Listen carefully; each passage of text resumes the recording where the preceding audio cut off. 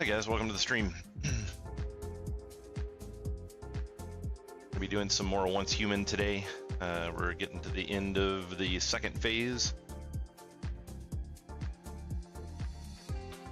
Today is the last day of the second phase, so got some cleanup I'm going to be doing with a few things, and then we'll be getting stuff prepped for tomorrow for the new content that'll be hitting. I should have I've done some work on YouTube videos and stuff like that. Unfortunately, we had some outage with the internet yesterday, so I wasn't able to get a video posted up. But I do have stuff ready for it, so I should be posting that up hopefully tomorrow, and I'll get up at least one video. I may post up 2 or 3. I'm gonna start doing something a little different. I'll do some standard full-length videos for reviews for some of the games that I've played. I've got the Diablo 4 expansion coming up. That will be one of the first ones that gets the review on. Also, a quick review on Throne and Liberty. And then I'll also be doing a review on this game, which will be full-length reviews. But I also plan to add some shorts to it as well. Hey, what's going on, Warford?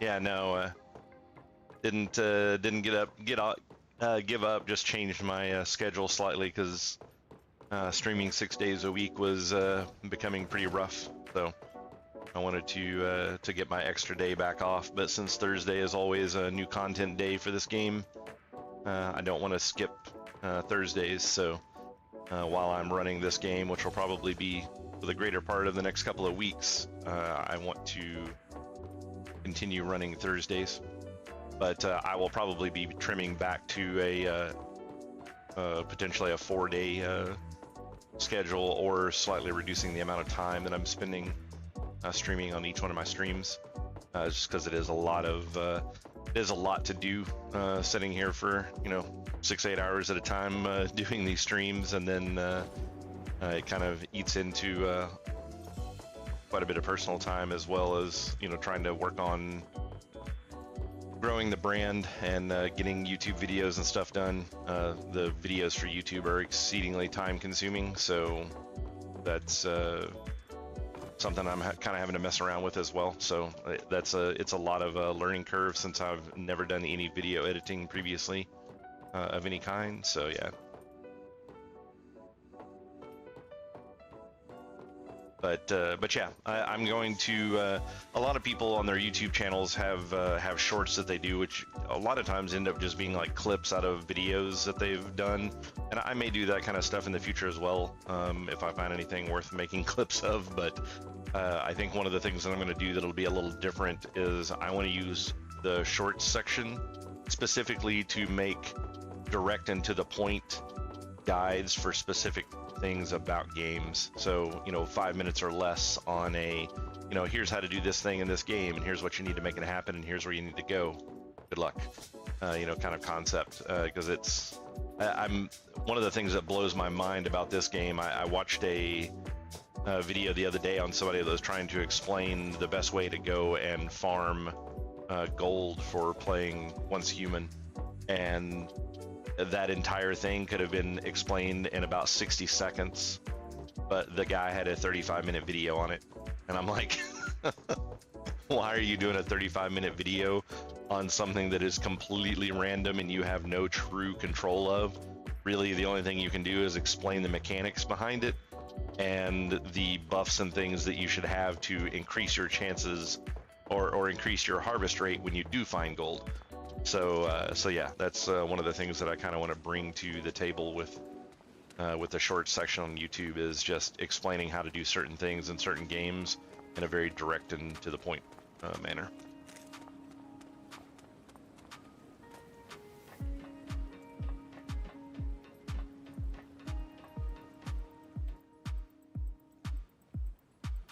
So yeah, I'm trying to give this game the full attention, the full chance, but I don't think my review for this game is going to be amazing. Visually, the game has some pretty impressive things that are a lot of fun to do. The graphics quality is pretty decent for the type of game that it is. The lag, on the other hand, is absolutely insane. I don't think I've experienced the kind of lag that I experienced in this game in any online game I have ever played. It gets really, really bad. And when you experience lag in this game, everything is server authoritative as far as I can tell in this game, which means you cannot do anything without first talking to the server, with your client communicating with the server. So you can do something as simple as just jump here, and your character will freeze animation in mid-air if you get lag, and you'll just float there, and you can't do anything. I've never seen a game do anything like that before in my life. So I mean, their server authoritative is really good. Oh, it's way worse than Throne and Liberty. Throne and Liberty at least can be explained that, like, when events are going on, it gets really laggy because a lot of people log in to play the events, and the events are fairly heavy on the server, and for whatever stupid reason, they do all of the events at the exact same time. So instead of spreading them around, so that's at least understandable. And the events only last for about, what was it, like 15 or 20 minutes, something like that. So it's a fairly short amount of time. It happens like once every couple of days, I think. So it's not as crazy of an issue, where this game is pretty much non-stop. If the servers are busy, you're screwed for playing the game. And this is extremely noticeable on the weekends, of course, because lots of people are playing the game on the weekends. Other than that, the game has, I've gone over the wonkiness with the game, with building, how the game gets really weird when you're, it's that like stream. It's some sort of weird, like, it keeps making me think I'm having like vertical tearing on my my monitor, but it's actually some sort of a new effect that is coming out of the creature that I have in this backpack that has not existed for the past 2 weeks. So just like some random new thing that they added, I was like, what the hell is going on here? But anyways, I kind of lost track of what I was saying there, because this thing, like, I didn't understand what was going on there whatsoever. But the game has a lot of other issues that I've gone over, which was like the building system. The building is pretty lackluster compared to any other survival sandbox game that's out there. They have some fairly decent parts for you to be able to build with. You know, like you've got these curved parts, which is kind of cool, and the roofs are interesting. Having a lot of curved roofing is kind of a cool system, but things like not having mirrored staircases. The only way you can have a mirrored staircase is with the perfectly straight staircases. But for example, if I wanted to come in here and put in, let's say, this spiral staircase, I can't change the direction. It's always going in a counterclockwise motion. So you can't mirror it so that it will go the other way. So if I put a staircase on this side of the room, I can't put one to mirror it on the other side of the room. It won't work that way. So like one of the most simple things that you could easily fix, like they obviously have the mechanic to do stairs. It would not be difficult to make a mirrored version of it. It would take really no work at all, aside from the art team just making a set of stairs identical that spiral the other direction. And they have multiple staircases, and the only one that can reasonably be mirrored is the standard straight staircase, which is like this one right here, because facing the other direction, it's the mirror. That's it. Every single one of their staircases that have any sort of bend in it do not have a mirrored version, which is just really, really weird. It's a massive complaint for the building for this game, which is really frustrating. This game does have the really amazing aspect that I think every survival game should have, which is when you're in your territory, which is bounded by this big white box here, and you're in build mode, you can separate from your character. As you can see my character right here. You can separate from your character and fly around and build on your house. This is an amazing concept for a game like this. I've never played another game that has this type of system. So this is a massive plus for this game. You just don't see this, and this should be something that's included with every single game that's out there in the future that does any sort of building in general. But yeah, really cool system as far as that goes. But even with this system and being able to get right up on a location or being able to change how you want your position to be, you still have issues with not being able to get an item to place. Like some of these corner pieces were a massive pain in the ass to place them. Like it was really frustrating trying to get these things to snap in the right position. They don't have enough snap points for their building materials in the game, which causes a lot of problems. Really annoying to deal with. I don't think Nell worked on her base a little bit. The original design she tried to do was not possible due to the fact of how things snap together. And might be able to find a cut. Yeah, here's one for a perfect example. This corner piece here, it's inset. Like this snap location for it is not proper, and here's the exact same piece in a different direction. Exact same problem. It's like they don't play their game. They come up with these ideas, and in theory they're really good, but in actuality they need to have some polish put on them. Here's another really good example. You have this the reverse of these corners here is the inseam corner, I guess. These things poke through. Like I can see part of the other one over there. Like I can even target it. You can see it where it's selecting the other piece. And this is supposed to be the roof here, so you shouldn't really have anything protruding through your roof. It may seem like a small thing, honestly, but when you play games like this all the time, you notice these weird kind of oddities in the building systems that don't exist elsewhere, and it screws with the continuity. I mean, it just does. It's a small thing, but it's extremely annoying and very obvious. Anytime you look around this house, like you just see those weird green sections there, and the reason that that's green like that is because they have their painting for this roof is by standard green, but then I have a skin on it that makes it white and kind of snowy looking, but they don't paint the sides.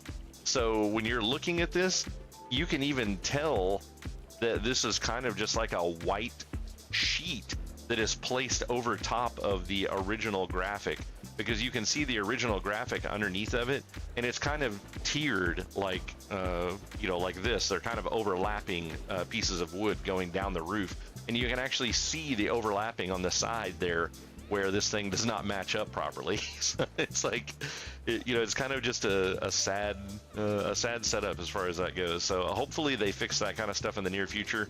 That's something that I really want to see fixed, but at the end of the day, it's not going to be the make or break for the game. Obviously, they have many other bugs and issues that they need to work out, but they do need some massive improvement to their building system. And I think by fixing things like alignments will fix a lot of those issues, and they should be pretty simple to fix. I mean, adding extra snap points and ensuring that your snap points are in proper locations is a couple of minute job for one engineer. I mean, that should be a very tiny thing to fix. Other issues that they have with their building system, these planting boxes, as you can see here, these planting boxes are all pissed because they have too much water.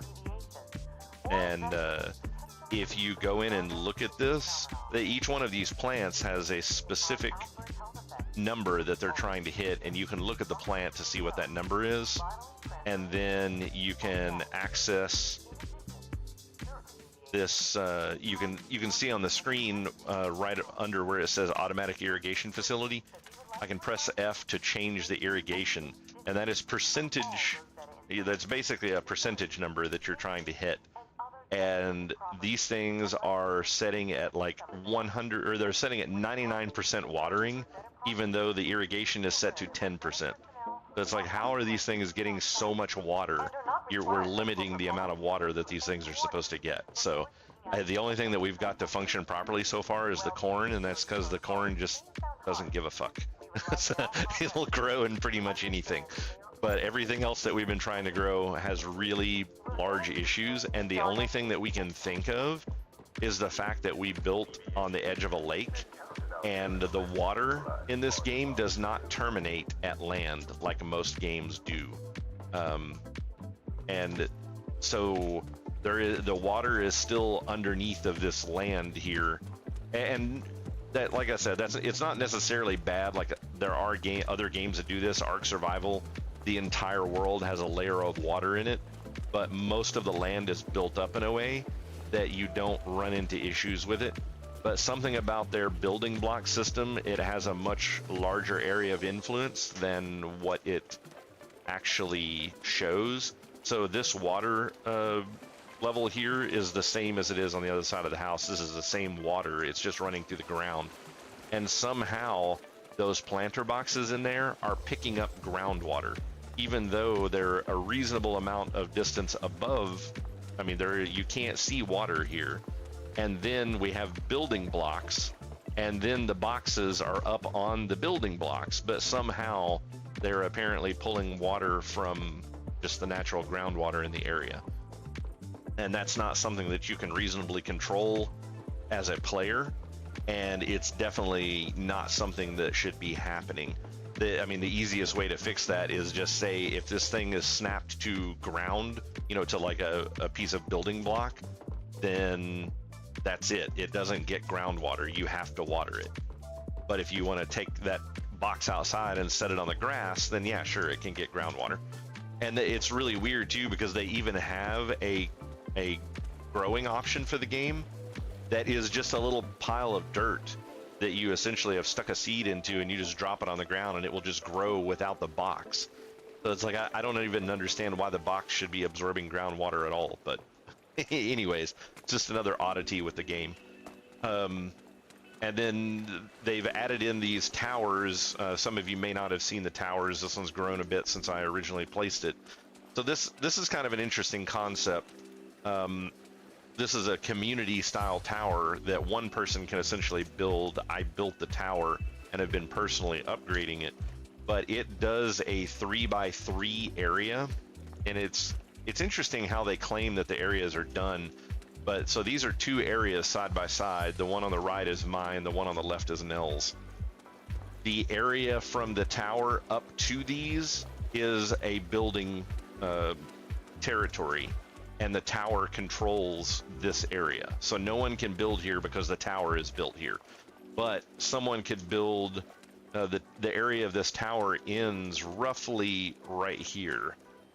So at this line where our two territories connect, if you just draw a straight line back and make a box around this, that's pretty much the territory that the tower controls. And then so that's the center of the 3x3 block. So then you have 8 block positions around the tower that other people can build and gain the effects of this tower. So both my place and Nell's place is getting the effects of this tower, and then also these people that live next to us. This building is getting the effects of the tower, but not the one on the other side because that's too far out. But the thing that's weird about it is these things don't all line up perfectly. So like Nell's base and mine are exactly side by side. They share an edge wall. But in theory, if this all was like on a perfect grid system, the corner of that building should be touching the corner of this territory should be touching the corner of this territory. Like they should be right here, but it's not.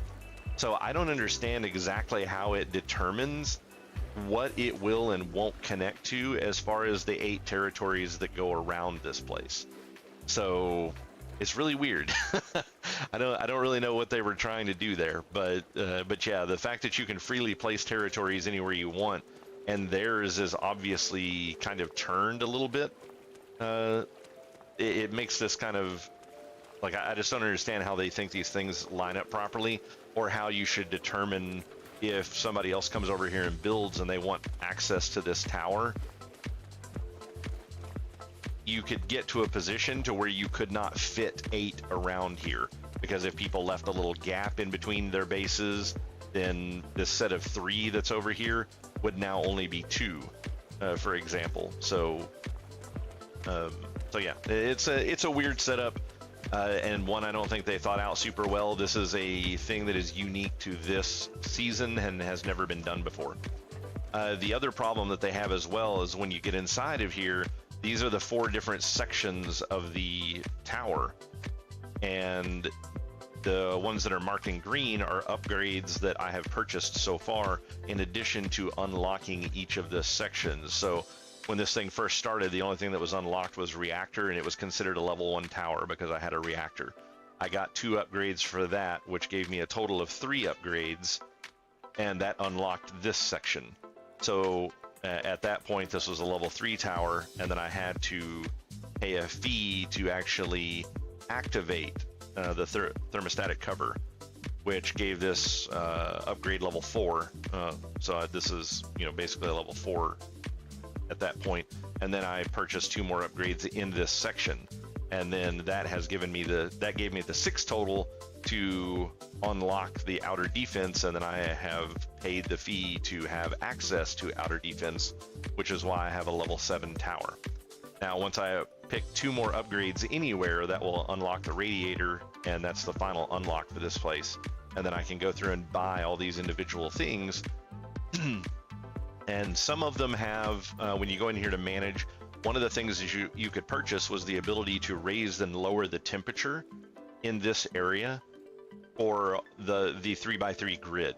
So this grid, I can click on, like plus 20 degrees Celsius, and it will just raise the temperature by 20 degrees Celsius in the entire area. Every person's house that is immediately around this tower will get this effect. Now, I control people because this is a cold area already, and one of the unlocks that I get will allow me to go to negative 30. That's not negative 30 degrees Celsius, that's minus 30 degrees Celsius. So if we're already at negative 30 degrees Celsius, this will take it to negative 60. I don't think it is possible to survive in the game at that temperature. I don't think there is enough resist gear that you can put on that will allow you to survive this temperature. This is an unsurvivable temperature if the temperature in the area is already really low, which, you take the nighttime, which subtracts 10 degrees Celsius. It's already cold here, so it kind of wavers back and forth between 5 and negative 5 degrees Celsius. So it can be as low as negative 15 on its own. And then if we have one of the big chaos weavers in the area, that's negative 20 more. So that takes you to negative 35. And then if I set this to minus 30 degrees Celsius, that's now negative 65 degrees Celsius. That is insanely fucking cold.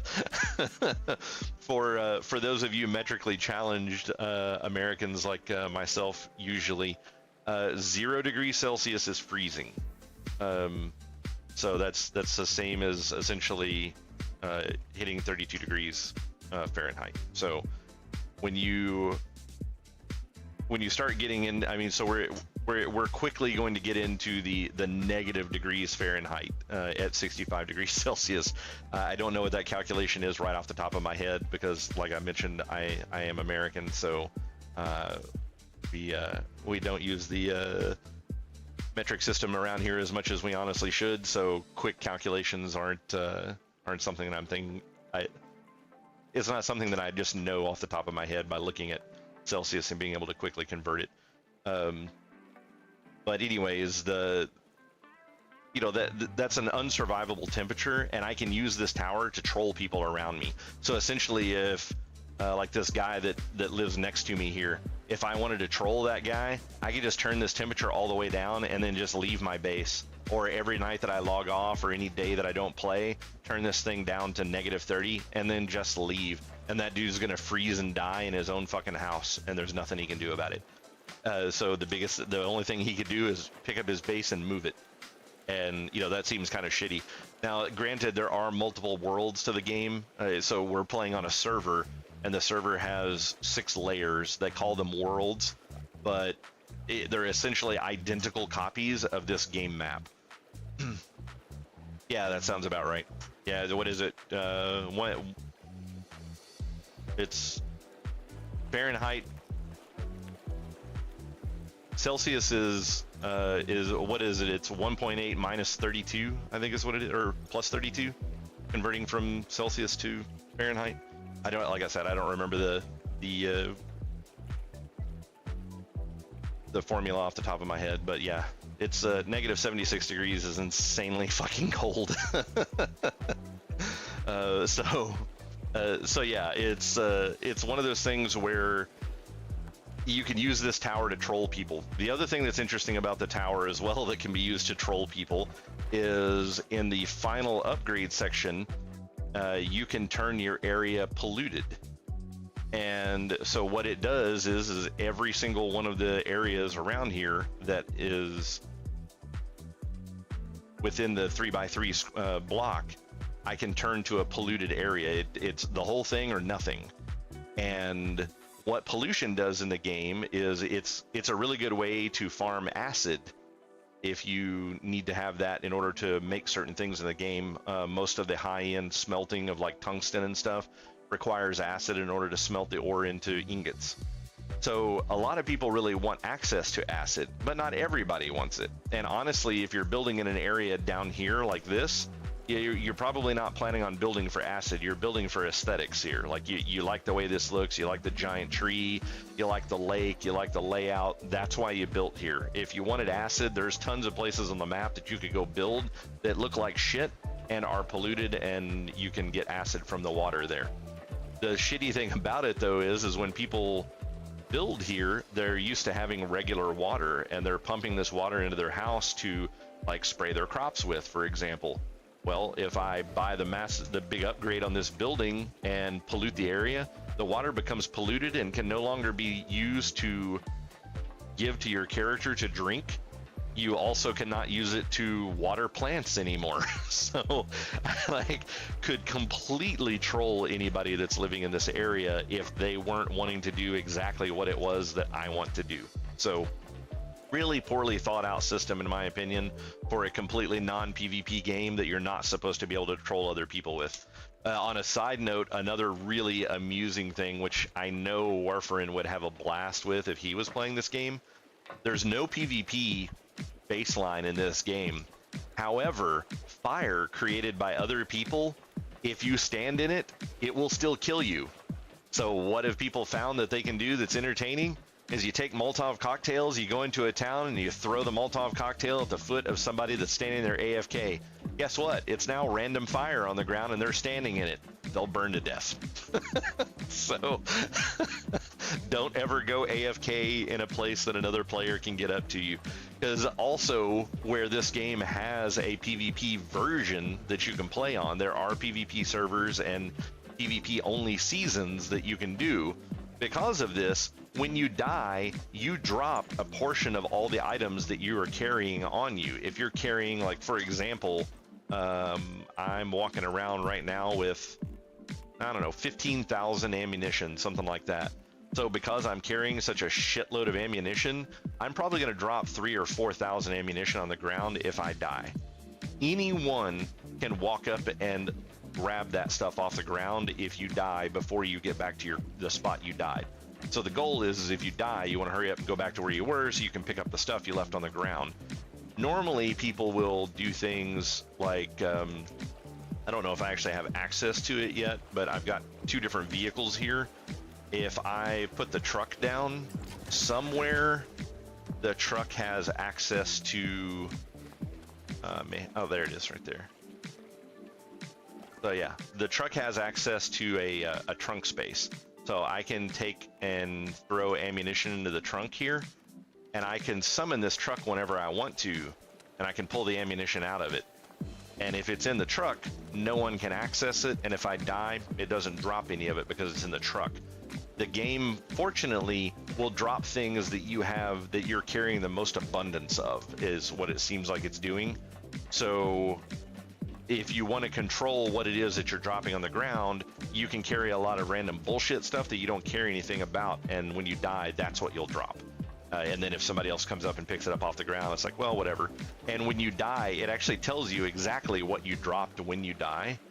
So if you got super deep into a dungeon somewhere and you're like, oh shit, I ran out of ammo, and you know, it's like I don't have any food with me, so my character's starving, and you know, like I don't have any more healing components or whatever. Like, well, I'm just gonna keep running until I die, and then you just go and then you die and you drop stuff on the ground. It's just like, oh well, I dropped like 4 bottles of dirty water and some bullets that I don't even use a gun for, and a couple of plants.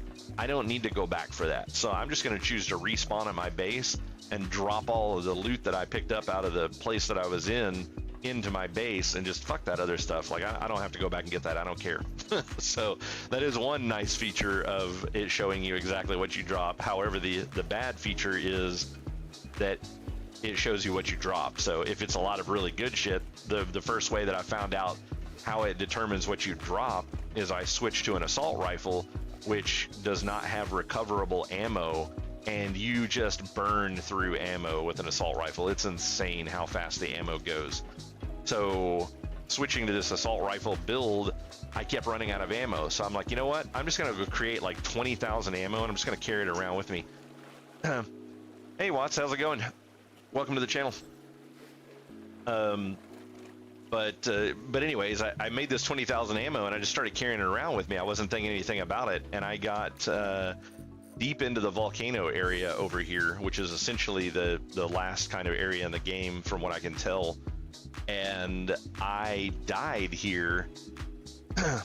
Oh, it's amazing. It's totally amazing.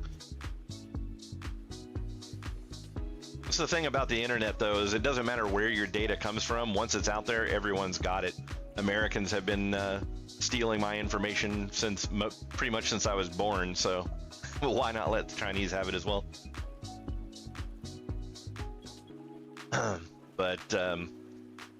But yeah, so I got in the middle of this place and then died, and I left like 6,000 ammunition on the ground, which is actually quite a bit of ammunition. That's a lot of resources worth of ammunition. So I had to run back through this place as fast as I could, just bypassing as much combat as possible to get back to where my corpse was and reclaim my stuff.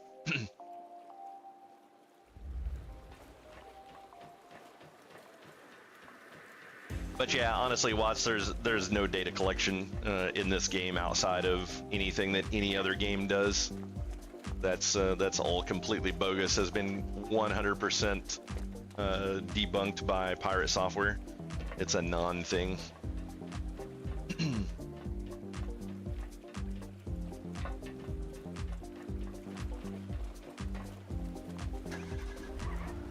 Yeah, I did manage to get the ammo back.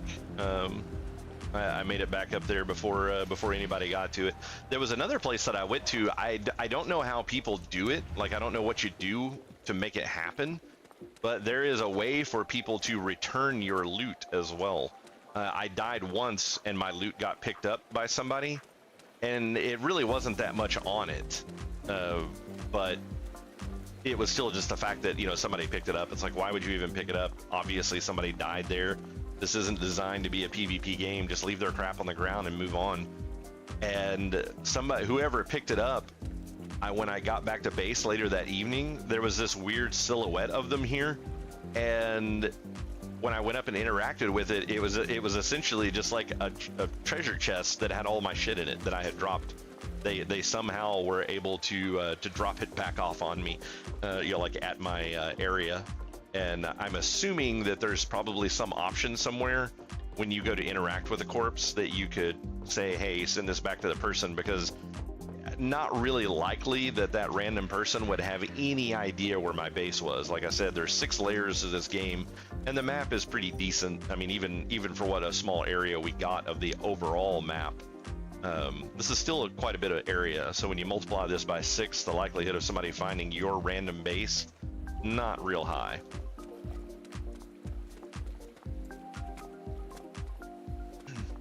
But yeah, like I said, a lot of things you can do to troll people with the tower and with Molotovs in the game, which they really need to fix that stuff. The other problems that we have with the tower as well is things don't work. There are upgrades in here that do not function the way that they're supposed to. This one in particular, where the tower is supposed to generate acid. It's supposed to generate 50 acid every hour as a result of the Chaosium combustion, which is the fuel that you use to fuel the weather changing effects of this tower.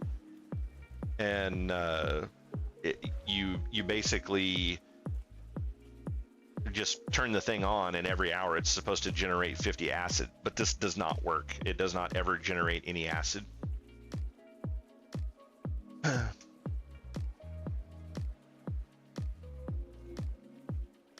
I mean, that's possible, Watts. They definitely could ask around and find out. A lot of the people in my hive don't necessarily play at the same time of day that I do, though. So yeah, it's it's possible. It's not probable.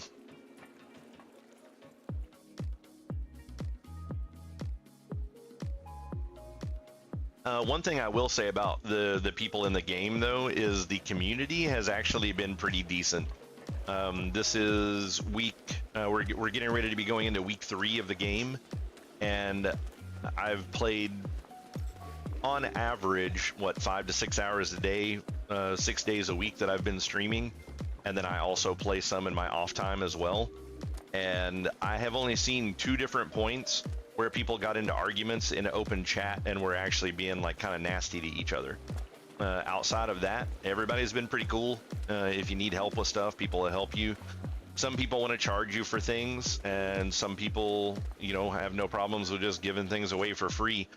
Some of the things that I'm talking about giving things away for free is you can go into your skill system for the game, and every 5 levels you get these specializations. Now, I got completely dicked on my specializations. I didn't get almost anything worth having, especially any of the nice runs of stuff that you can do, but most of the stuff that says smelter on it, some of these are personal, which means only I can get access to the benefit of it, like this precious metal refining.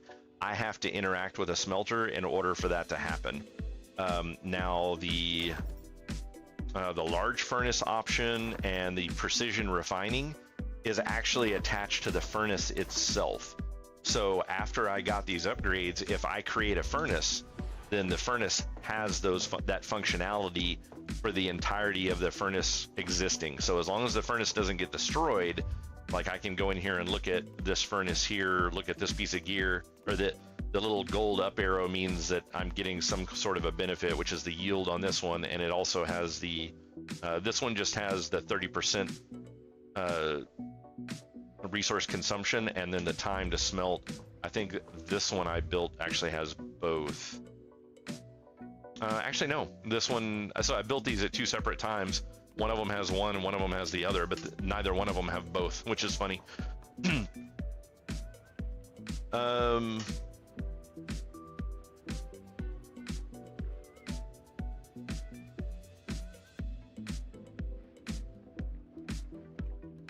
Anarchy Online? Yeah, that's been a while ago.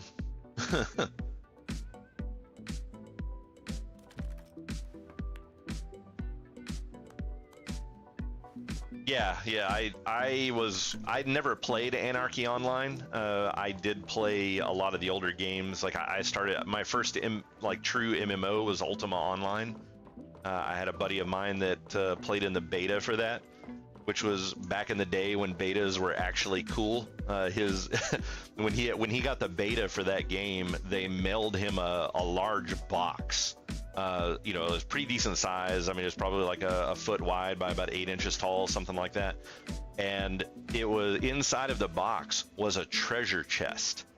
And when he pulls out the treasure chest, you open the lid on the treasure chest, and then inside of the treasure chest were all the discs for the game and all the manuals and stuff like that. Coolest kind of like collector's edition thing I've ever seen. It only went to people that got invited into the beta test for Ultima Online.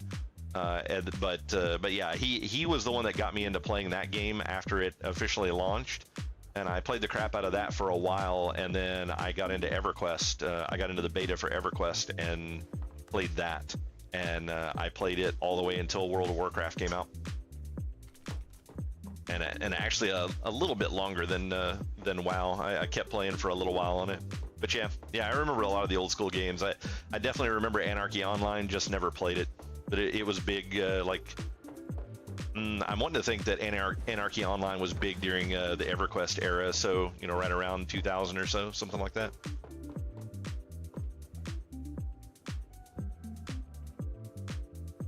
And you're not old, man. You're just well seasoned. That's all, right?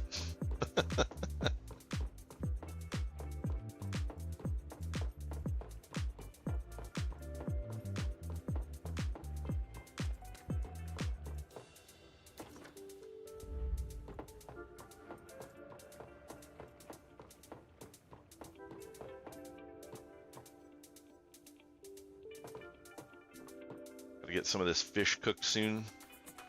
So much of it in here. Or actually, I should say Nell needs to get some of this fish cooked soon.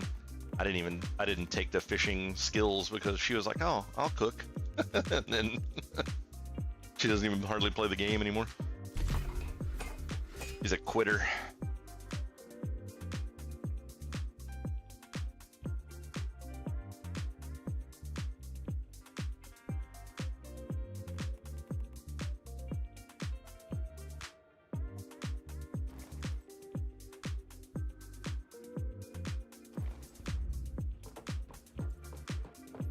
But yeah, overall the game isn't bad. It's when it's functioning properly, this game is a blast to play. It doesn't have a whole lot of pressure in it, which is really nice. Popping over here from WoW Classic, you know, just recently getting out of WoW Classic, and you know, being a raid lead and co-GM in a guild for almost 3 years. So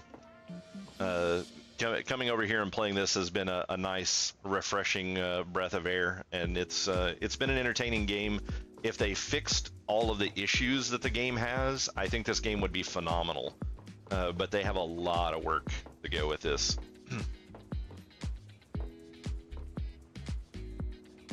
Yeah, there was so many like WoW clones and stuff out there, and I mean it's like that's one of the bad things about.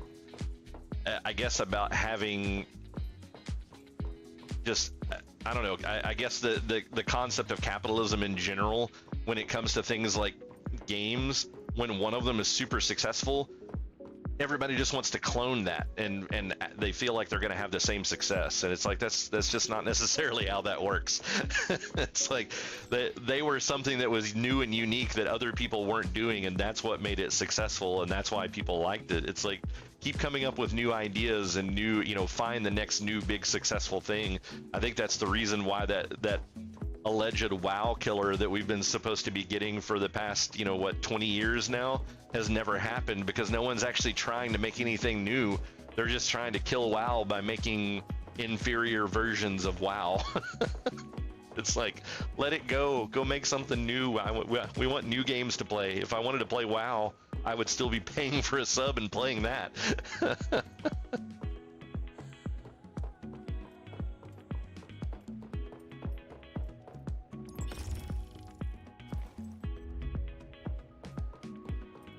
It was actually pretty funny how WoW Classic killed itself a second time.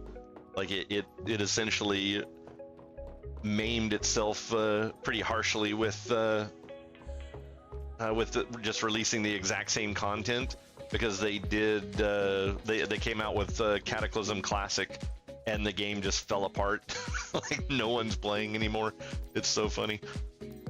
It's like that was the exact same point when people started getting fed up with WoW the first time around. That was actually exactly when I quit. And I was thinking this time around, I was like, well, I have a lot more friends that are playing the game. I'm running I'm raid leading and co-GMing a really successful guild. We're top 10 on the server, and you know, doing really well in a lot of cases. And you know, like, we'll get in here and we'll just go ahead and run this. And even if the content's not fun, you know, everybody will just stick it out and we'll just keep going. Yeah, it didn't happen. I got so sick of Cataclysm content, it wasn't even funny. I was like, oh yeah, I remember this sucking the first time around.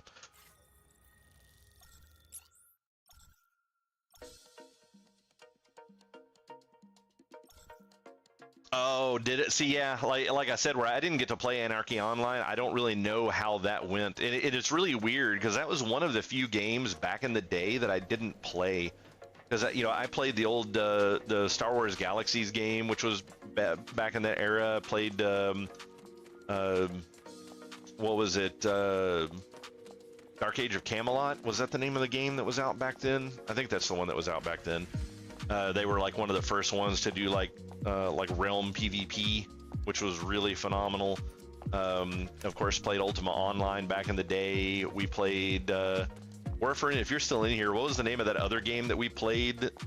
The one with the Amuli armor. I can't remember the name of it at all for some reason right now. It's been so long.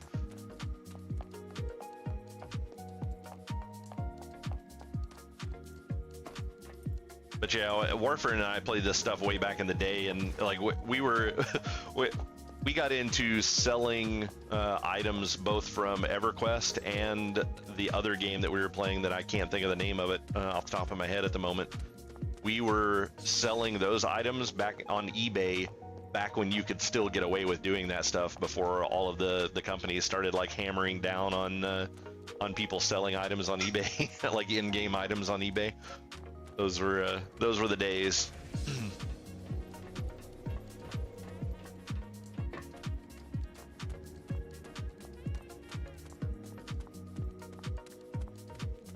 Yeah, I mean they've got that one big WoW clone that's out there right now. That's I forget what it's called, but it's basically World of Warcraft. But you just pick a character and then you can mix and match the skills from any class however you want. I can't remember what the name of that one is. I've never played it. I just see the advertisements for it on Twitch and other places all the time. Just really amusing. Got to switch my gear out here. Burn to death.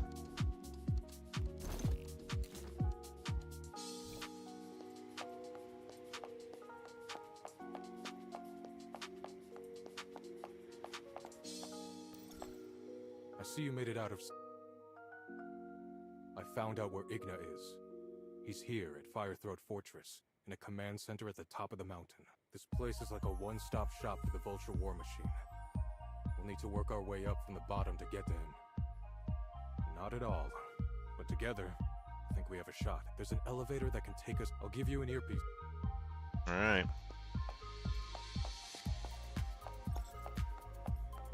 Let's see. Yeah, I played Star Trek Online as well. Yeah, I'm back and forth about the free-to-play model in MMOs, honestly. I really just much prefer just paying a subscription and just, it's like you either like the game and you pay for it or you don't and you don't.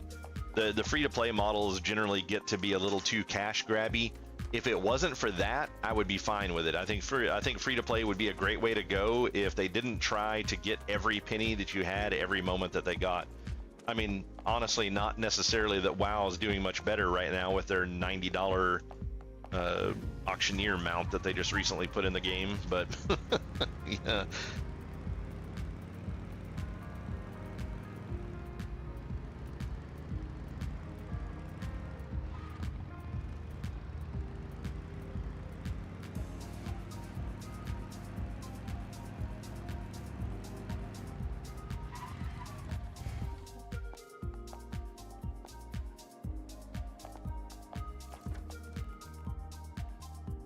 Carrying my resource with me this time.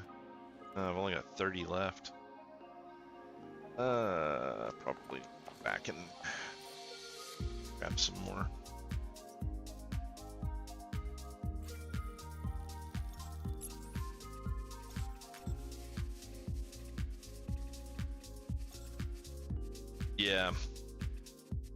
Yeah, Star Trek Online was really bad about that, just constantly coming out with like new types of ships and stuff. And you know, maybe you could get them, because they had events and stuff that you could do in the game where I don't remember if you could just get money and then buy the ships with that money from other people, or if you could actually buy them from the in-game store with an in-game currency. But yeah, the fastest way to get them was definitely to open up your wallet and just start throwing cash at them.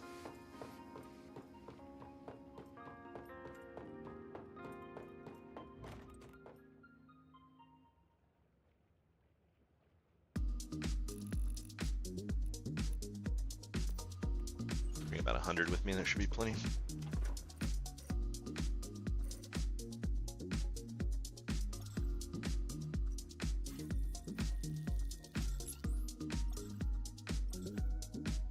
Yeah, they did the same thing with Star Wars Knights of the Old Republic, the MMO that they did. And that was a pretty fun game. We really got into that when it first came out and had a really good time with it. And it was, you know, it was like a standard monthly fee on that one. It was a standard monthly fee on that one. Sorry, I've got, I have auto mod on, and as words pop up, it has an insanely large list of words that it doesn't want to accept, and I have to go through and manually approve them, and then it removes them from the list.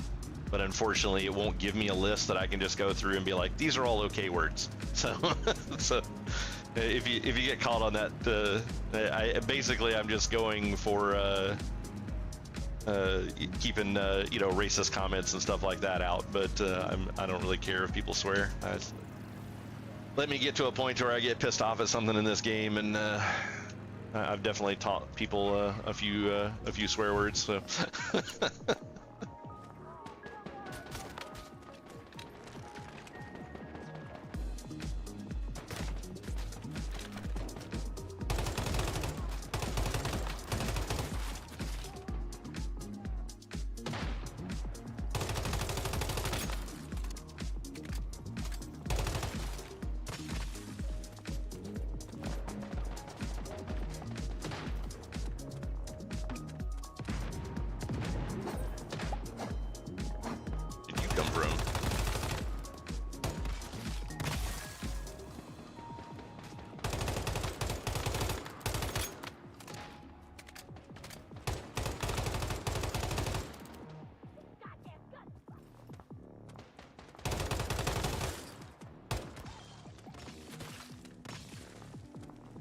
I really like this build.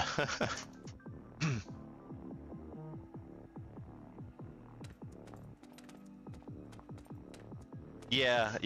I have one friend of mine that actually still plays the game, and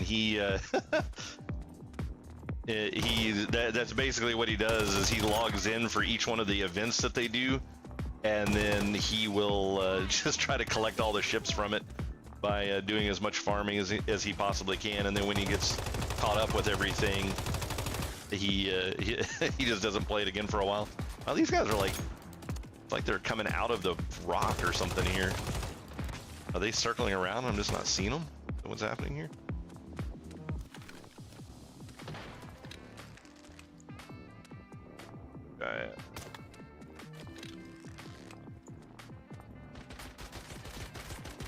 Yeah, I really feel like these guys are like falling through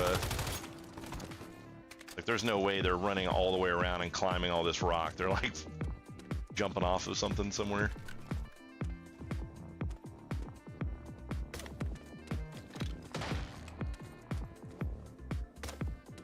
Oh man, I'm a bad shot today. This gun falls off a lot at range too, though.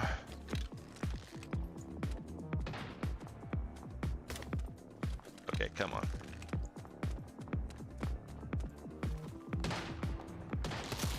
Ah, and landmines out here.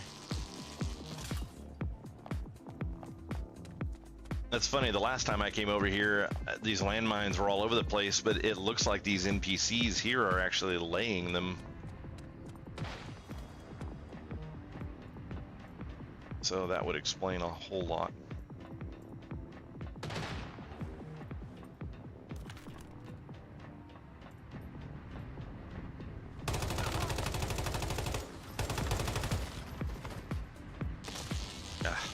Just laid another one there. Oh, this dude's gonna shoot me because of it.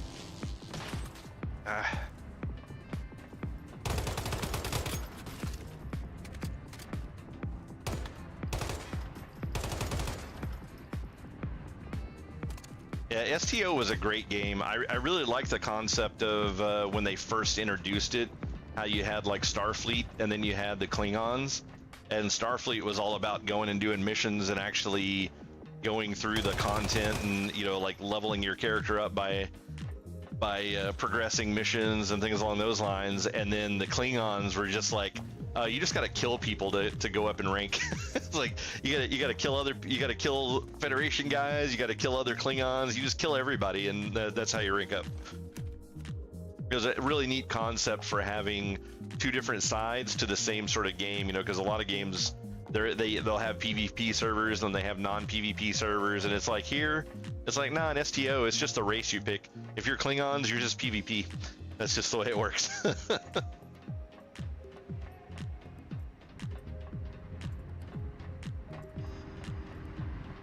And then, of course, they've added tons of stuff to the game now. Like, you can play Romulans. You can, like, the last time that I played STO, they had the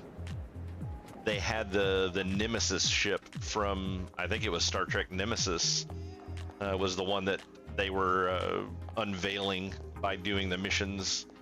It was like the Jem'Hadar or something like that, I think was the name of them. It's been a long time, but that's been quite a while. But it was when they first started adding those ships. It was quite a few years ago.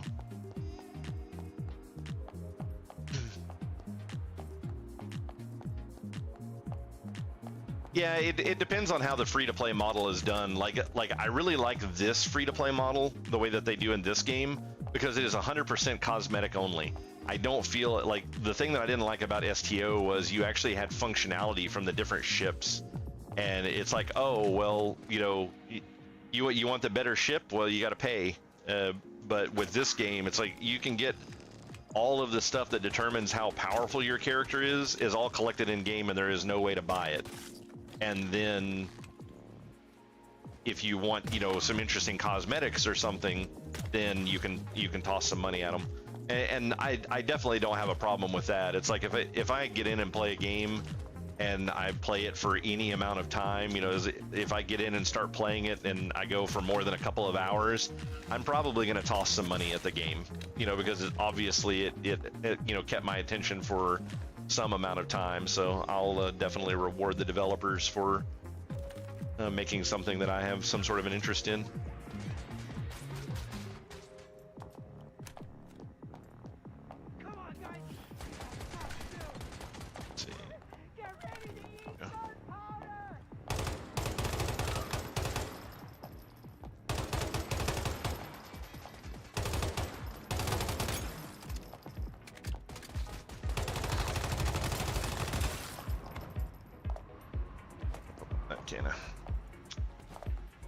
Yeah, hopefully that other dude's dead. There we go.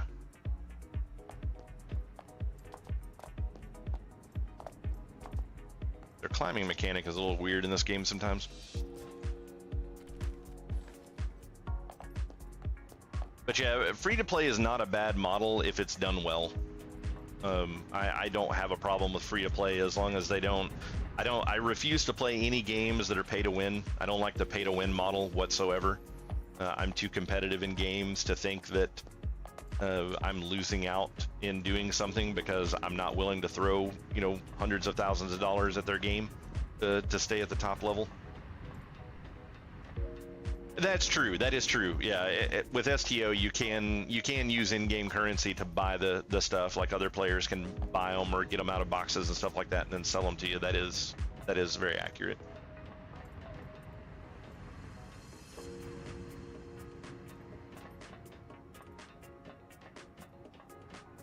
Yeah, yeah, the gambling. Yeah, yeah. I'm not this game has a little bit of a gambling mechanic in it as well. They have loot crates, though they are specifically, like I said, for cosmetics only. So I don't feel compelled to buy the loot crates at all because they do have a lot of stuff that they just sell outright. One thing that I will give this game is while they do have loot crates, they do have a top end built into them. So if you spend so much money, then you're guaranteed to get the rare thing out of the chest. So it's not like you just can spend millions of dollars forever and, you know, and then you just never get it. You don't have to worry about that being the case.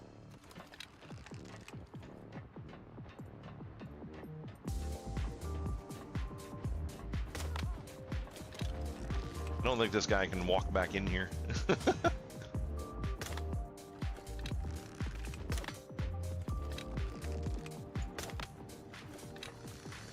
And I'm fine with that. I'm fine with him not being able to walk back in here.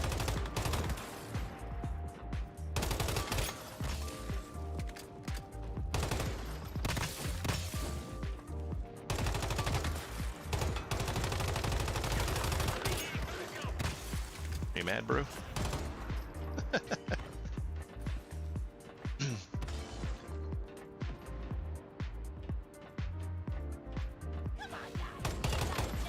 Yeah, my biggest complaint about STO, I guess one of the reasons that I ended up ultimately not playing it anymore, was I hated the on-foot missions. Like the space battles and stuff were amazing. All of the stuff that had to do with ships, so much fun. Great space battle concept. But then you got to the on-foot section, it was just like the most clunky hot mess I've ever seen. Where is this dude running to? There he goes.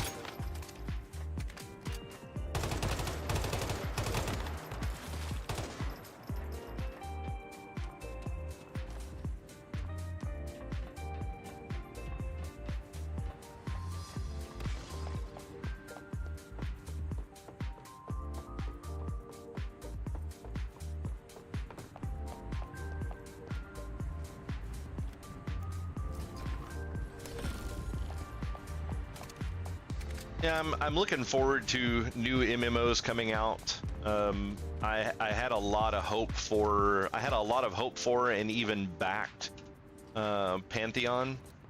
I don't know if you heard of that game, but it was kind of the supposed to be the spiritual successor to EverQuest. Brad McQuaid led up the team for that, but then he kind of offed himself in the middle of COVID, unfortunately, and that game has really taken a dive since then, since he is not there as the creative director and kind of keeping it on pace with what his vision was. The people that have taken over at this point, I don't know if I want to go as far as to say they're like money grubbing. They're going after like a higher money option.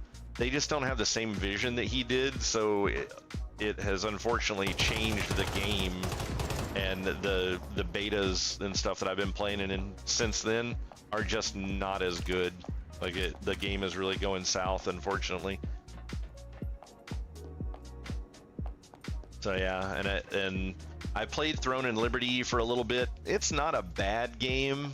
I wouldn't say that it has like crazy pay to win in it, but there is definitely a pay to win factor. It's rather small, I will say, but it is pay to win at the end of the day. Like a lot of people argue that it's not, but it's like, if you can pay money, if you can pay cash money, open up your wallet and buy equipment that makes you superior to other players in any way, that is pay to win in my book. And that game 100% has it. But the only thing that it can really do is you can buy items essentially that come from dungeons. So like you can buy a dungeon drop. Now owning the dungeon drop does not mean that you're a top tier player. It's not like WoW where you get the item and it's just amazing off the bat. The base level item is actually pretty weak, and you have to spend a lot of time upgrading that item, and all of the upgrade materials cannot be purchased. You can't buy those for real money. So you do still have to do a lot of game playing in order to upgrade the gear to do top end content, but you can still bypass the concept of having to run the dungeon, which, you know, in some cases would arguably, I would say, is the longer thing. I mean, how many times playing a different MMO have you run a dungeon, you know, 20, 30, 40 times and couldn't get the item to drop?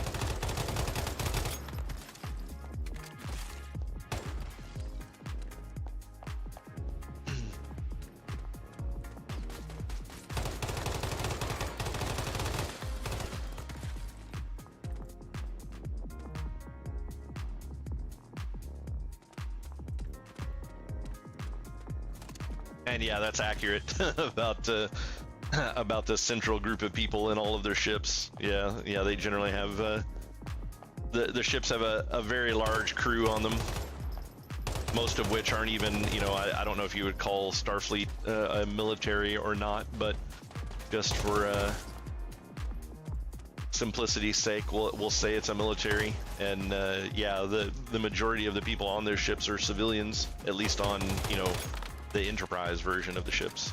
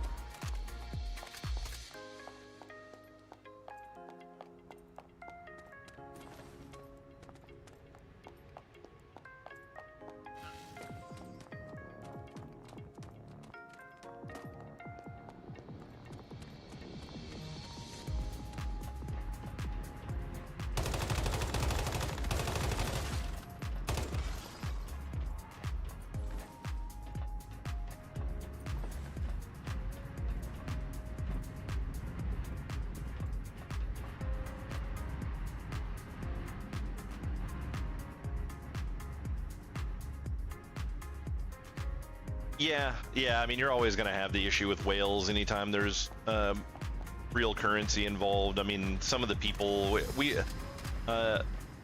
Warford and I played a game a while back. It was a phone game called Star Wars Galaxy of Heroes. And it was basically just like a little hero game that you could play on your phone. I mean, I generally played it on like an iPad or something like that, and it was a pretty entertaining game. What this dude? He doesn't want to get shot. Fine with that. Oh, that's. I have not experienced whatever that exploding thing is with the gas, but the gas is definitely bad. We were playing this Galaxy of Heroes game, and the developers of the game, because the amount of money that you're having to dump into the game was getting to be pretty ridiculous, and the developers of the game actually came out and said that in order to keep up to date with the game, because it was one of those game types where they would release new characters every so often, and you could unlock the characters for free if you played enough. But because the game was pretty much direct PvP, and all of the guild stuff that was in the game required you to, you know, have whatever the meta teams were in order to be involved in any of the guild events, it was really big on always having to stay up to date, because the new characters that they released would rock, paper, scissors out the old characters. So, you know, it was just, it was kind of it's a pretty interesting system for wanting to make a whole lot of money playing for very little effort into a game, in my opinion. But we were playing the game, and we both kind of ended up getting out of the game after the developer came out and said that in order to stay current in the game, the expectation was that you would pay $800 a month to play that game. And it's like, to me, that is just absolutely absurd that in order to stay current in a game, they essentially want you to pick up another house payment. I mean, it's like, that is absolutely ridiculous. And that any company that thinks that that is an acceptable thing to do is not a company I want to support. So now, go figure. The parent company to that particular company was EA. So, I mean, comes with the territory, I guess. But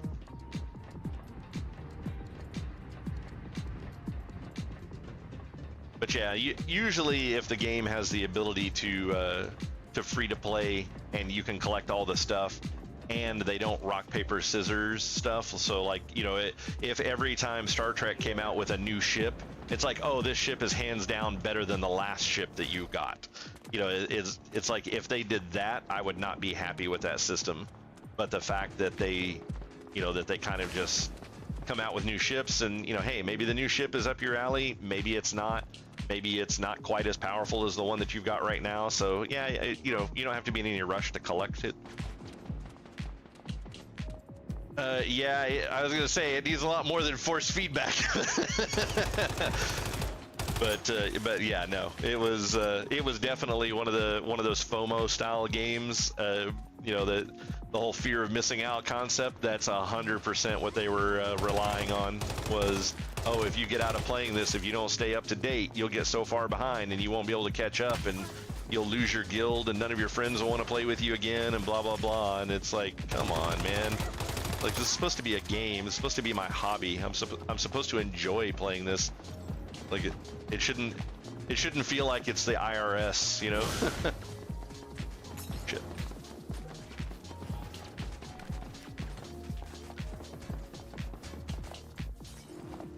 Why can I not jump on that? Okay.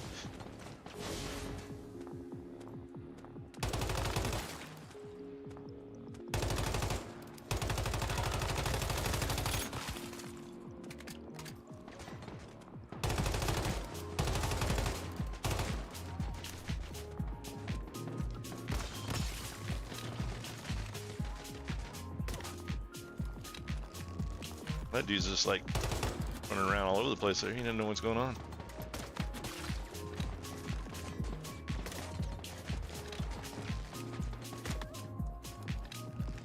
Yeah, $800 a month, like I said, was just absolutely ridiculous, especially for it being a phone game. It's like, we're not even talking about like a big MMO. We're talking about a phone game.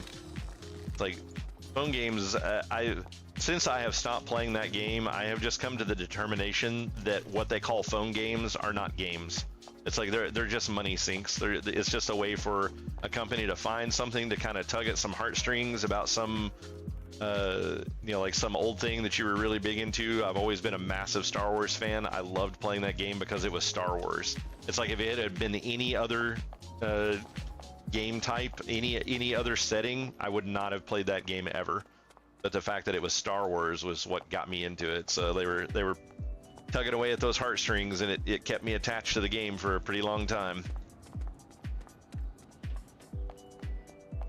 But yeah, I don't view those things as being games whatsoever, and at any point anymore.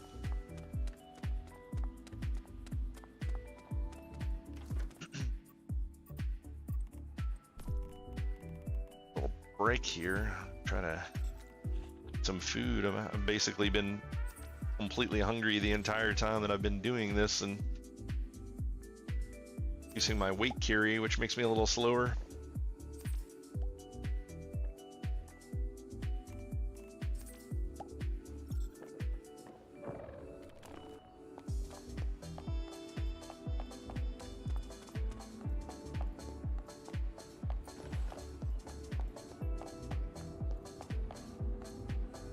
So what kind of stuff do you like to see in games, Watts?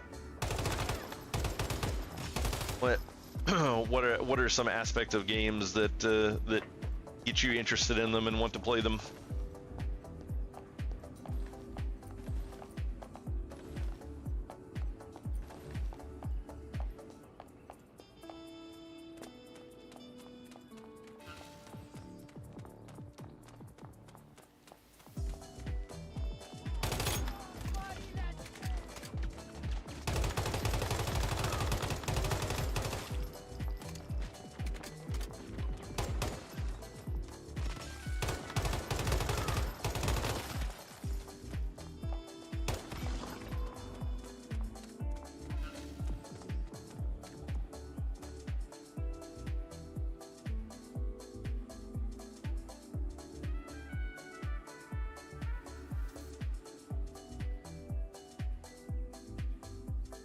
Yeah.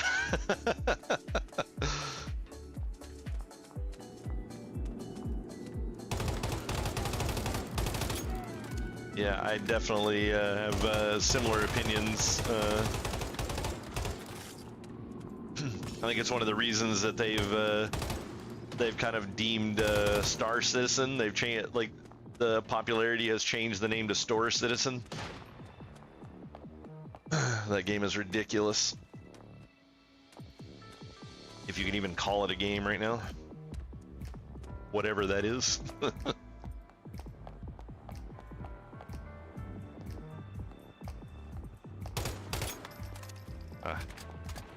Flipping this gun is so small for the amount of bullets you have to fire to kill somebody.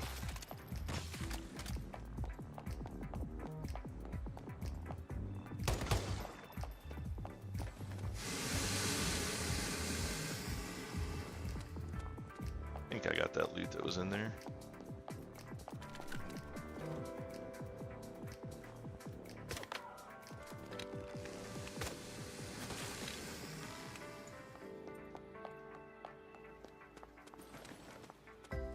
Yeah, I love open world, just the survival craft concept. We first started getting into this, I guess it was Ark Survival Evolved was the first game that we really played that was like this, my wife and I. And we've gone nuts with them. Just absolutely love this genre of game, which is the main reason I got into playing this one, because this was just like a more of an MMO style of a survival craft game.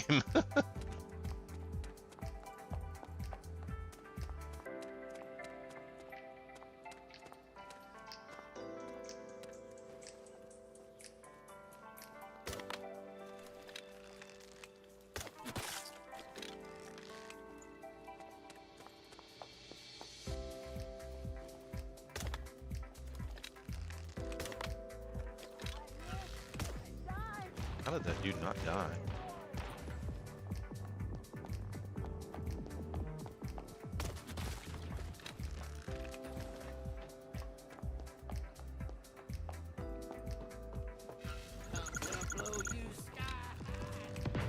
No thanks.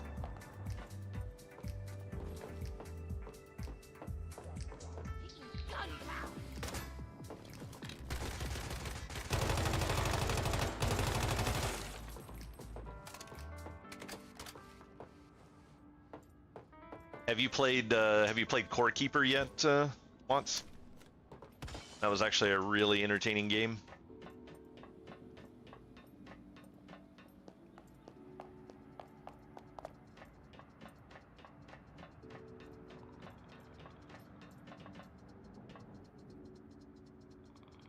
Oh yeah, I was playing 7 Days to Die right before, so I've been playing this since this new season started.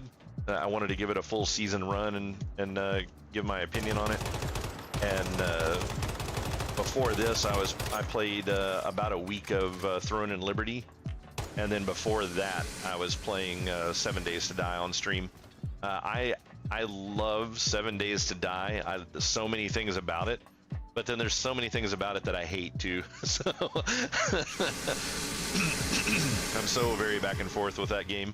I actually wrote a mod for the game as well. I built a mod for 7 Days to Die because I wanted to make the game harder, because it just like there was just too much about the game.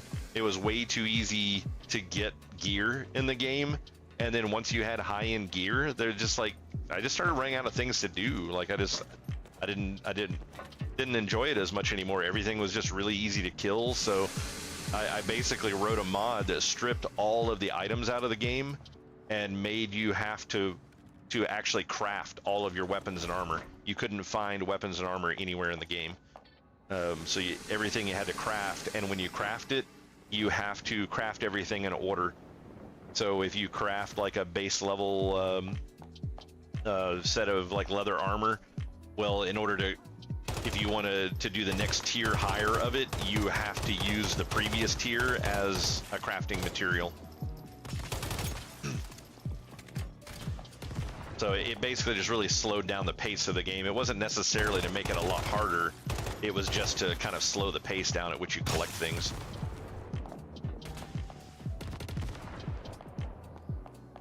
Somebody's got a rocket launcher or something over here. It's lighting me up. Oh, there we go. There.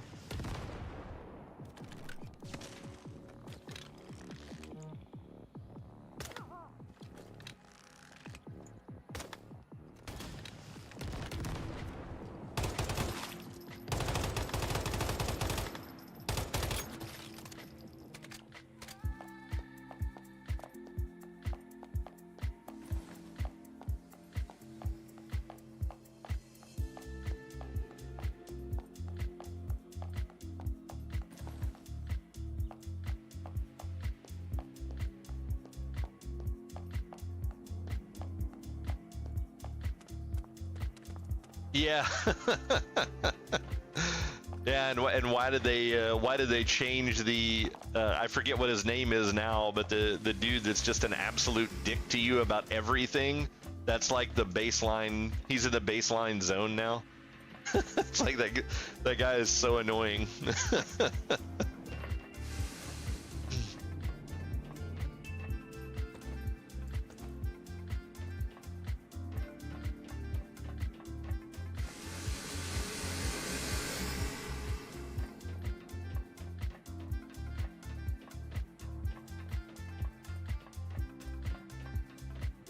just realized after running all the way up here that I do this a lot when I'm playing games and talking. Yeah, Trader Wreck, that's exactly what I was talking about. But, oh shit, it's a very hot area there.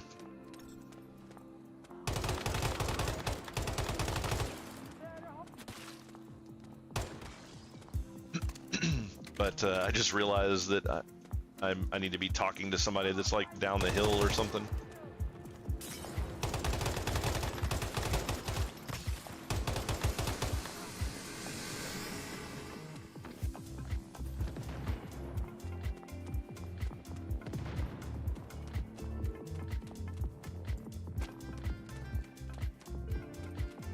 I actually noticed the I forget what, I don't know the names of most of the traders, but the one that's in the snow biome is actually kind of an asshole too. Like, I don't know, he didn't used to be that way, and then now he is. So.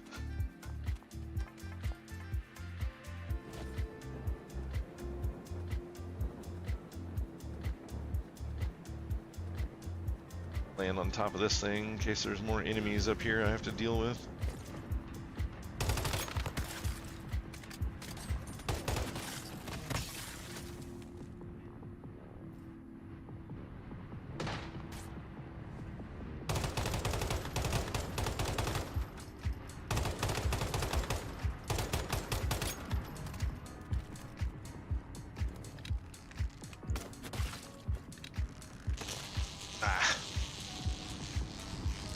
Damn traps in the same space.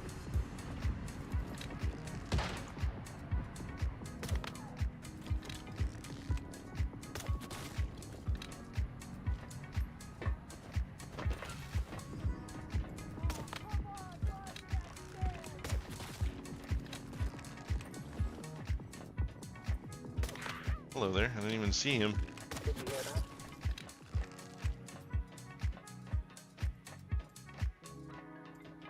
Yeah, Hugh. Yeah, I think that's actually the one that I was talking about. Trader Hugh. No, he doesn't beat him. He just started saying more kind of asshole-ish things than what he used to before the 1.0 patch. Okay, so they actually want me to be just like right down here on the ground. It looks like. Pile of enemies over there.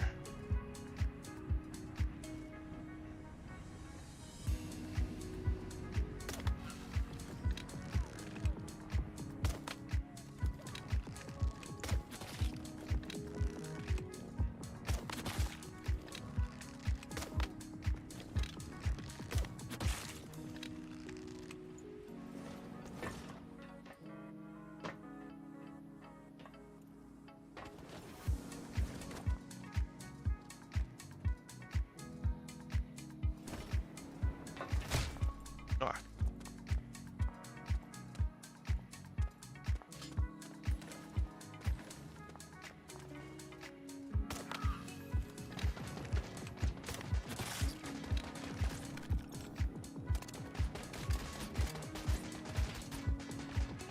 Might would help if I actually had some ammo in the clip. What's hitting me?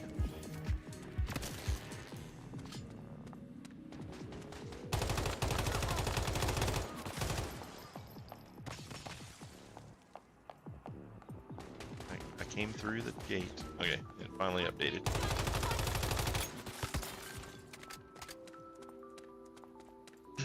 I thought I actually walked through that gate the first time around, but apparently I did not.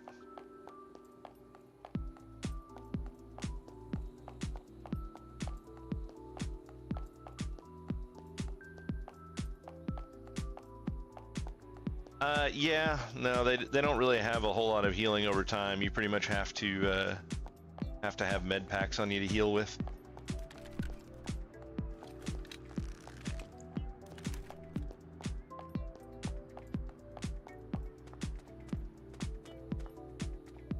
Yep.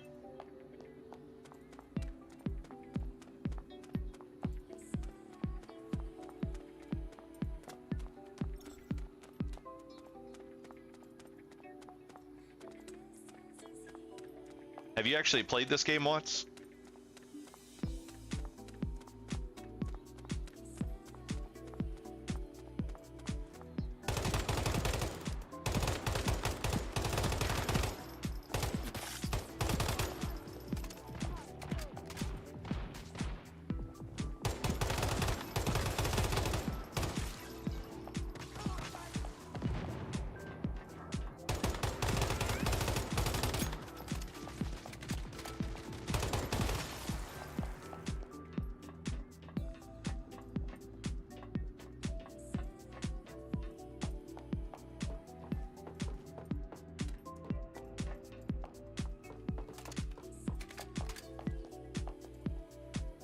Yeah.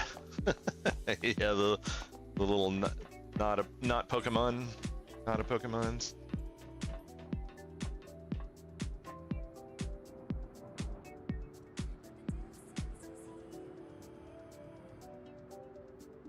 Yeah.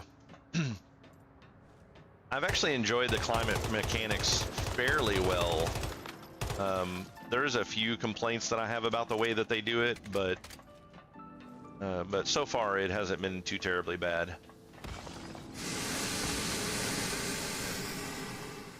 This is my first season playing, and I've never played any of the previous seasons, so.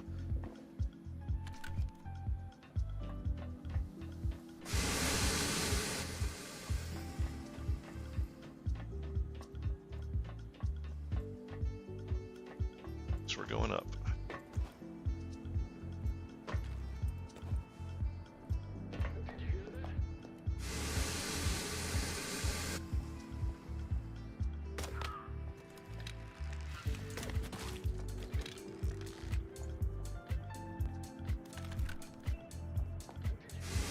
Yeah, I just made 50 yesterday, day before yesterday. I wasn't pressing really hard to level. I was just kind of running along. I've been doing a lot of harvesting and things like that. Oh crap.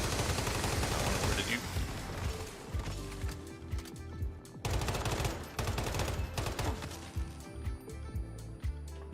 Oh wow, what hit me?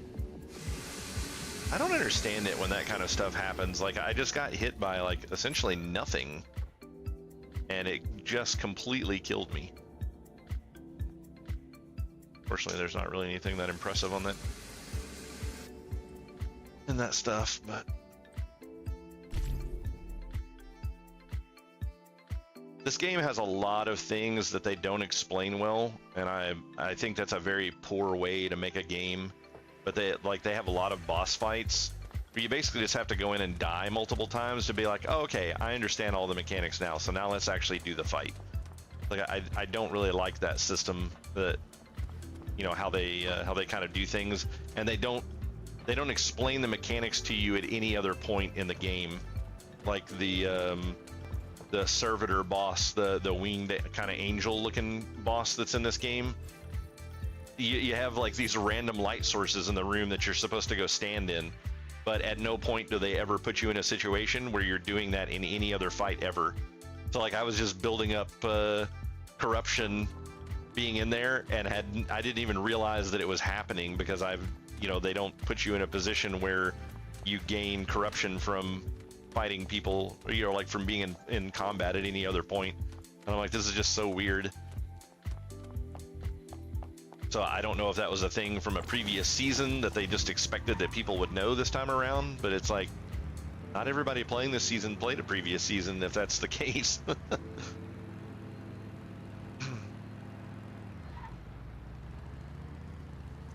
Yeah, the other problem that I'm having with the game right now as well is trying to make a build. Because I did not play previous seasons, I don't have access to tons of armor blueprints, which essentially just means that I can't make certain builds because I don't have enough Starcrom to be able to buy the armors that I need in order to make a specific build. So I'm kind of getting a little screwed with that right now, and I'm not a big fan of that at all. It's like they really should unlock the armors and things along those lines. They should make it a different way to get that stuff. Like, you should not be so limited on trying to get new armors and things in the game.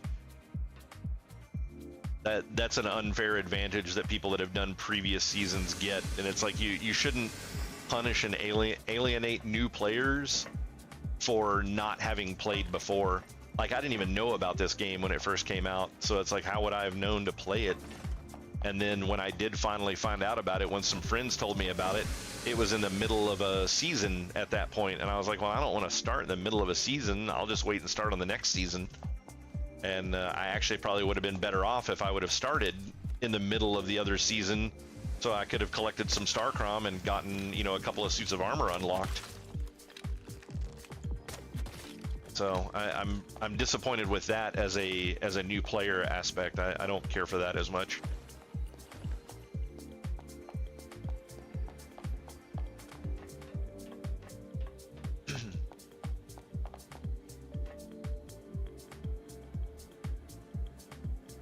Yeah. Well, I mean, that's kind of like at the end of the day, my character, I'm running around in this like silky looking dress thing. Like, I guess it would work out okay for over here because this is the hot area. But when I'm in the frozen tundra, it's it doesn't quite look right.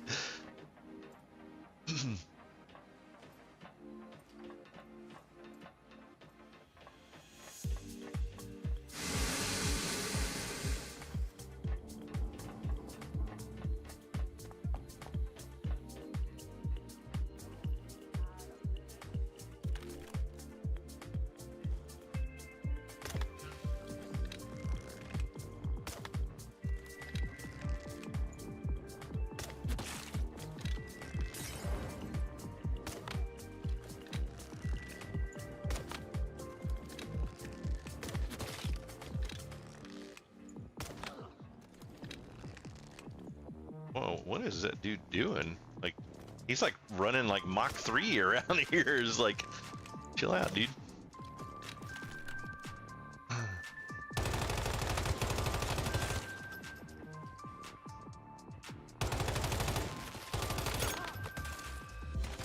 Not expecting that guy.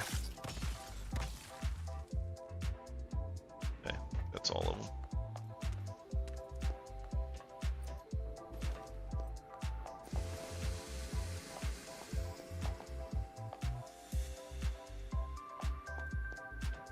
Good to come in here. I kind of ran through this area a little bit earlier, just collecting materials to be able to build stuff with. I wasn't doing the story quest stuff in here just yet, but did I leave the damn camp? I'm used to just coming in here and running around, and I didn't go to the new marker over there, so I think they're trying to show me the back way to actually get to the elevator, which I eventually got up to the elevator and then left at that point, but I saw a road, and so I wonder if this is the road that actually takes you up there. That's why I was trying to wind me around this way instead of just going through the place. Like, but I want the loot.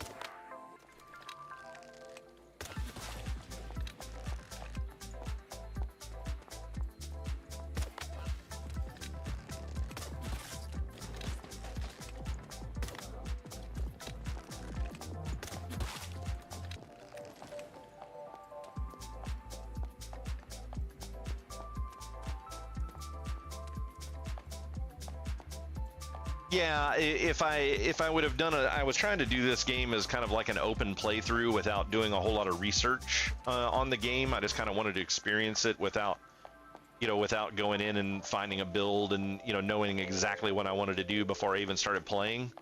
And because of that, it ended up really kind of screwing me.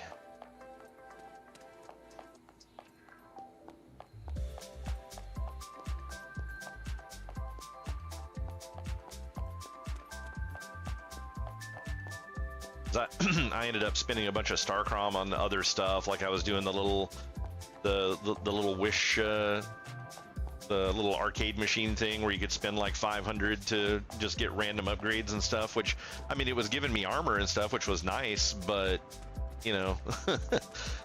I needed different pieces of armor for certain builds and stuff, and that's not the best way to go about getting those.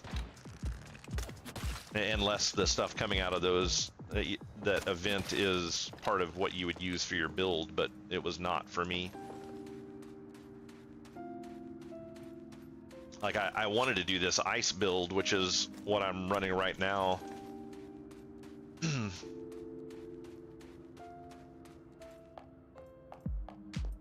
Was this the Silent Anabasis, the new gun that they added this time around?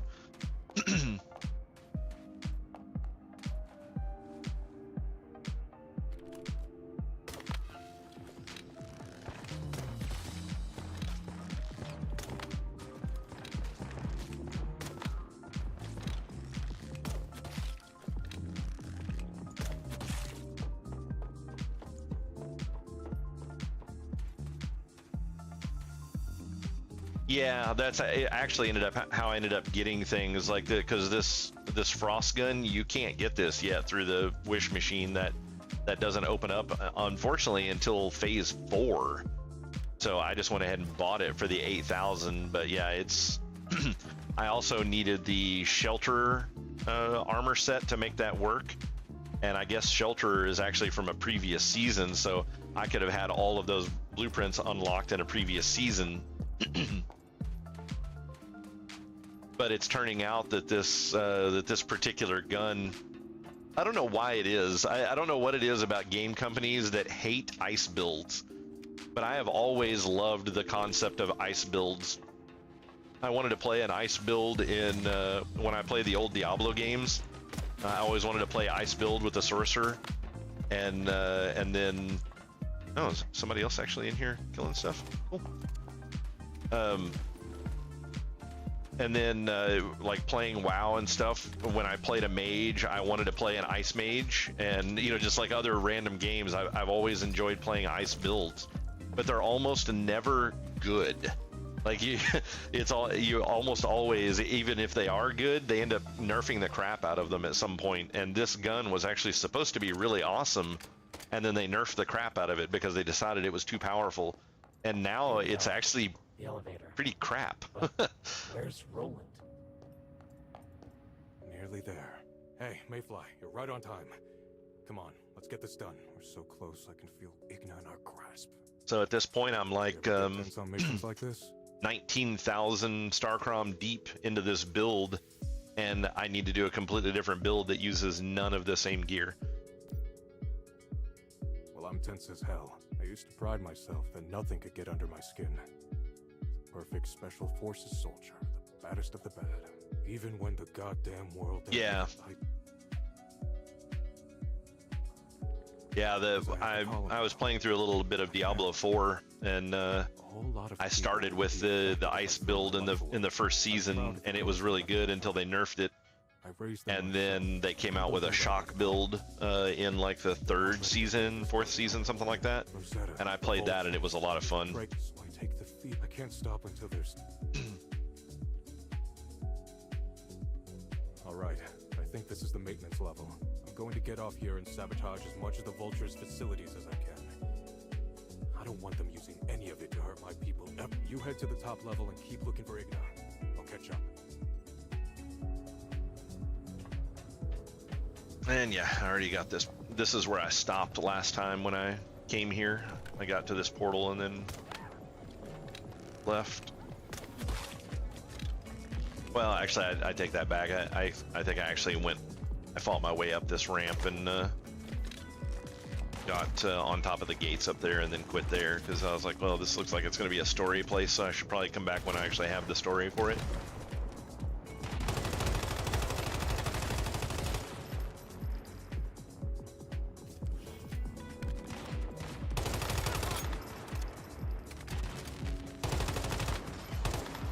Like for doing story stuff, this gun is actually pretty good because those ice crystals are really powerful against killing regular enemies. But most of the bosses are immune to status damage, which means like 80% of this gun does nothing to bosses, which is really annoying.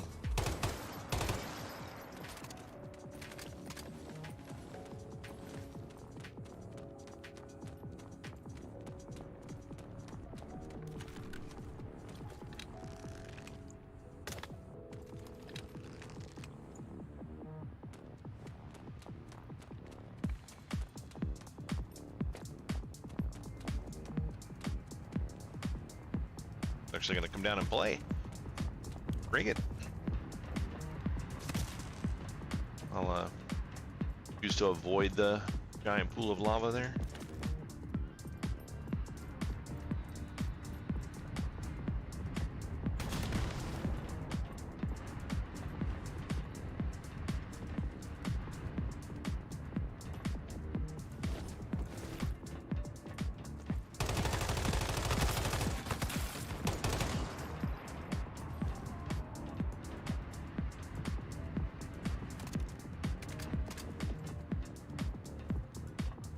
I've unfortunately lost a lot of faith with Blizzard in general over the past 6 months or so. So I think Diablo 4 will probably be the last Blizzard game that I play.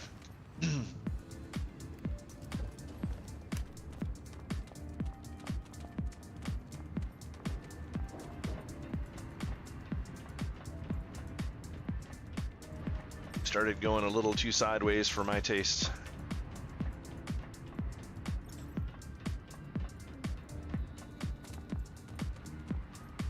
Whoa. What is going on with the heat up here? I did not have this problem last time I came in here.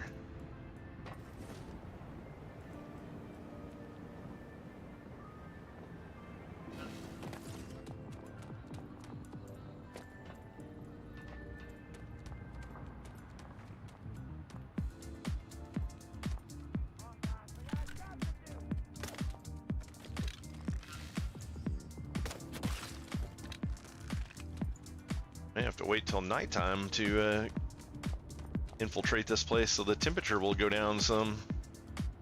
Crazy.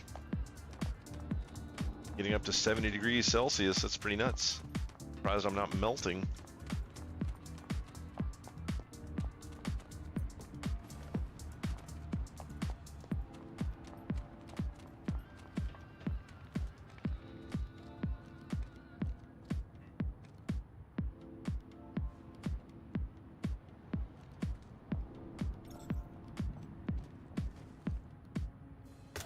Kind of have the feeling I'm gonna get jumped by a bunch of dudes any moment.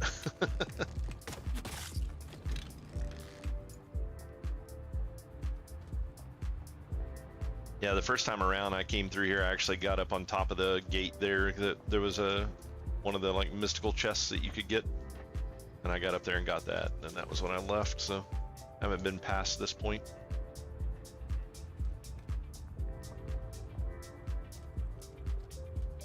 Oh, holy crap.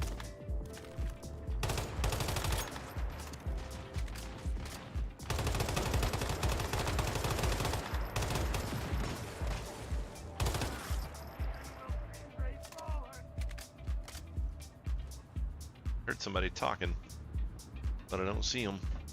Don't like that.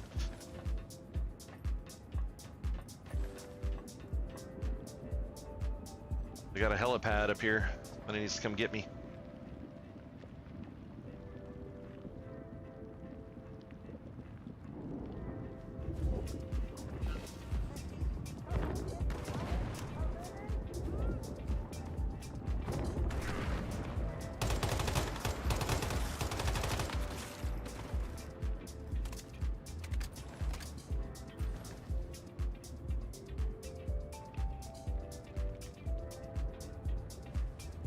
Yeah.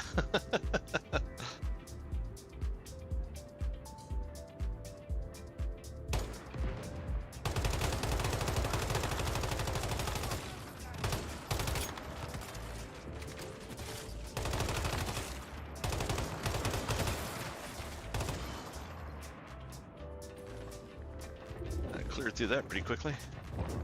Oh, wow. Oops. Not mean to do that.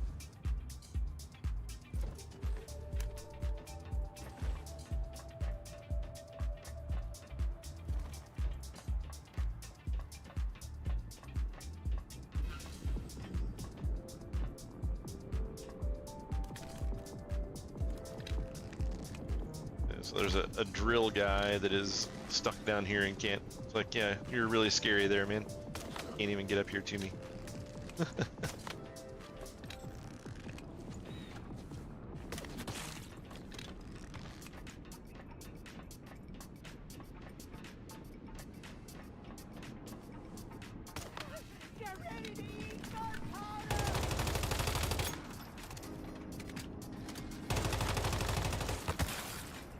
Actually fought one of these guys the other day, and because of lag, the corpse killed me. Like when I killed him, and when I was trying to walk past him, the drill was attacking me, even though the dude was dead. Oh, that's cool. One of the things that I was kind of disappointed about this game in the early days of playing it was that there were not many things that you could interact with that would kind of like change the world around you, like opening doors and stuff like that. You just couldn't really do.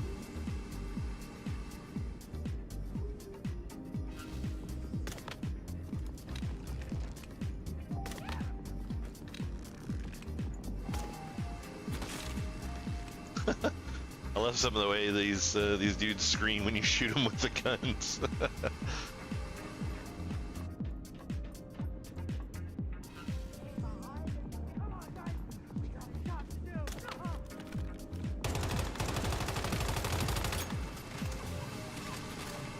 Oh, it's gonna be bad.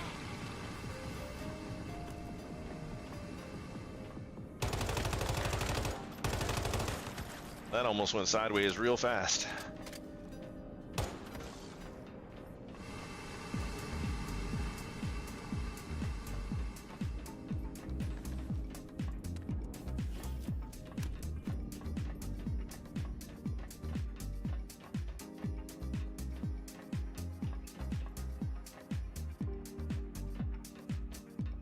Is there a switch I'm missing somewhere, or do they actually expect me to jump that? Oh, here we go.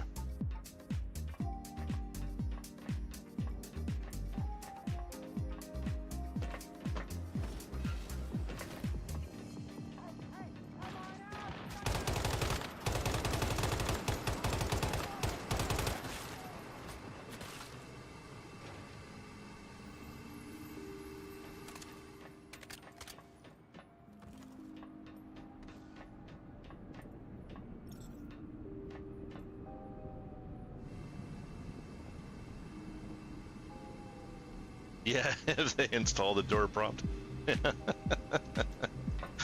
That's pretty good.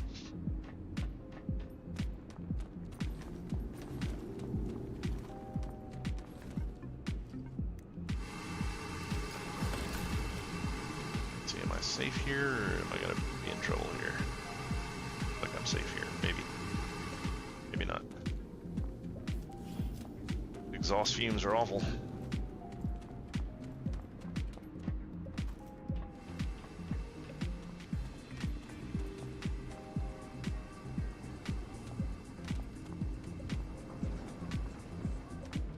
Do you actually like fight a boss up here, or game really hasn't had much in the way of bosses for the story anyways? Oh, there.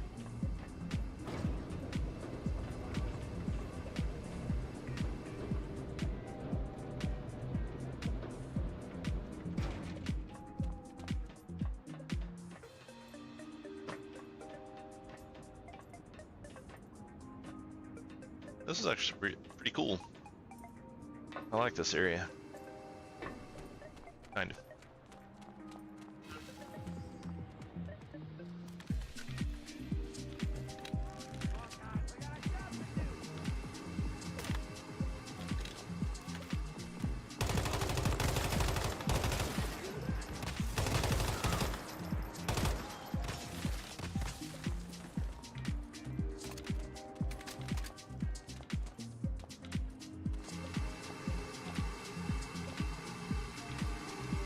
Yeah, got some barrels of Chaosium right here. Whoa. Like this right here. I'm dying to the Chaosium poisoning over there, and the graphic doesn't even exist.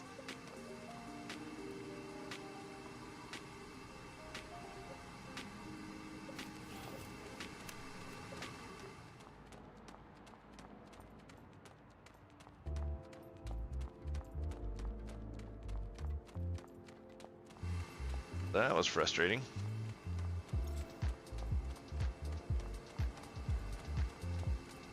I don't have any more med packs to go here, and I'm going to be in trouble, so I'm getting to the end of this pretty soon. Oh wait, I didn't want to go down. Or do I? I guess I do. I lied.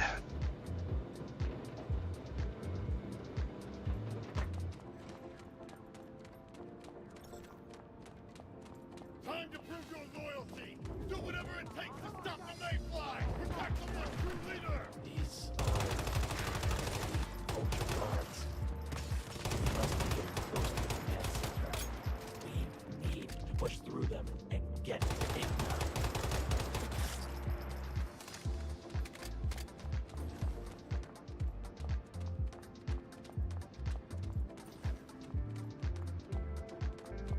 lot of Chaosium in here, which is good. Gotta feed the beast in the tower.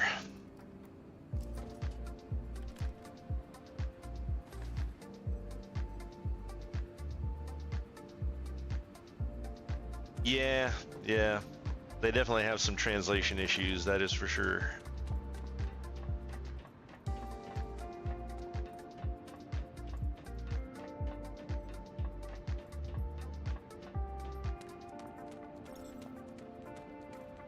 Oh.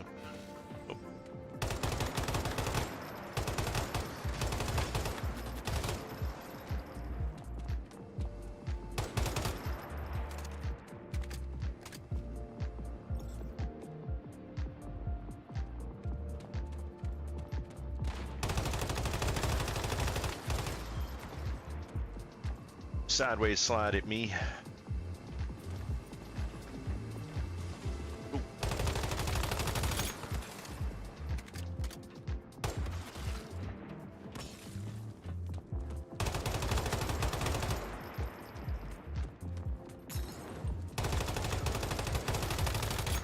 Like that dude just threw a Molotov at me, but it didn't even show the graphic for it. I just heard the glass break.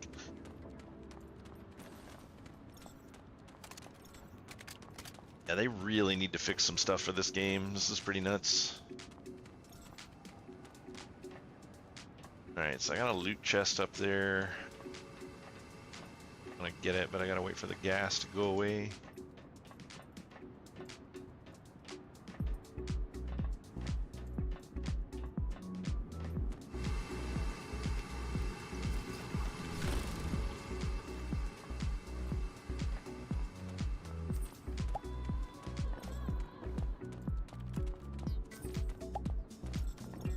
I need a gas mask to deal with this place or something.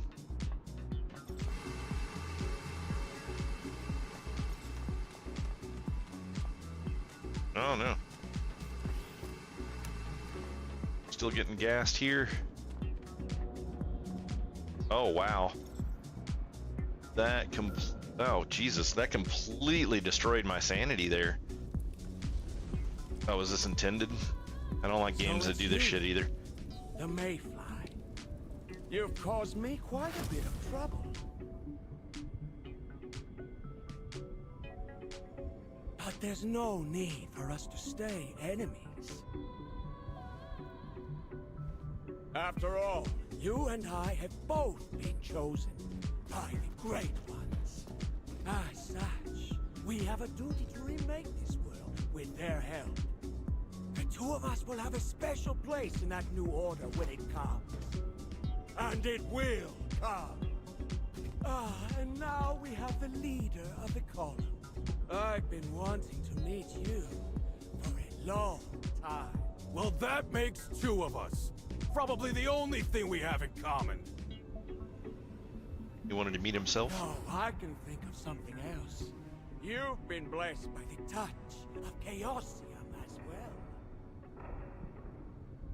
What? Yes, the Chaosium injected into your arm. Your body's reaction to it. Rosetta sent me reports on all of that.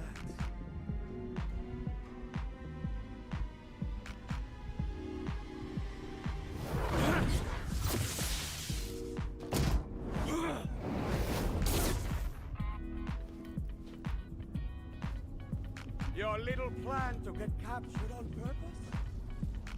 Well, how to say it was a desperate move. Looks like that could be painful. But I still respect you. Much as I respect our Mayfly friend. All of us here are superior. We've all been blessed by Chaosium, by Stardust. We shouldn't be struggling against each other. We should be working together. This guy just said he was superior to other people. He's about to get canceled. What's already been ordained by powers far greater than yourselves. This fallen world will be transformed. You should take the opportunity to join me while you still can.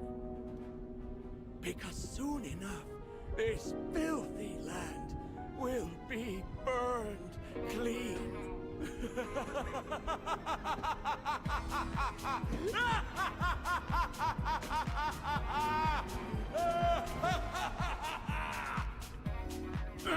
Bullshit! You think I join you? You think I've been blessed by Chaosium? You're as crazy as everyone says. You want to see my blessing? Yeah, Then really? Come over here. I'll give you a close-up view of my Chaosium-infused fist. But you're too cowardly for that, aren't you? I'm still human. I'm proud of that. Maybe you think that makes me inferior. I don't care. I'm not like you. I'll never bow down before the Great Ones, or Stardust, or Chaosium. And I'd never make my people bow before me either! Oops.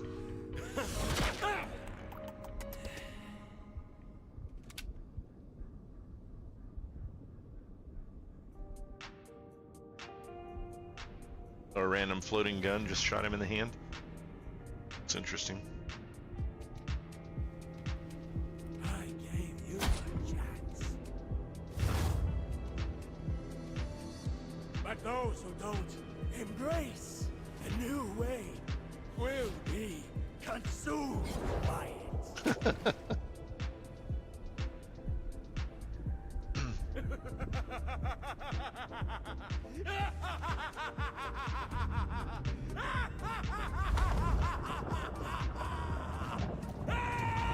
Stay back!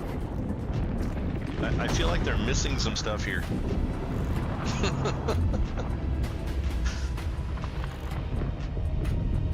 Like halfway through the cinematic, all the graphics disappear. Like it's just background. There's clearly something epic happening right now that we just can't see. We're inferior beings, I guess. We can't see it.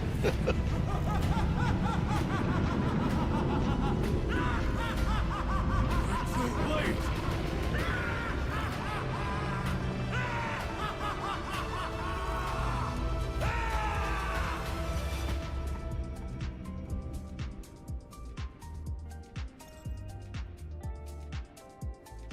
Oh look, I blacked out.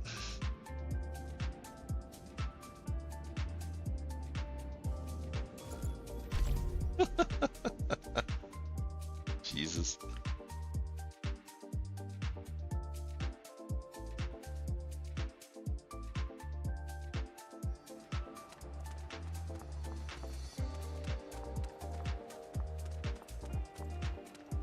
Oh, that was all kinds of fun.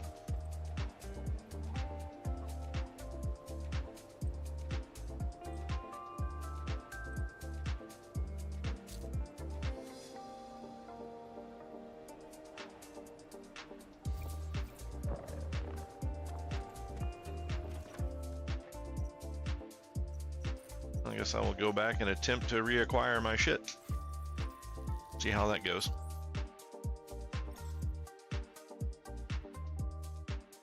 Now, I wonder if I actually blacked out before that video played, or if I somehow blacked out in the middle of the video. And I have an insane amount of sanity issues right now. Actually, I'll walk back over to the house and get rid of that real quick. Yeah, I've heard. How is teleport on cooldown? It didn't teleport me. Jesus, man, what is up with this game right now? This is what I'm talking about the insane amount of lag in this game. Like,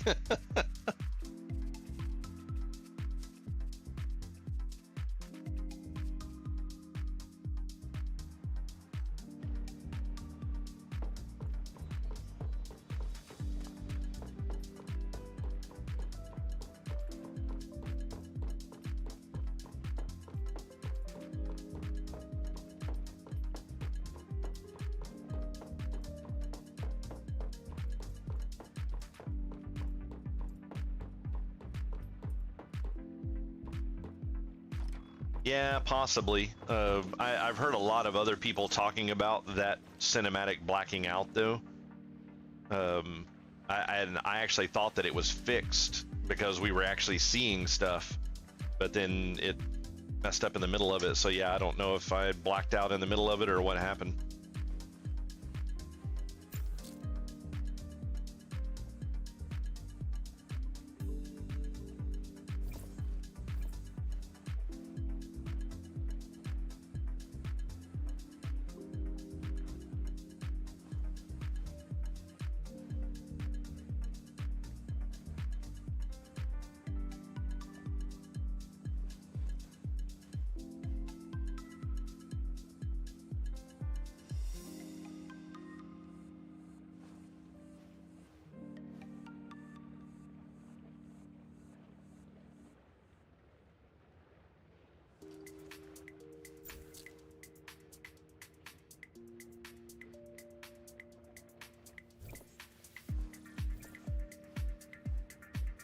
Taking forever for it to clear up the sanity.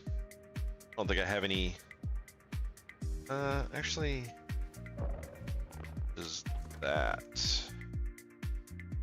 No. Yeah, I don't know if I have anything on me that actually does sanity curing right now. Oh, there's one. Guess I'll grab that for now, and that way if I get back over there and have an issue.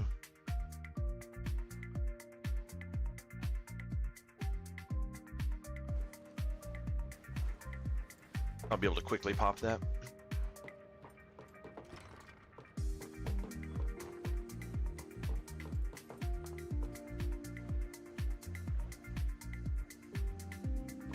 Yeah, I don't know if it's programmed correctly, that shouldn't really be an issue though.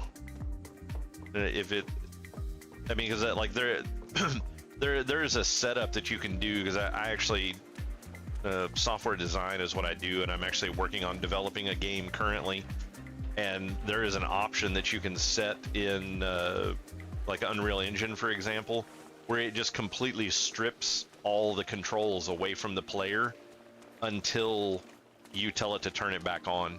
And I think that, unfortunately, I think that's one of the things that developers sometimes forget is if someone's abusing a bug, it's not because the game can't be fixed in a way to where that can't happen.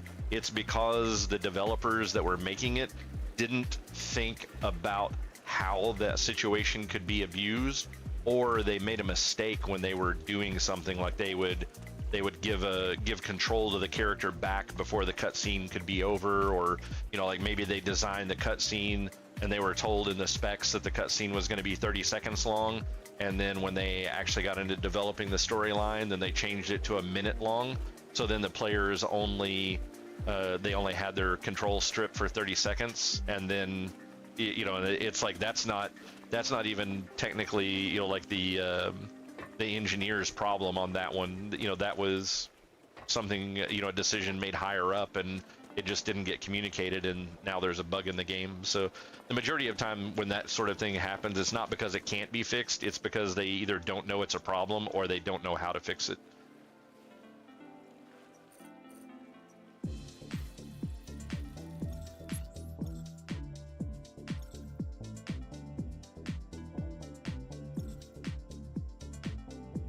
Yeah.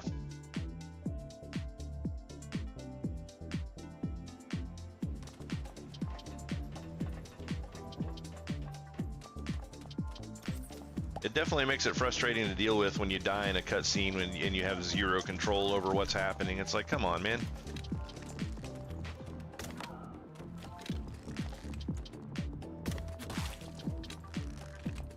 Now we can fight through this place again. Why not?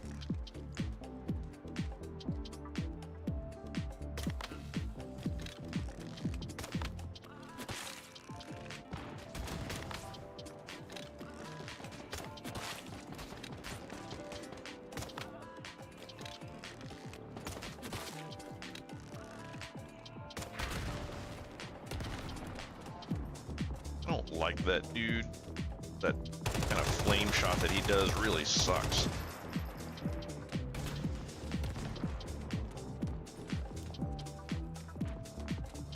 That either.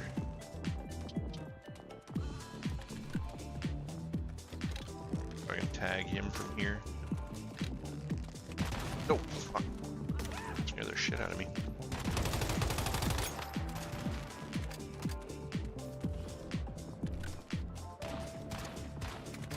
I'll reload the freaking gun already.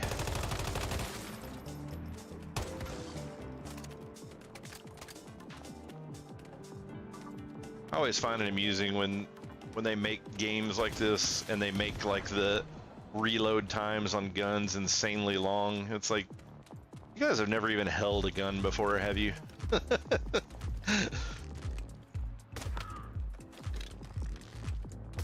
It's like clips are designed to be changed very quickly. It does not take 15 seconds to switch out a clip on an assault rifle. I'm sorry, it's not how that works. Like, you can call it game balance, you can call it whatever you want, but it's dumb.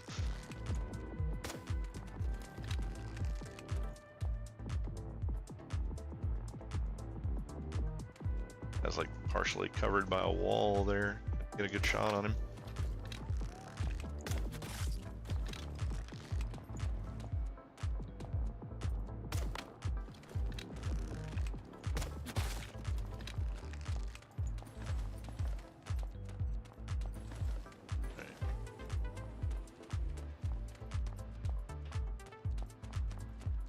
All of them for the time being. Starting to run out of arrows. I probably should have made some more arrows while I was back at the base.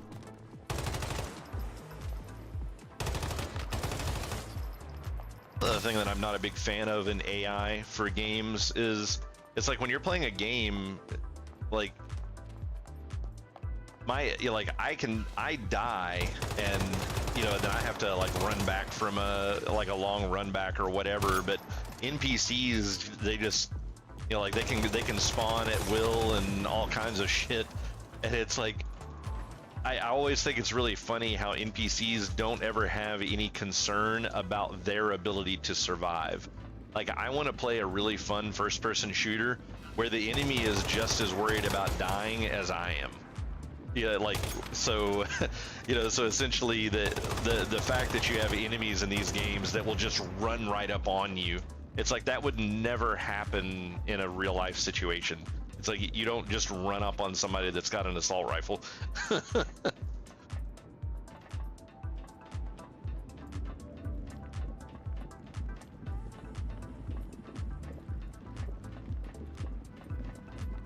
Yeah, exactly. Definitely doing it wrong if you're taking that long to switch out one.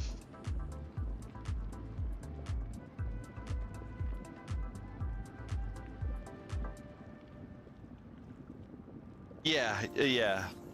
I mean, those are all gameplay mechanics, and if they want to go through and explain that kind of stuff with magic or whatever, it's like I'm cool with that kind of stuff. I like things that they add to games to make them new and interesting. That's just different, like something that actually makes the game more of a game. And it's like I'm not super concerned with stuff like that most of the time. It's like if you want to do something weird like that, it's okay, but I just hate it when they take things that are already like a real life thing. I'm like lagged here. Come on, hello.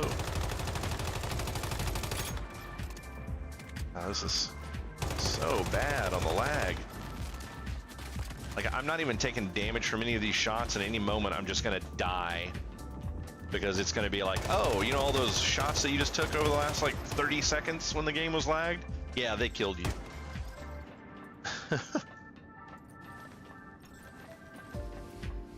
Yeah, I forget how the mechanic works for it. I saw the upgrade for those at one point. Nelfie, they were it's something along the lines of like every time you kill an enemy or something like that, it would put a couple of rounds back in your clip.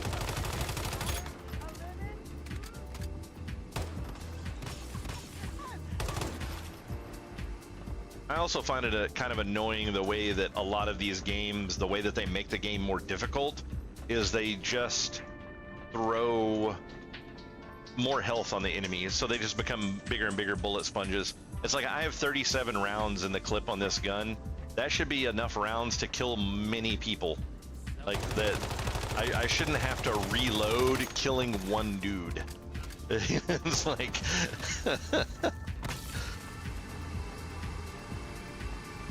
Like, even if that guy has armor on, I'm 4 feet away from him. That armor is not going to be super useful.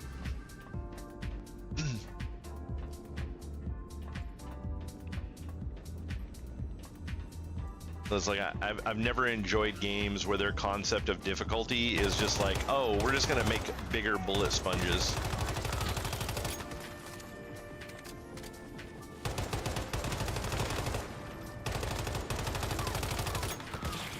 Yeah, it's like, look at these guys, like, just lagging all over the place. Like, they're just, like, running in place and everything. Can't shoot the... And he's over there just swinging at nothing. He should be dead. God, this game is such a bad way right now.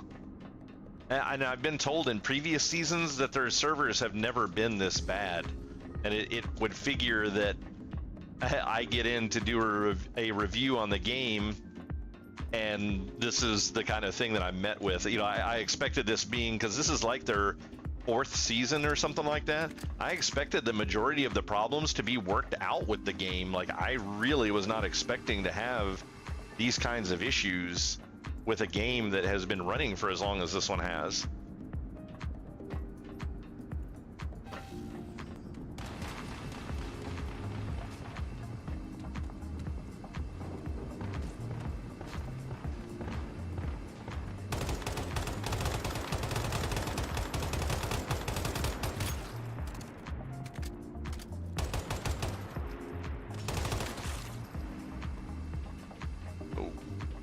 In that stuff.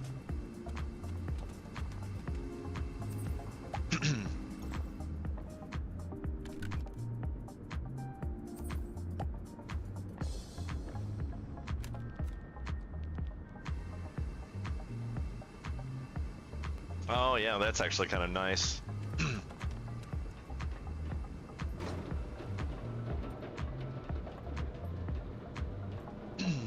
Yeah. Excuse me. I don't really have hardly any mods for this build at all right now, so it's been entertaining playing so far without really having much of any mods. I'm sure I could probably make this build quite a bit stronger and less of an annoyance to play. But I mean, honestly, the biggest problems that I run into is just the insane amounts of lag, that these giant lag pockets that I just hit all the time that, you know, you don't have any control over. It's like, I mean, excuse me, this is the second time I've got up here, and it's like I'm obviously not having problems getting through the content.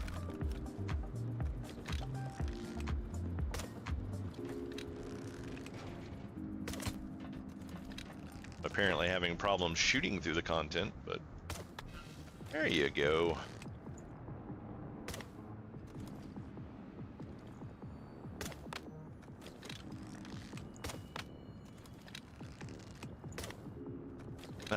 I love how I hit 2 in a row and then that one just doesn't hit.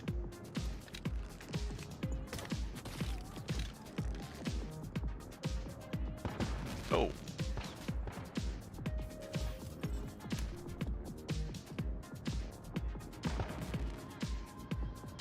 Like somebody's a little overly accurate with their attacks.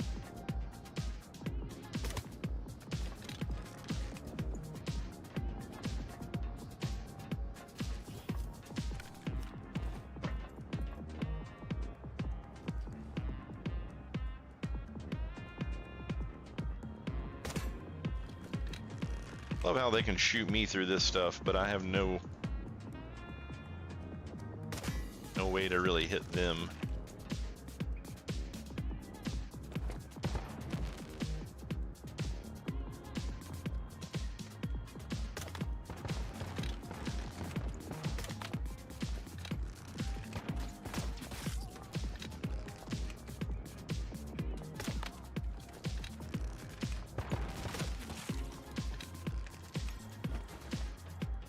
Oh, they're dead.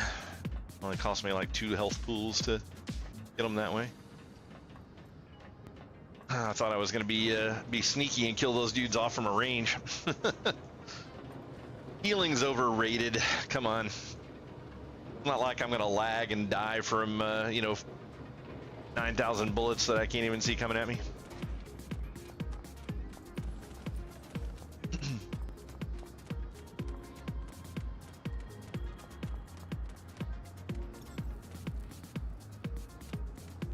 Yeah, I'm like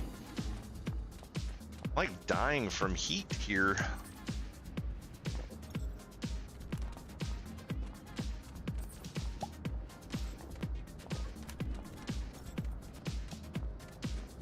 Yeah, look at this. Like, I can't even be up here right now. Like, this is so ridiculous.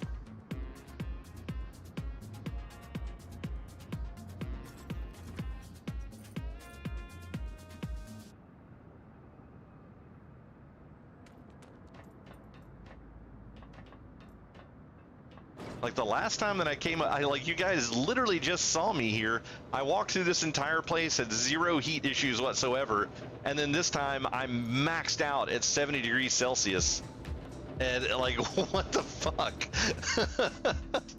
I have exactly the same gear that I had on previously. None of it is broken.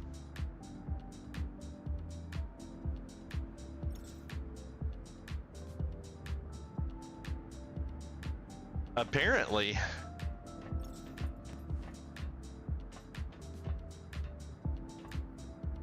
It keeps telling me that I have 30 seconds until I'm gonna die, but it's been well over 30 seconds and I'm not dying yet, so it's like, I think it's just bugged.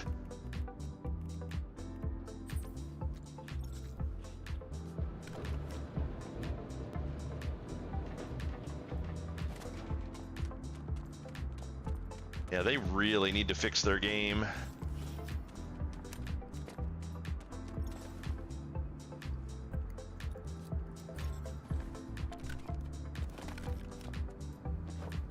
I haven't found any, there's food that I have made to deal with the cold, but I haven't found any food that you can make to make yourself not as hot.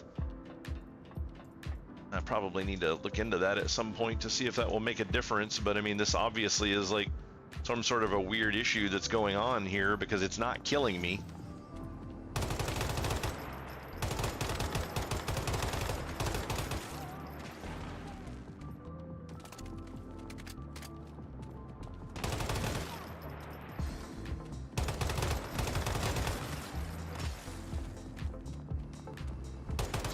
Didn't see that guy there.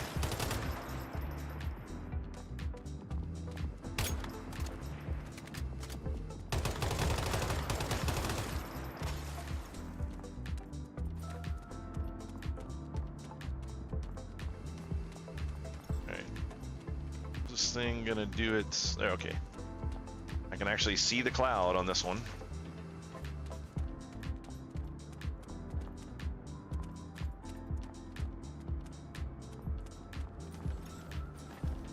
Here and collect up all the chaosium off those corpses, and then I need to find the most direct path to the other side. When this shit clears up, I can just run through.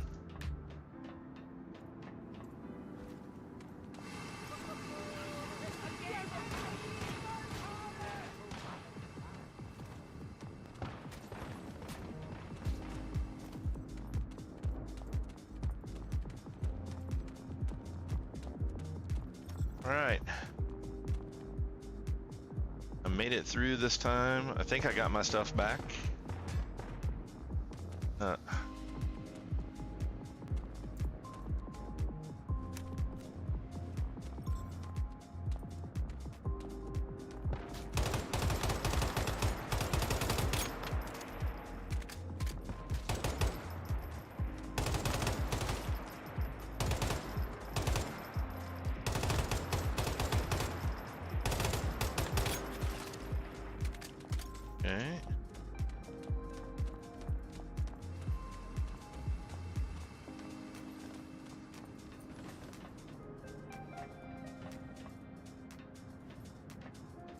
My character is definitely not happy right now. What do you gotta say, dude? Am I gonna die in a event again? Couldn't stop him. Everything we did was for nothing. And that machine is unlike anything I've seen before. Although, maybe there's still hope.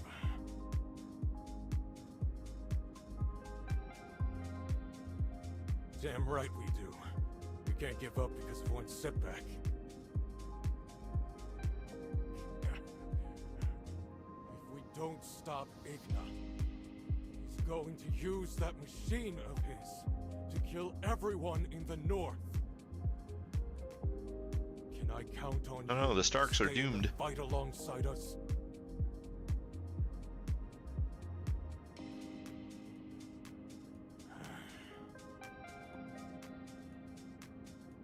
Thank you. It won't be easy.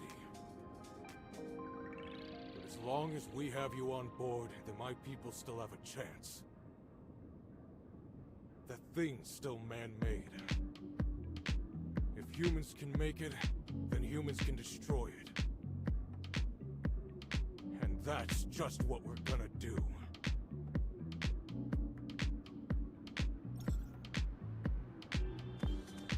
Alright.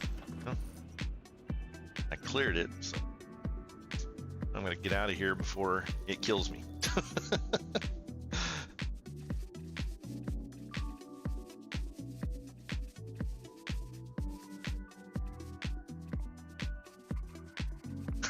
What's that, Watts?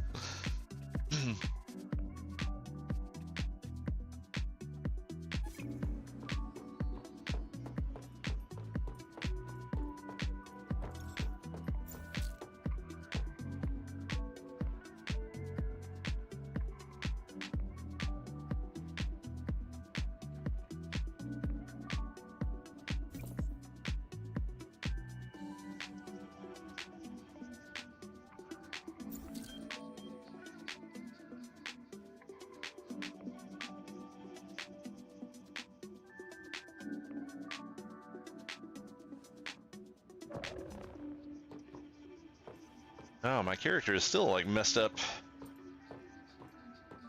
Heat stroke issues or something.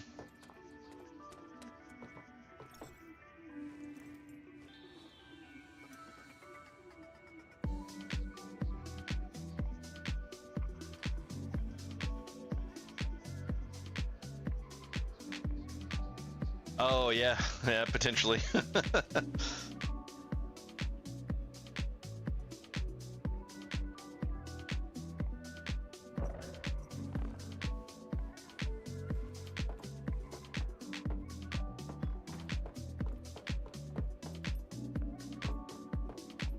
Yeah, I've still got that that character model down by my health that is showing that my character is like overheated at the moment, but even being out here in the cold with heat resistant gear on is not really doing anything.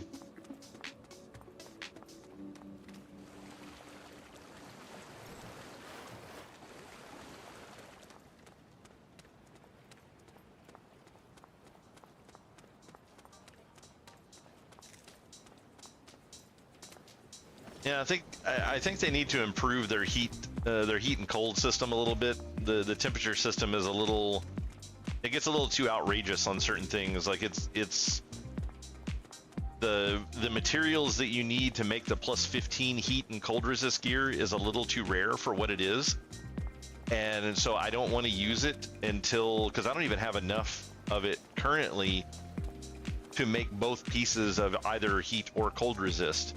So because of that, I don't really want to use it to make a piece of cold resist gear now, because I want to use it on the piece of armor that I'm going to wear for the rest of the game, which I don't own yet. So it's like they made those resources a little bit too rare, especially for newer people. Because it's like my other friends that are playing the game, they all have all of the armor that they want to use for their builds. Like they're already in their full like in-game tier 5 armor and everything, and I'm just running like 10 I just have the 10 heat resist set of armor and a 10 cold resist set of armor. The heat resist one is tier 5, the cold resist is still only tier 3.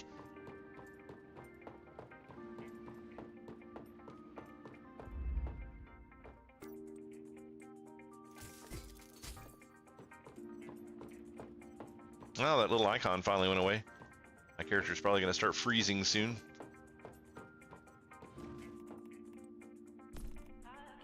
I'm also not a big fan of this system. I don't like how you have to get to the correct tab in order to dump things into a box using the H key. I find that a little frustrating. It's like I should be able to be on any tab and hit H, and if I have the item and it is in this box, it should just move it over.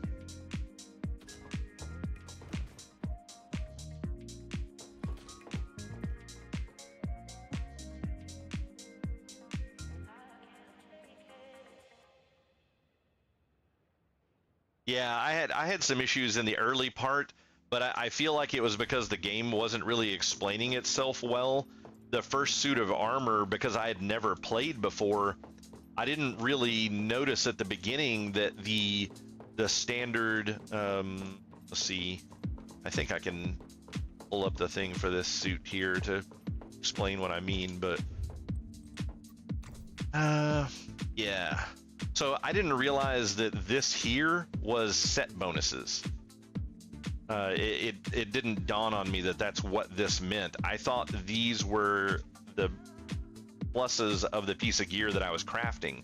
So I made a full set of this rustic armor, and I thought I was getting like 30 cold resist because it has 5 cold resist on it. But when I first, and like I said, when I first crafted it, I didn't notice this section up here that was basically saying, oh, this is set bonuses. I thought this had to do with the tier level of the piece of gear that you were crafting. So if you crafted a tier 2, then you got these 2 abilities. And so I didn't understand what exactly it was trying to tell me. And it was mostly because I was rushing around trying to survive and didn't have a whole lot of time to read because of how cold it was. And it wasn't until later that I realized that by wearing the whole suit, I only had this 5 cold resist, and I was dying to the cold like all the time. And it wasn't until later that I figured out that you crafted a piece of gear and changed the cloth that you use, which is what gives you the actual cold resist. So I guess I had a total of 15 cold resist because I had the chest and the legs were both +5 from having the reindeer hide. And then I had 5 more in total from having the set bonus from the other one. Yeah, I knew about the different materials at the beginning, but I didn't know where to get different ones, and I was using the reindeer hide for everything because on the one piece of gear it gives frost resist and max load +10. I didn't realize that on different kinds of gear it gives different bonuses. I just thought, oh, I'm using reindeer hide. This is the bonus that it gives when you put it in armor. I didn't have any idea that by changing it, like the hat, putting reindeer hide on a hat does something completely different. And I was like, this is such a dumb system. Like, this is not very intuitive whatsoever on explaining exactly what's happening here. And it took me a while to get it figured out and understand what was going on. They also had this Chaosium lantern, which they obviously expected people to use early on.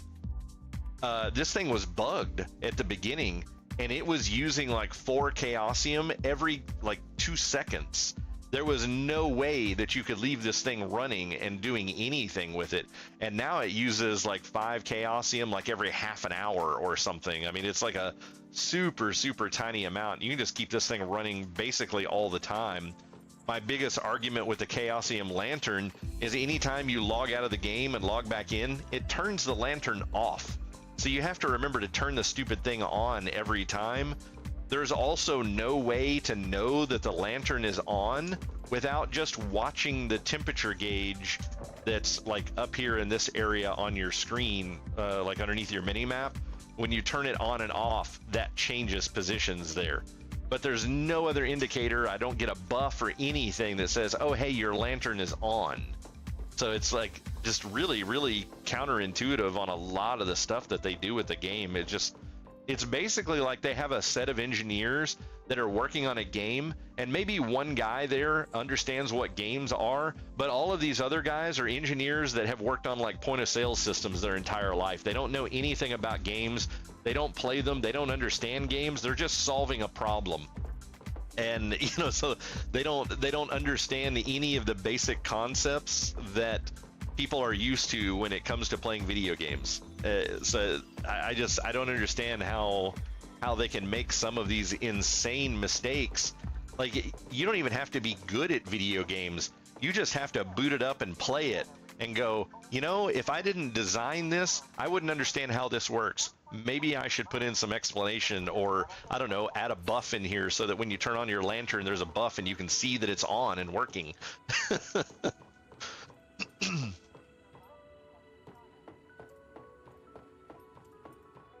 So it's like, you don't even have to be a seasoned game developer to understand that. You just have to play it and go, you know, this is not good. This doesn't feel good. I should fix this.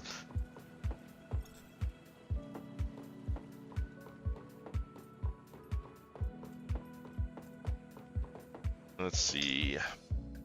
So yeah, I've got 855 Starcrom left. Aside from spending some currencies, I have no other way to get Starcrom in this season, or like at this point.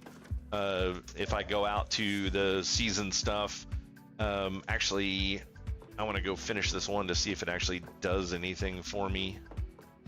I meant to do this earlier and forgot, but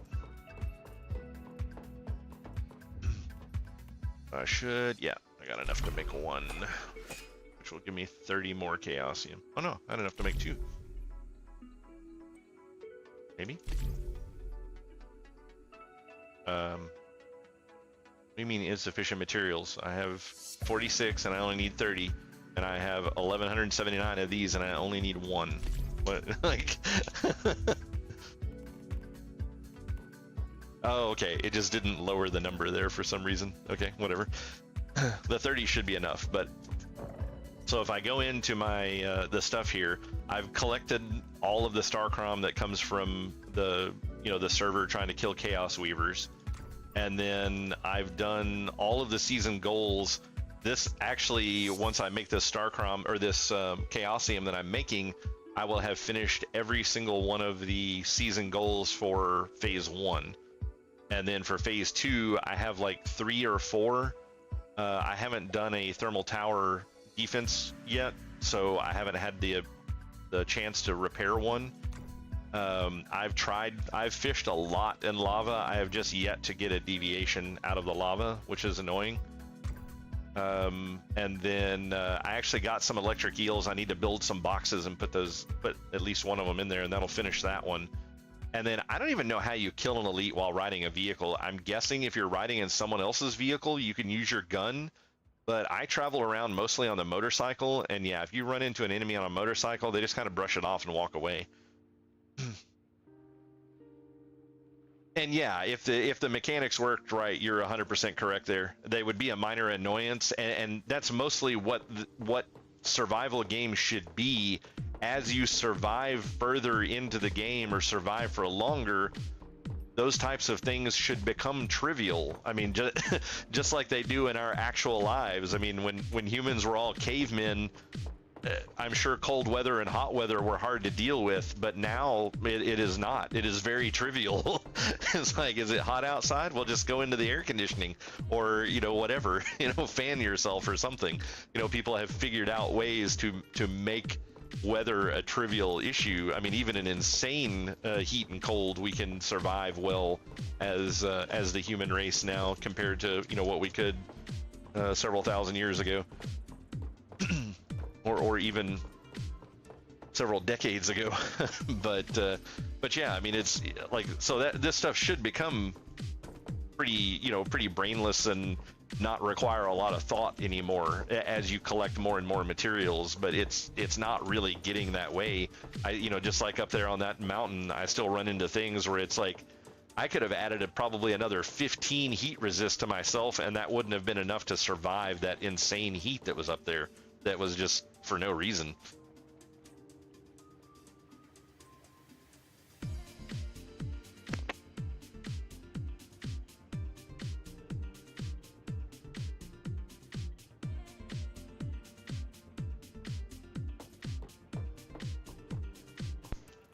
Sorry, I had to change the battery in my headset. It was running out on me.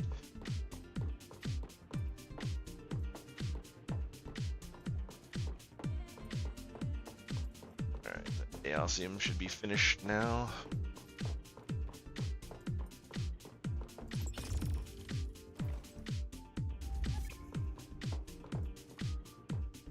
So yeah, last one for phase 1 of the season. I was kind of hoping it would actually do something, like I would get some bonus little reward for finishing all of the sections, but didn't really do anything for that, unfortunately.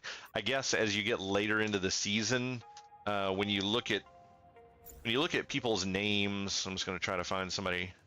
So this guy's got this little butterfly on his player card. This means that they have played in a previous season and completed a pretty significant amount of the season. I'm not 100% positive exactly what this requires, but I'm led to believe that it has something to do with the amount of these season goals that you complete. Either you need to complete all of the final one, or you need to complete all of them, or some percentage of all of them. I'm guessing that will be made more aware to me as we progress more through the seasons. But yeah, and this is interesting. This timer is off because this is currently Wednesday, and 1 day and 11 hours from now will be Friday. This content has always been coming out on Thursdays, so they're like adding an extra day for content here for some reason, which is really strange. I don't know why they did that.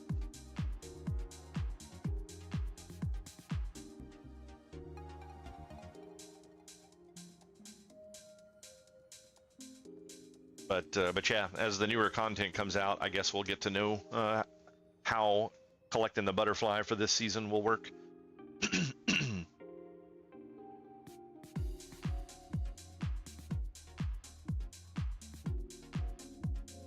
Yeah, I mean, doing the thing with the torch, that was a big thing that we used to have to do in the early parts of playing Ark Survival Evolved. You'd have to hold a torch and place a campfire on the ground and huddle around the campfire with your torches out and, you know, stuff like that in order to survive in some of the really cold areas there.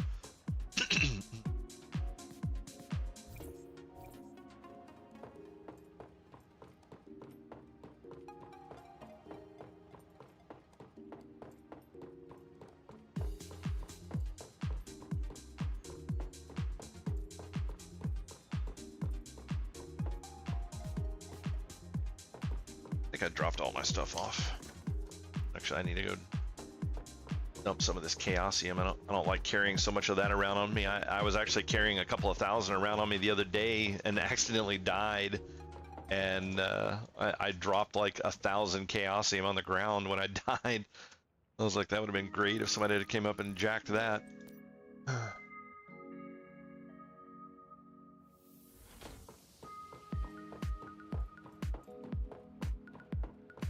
Dump out these seeds.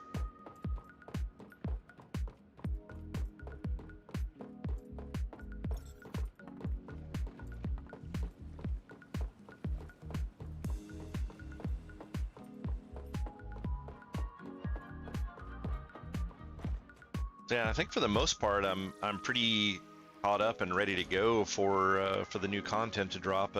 Like I said, I've got like I think it was 4 more season goals that I need to do.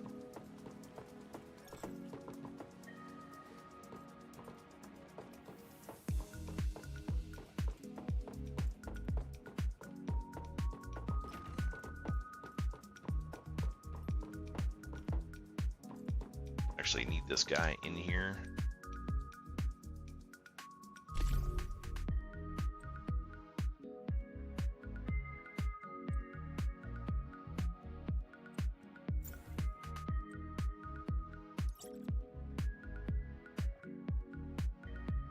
That and put a random eel in there. I caught a bunch of these eels yesterday, like 8 of them. None of them have higher than a 2 in their stats. This is like so disappointing because these things took forever to catch. They're really hard to catch this season.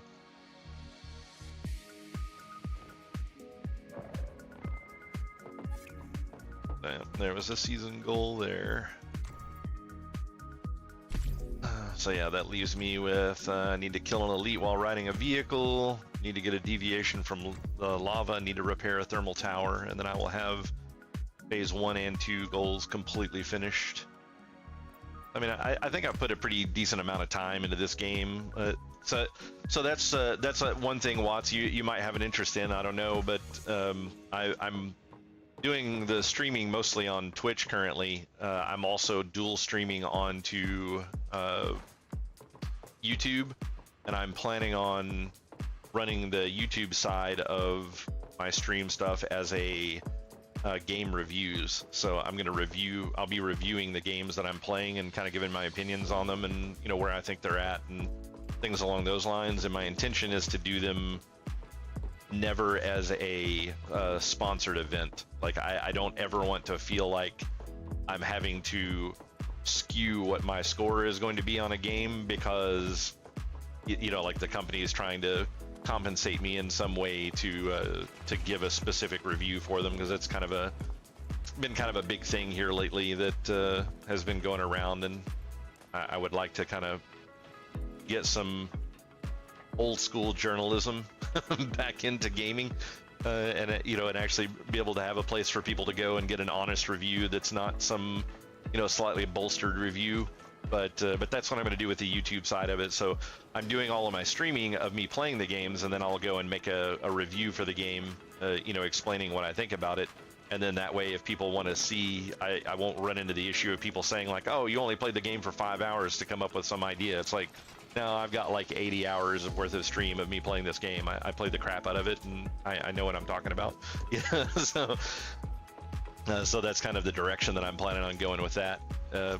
And getting those reviews up over there. So if you ever if you like the way that I talk about games, then those reviews may be interesting for you as I start to get those posted up.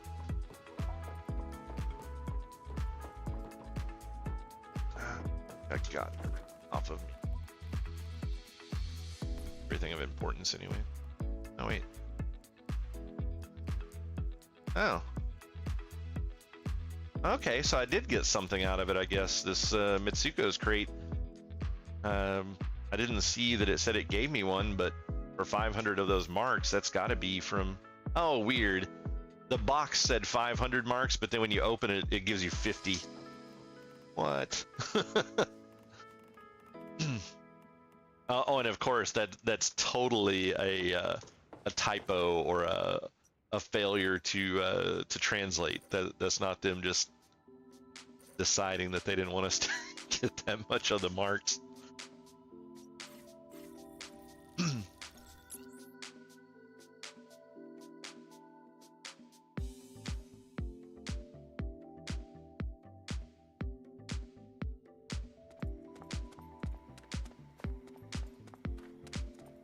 These trucks are kind of interesting.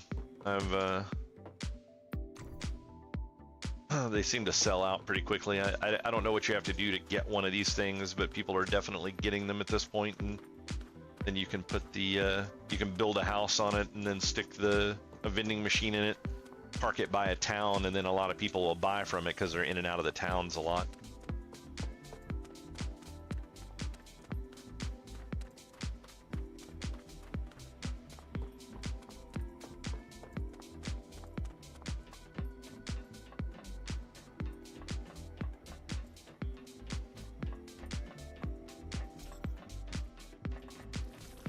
This is the one I can buy stuff from this guy. Yeah.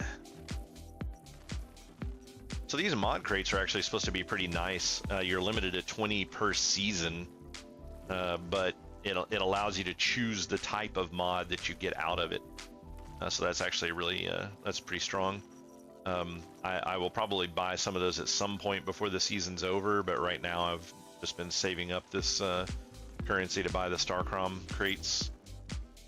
Trying to maximize the amount of Starcrom that I'm getting. I can only pick up like 3 more of those though, and then it won't let me do any more.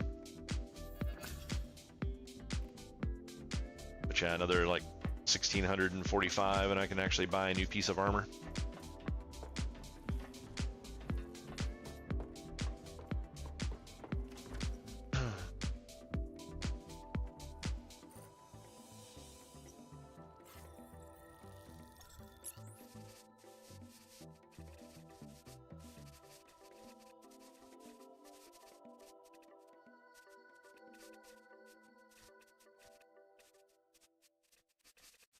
The loading screens are ridiculous on their length. I think it gets tied into like the server lag from time to time, but a little on the frustrating side.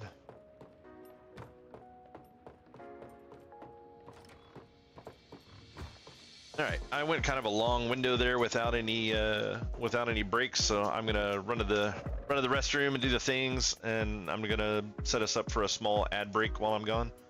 So I'll be back in 2 to 3 minutes, and I will see you guys in just a moment.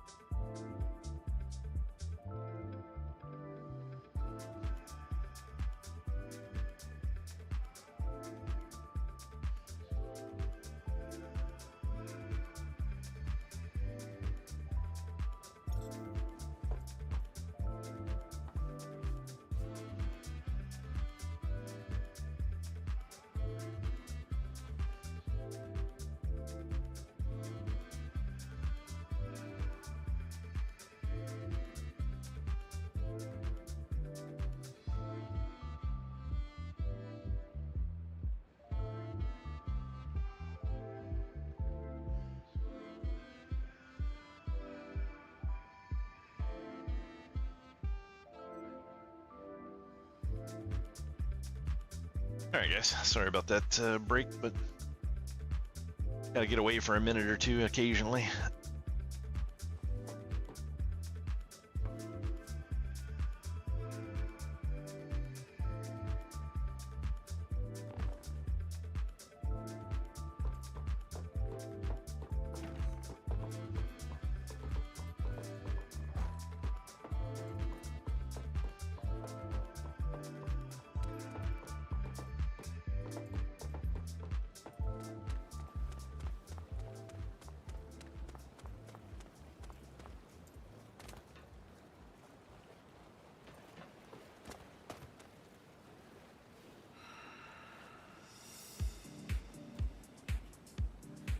weird noise. Actually, with that death I had up on the volcano, I probably should go repair all my crap.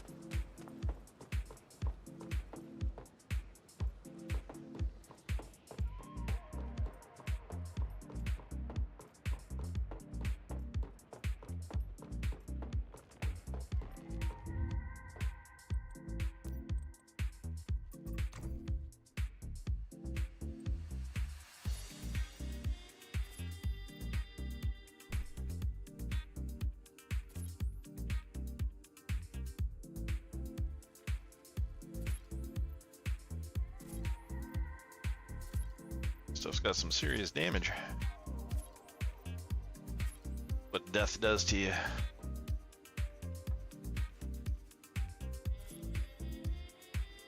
Blow up that mask. I would love to have the actual mask, but I don't even understand why they give you armor. Like, instead of giving me this armor, they should that should have given me the blueprint for it. Like, that's so worthless. You can't repair the armor, so it's like, why even have it?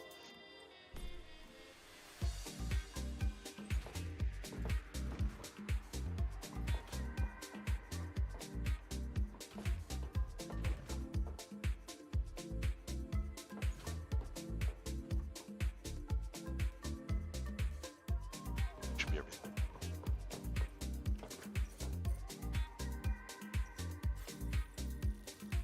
Got a little quest out here. We'll go run out and do it and see what we get out of it.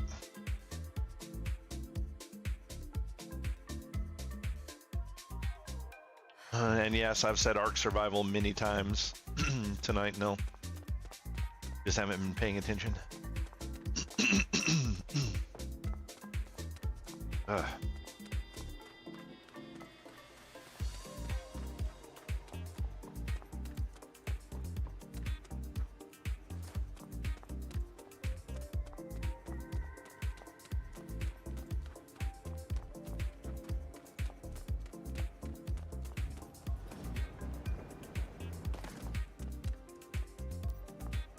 Hot dog mentioned, but you still managed to beat them. They do sound tough. Something happened to Anne. Since this crazy web just yesterday, they destroyed a fully. I wonder if these are like daily quests or what it is that's going on. Until give them a good beating. I go and complete these quests fairly regularly, and then don't get anything out of them.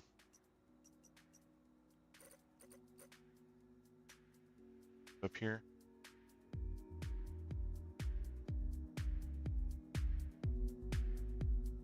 Yeah.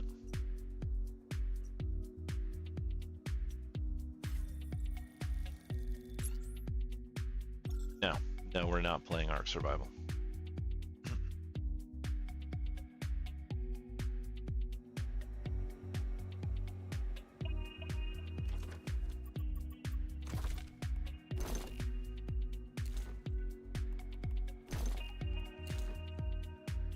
Back to our cold weather gear.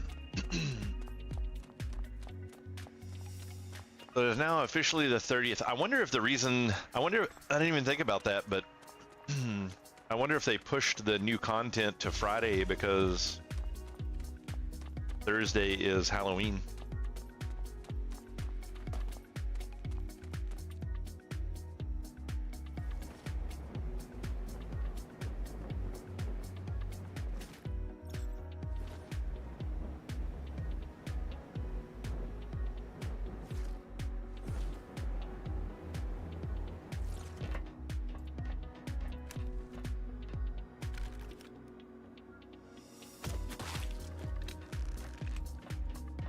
I wonder if that's a thing that's just unique to us this time, like the US.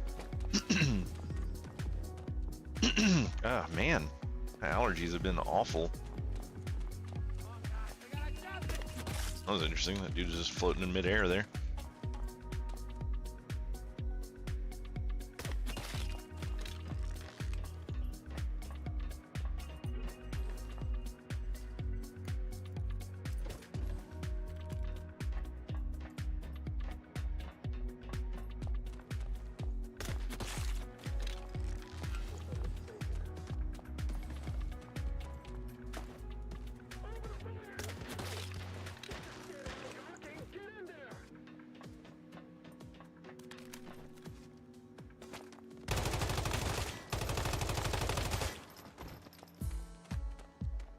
That actually felt pretty good on killing those dudes. It's like that should be about the max in the game.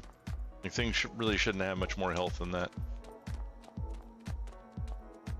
I don't understand why they feel the need to just make these outrageous bullet sponges. And a very quick AFK. My cat's going nuts in the other room. See what's going on with it.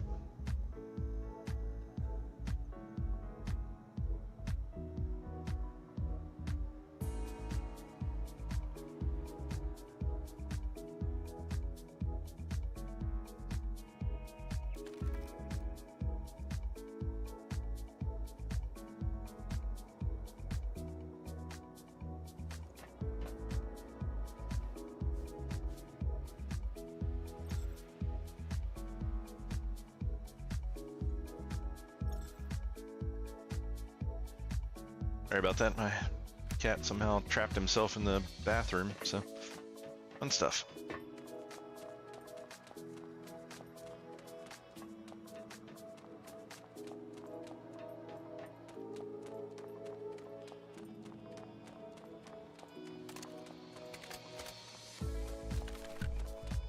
Oh, down to 23 crossbow bolts left.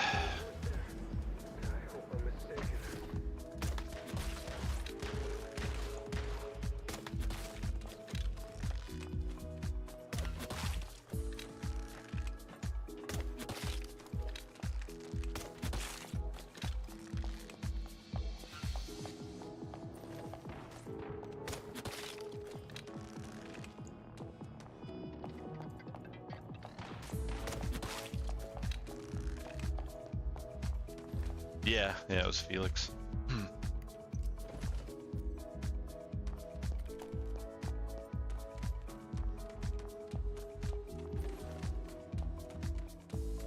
Got himself trapped in there, wasn't super happy about it. I don't know if I've ever been in this room before.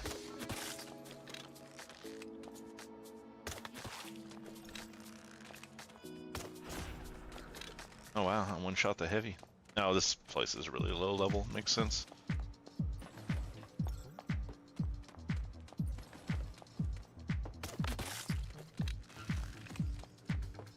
don't even understand why it gives me quests for an area like this, to be honest.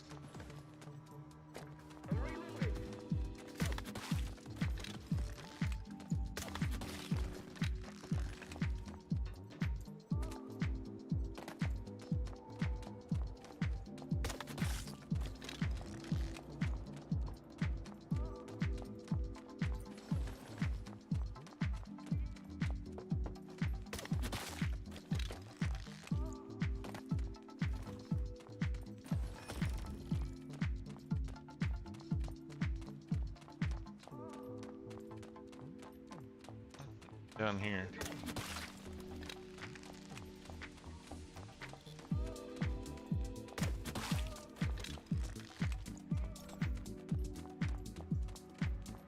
I really hate it when it doesn't pick up the arrows like it's supposed to.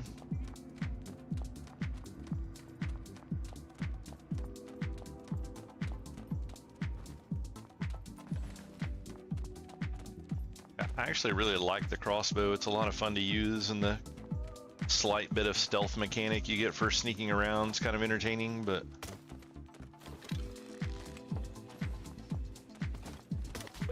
like, I don't even know I'm here. That's how bad the lag is right now in this game.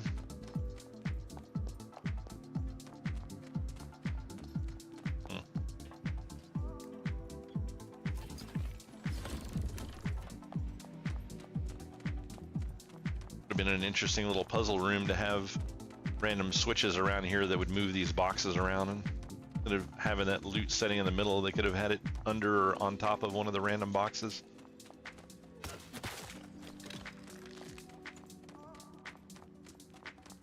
Give it some sort of level of interest.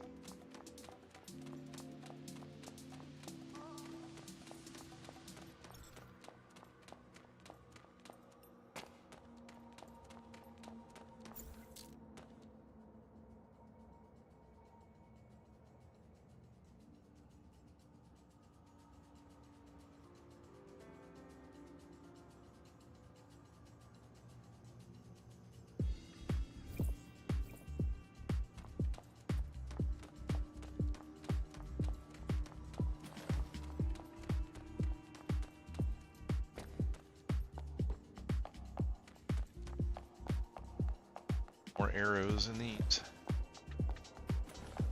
Yeah. A few of them back.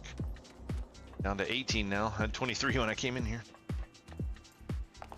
Whoa. Not where I wanted to go.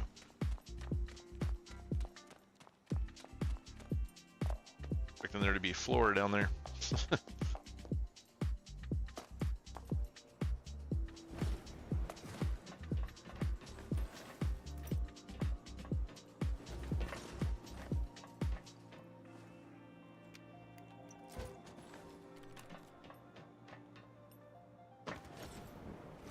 Activity detected in target.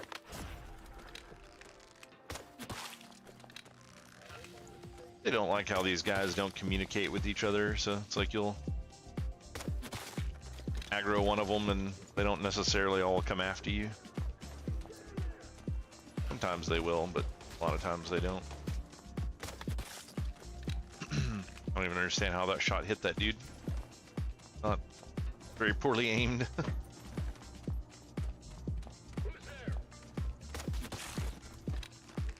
Nobody's here.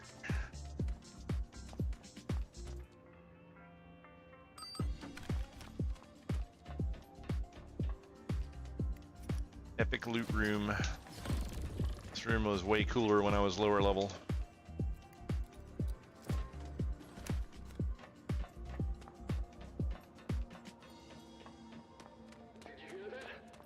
Nope, didn't hear anything.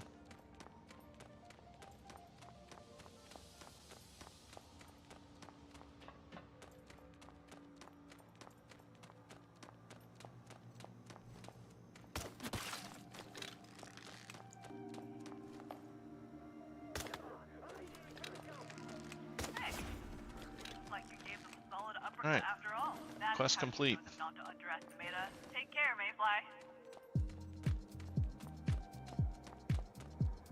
Guess I don't even need to go back and turn it in. Right then. I think that teleport tower is way up on the hill there. Need for that.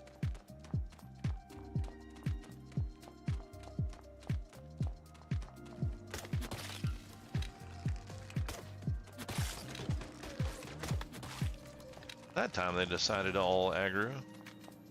Painting.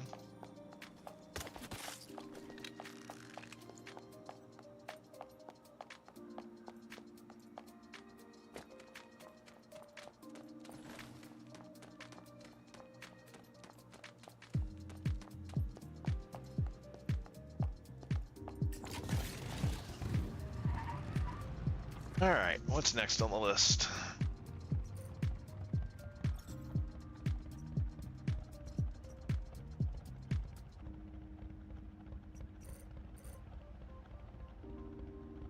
Guess I could go and try to get those things finished off. Both of these places I still have the Mystic Crate there and the Mystic Crate there. Oh, I have another quest over here.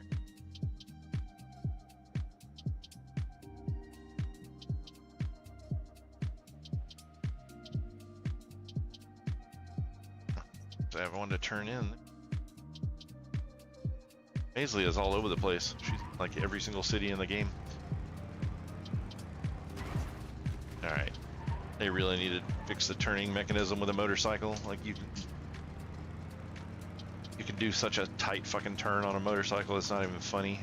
This game is just like, oh what? Physics, what's that?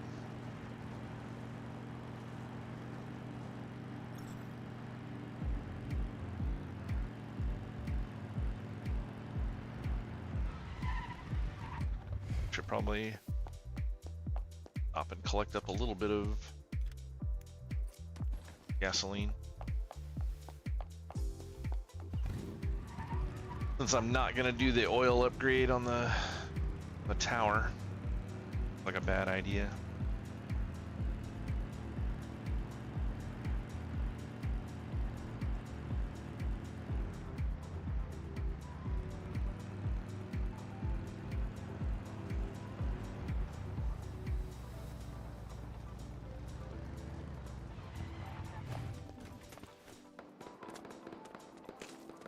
Really took a wrong turn.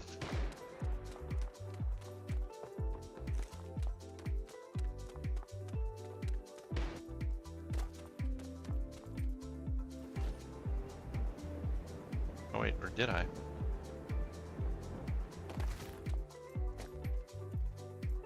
Mountain goat up this mountain here. Skyrim skills.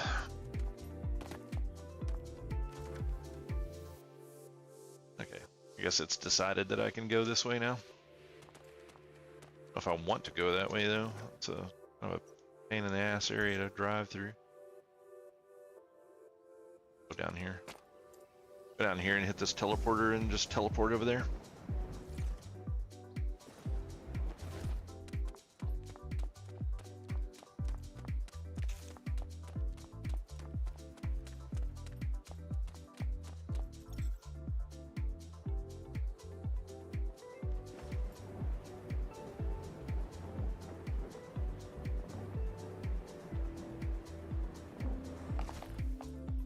Really?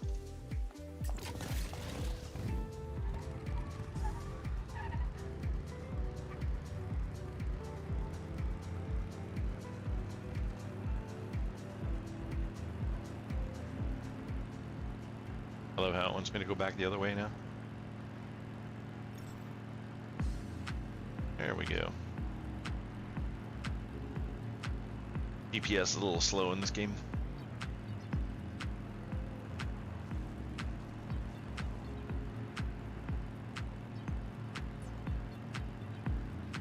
Some of that 2002 GPS.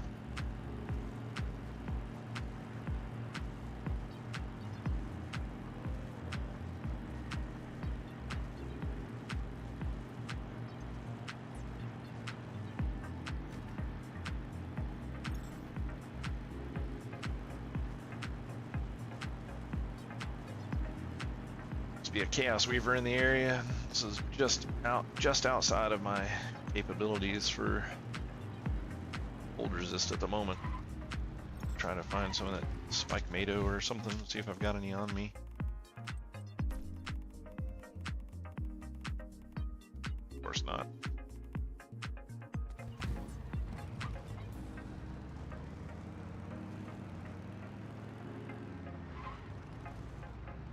I really don't like the addition of the Chaos Weavers being up all the time, because at the beginning of the season, people were trying to kill these things left and right because they wanted to get that big hit of Starcrom. But now that the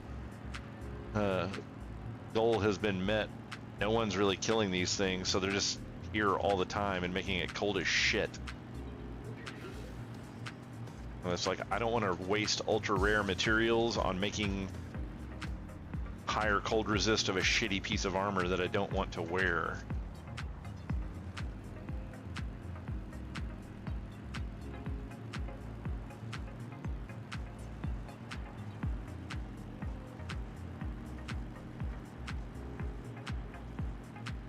Hypothermia soon if I don't get away from this damn thing.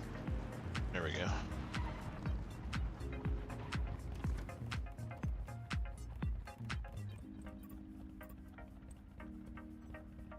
Oh shit. Left all these fish on me and I got like an hour left now.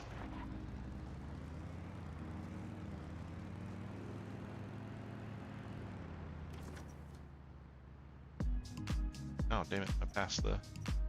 Oh well, guess we're driving.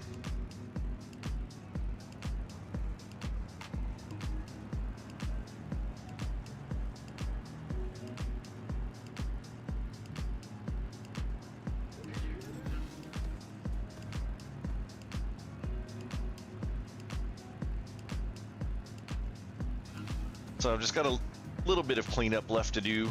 I was thinking that the new content, as a rule, comes out on Thursdays, but as I was pointing out earlier, it looks like it's not going to come out until Friday for this phase, which really sucks because there's just not enough stuff to do. But I'm in the process of finishing up the last of the things that I have left to be completely done with everything from phase 1 and 2 before phase 3 hits. I haven't even really been pushing this content that hard, and I mean, it's just not enough of it to do.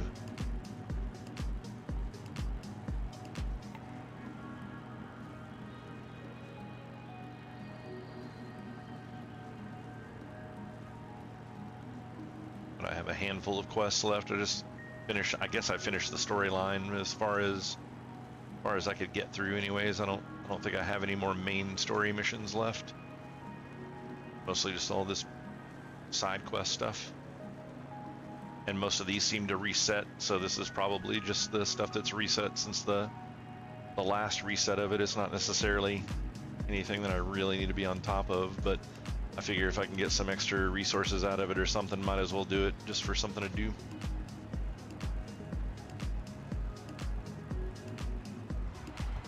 Yeah. This way. Kind of wish they would like throw a drive line down on the ground as opposed to just having it on the mini map on the GPS.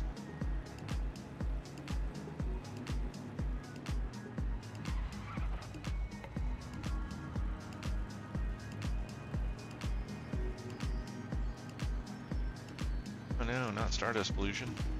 Anything but that.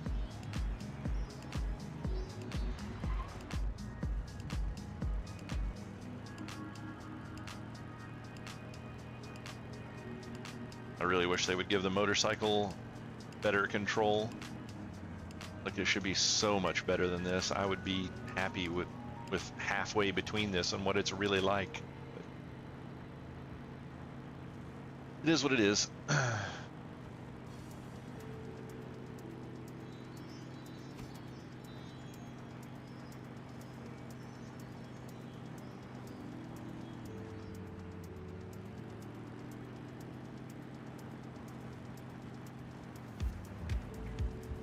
Stay here. Ah. Don't cross back now. What the fuck? Like, I'm just driving on the road and the road is out of bounds to get to where I'm supposed to be going? Are you fucking kidding me? Go no further. Why are you sending me this way if I can't fucking go that way? God, they really need to fix their fucking game. Go no further. That's just stupid. Yeah, we got an in-game GPS, but it's gonna send you to places that you can't go. GG. Stay here. Like, this isn't even a bad area. Why can I not go this way? Fuck you and your fucking game. Stay here. Don't cross. Please come back. The world needs you. That world doesn't need shit. Head back now.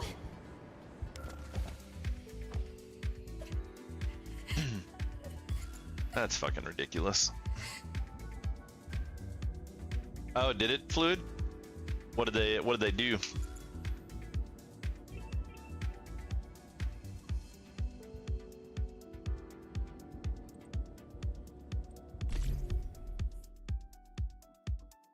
Is the new difficulty actually harder?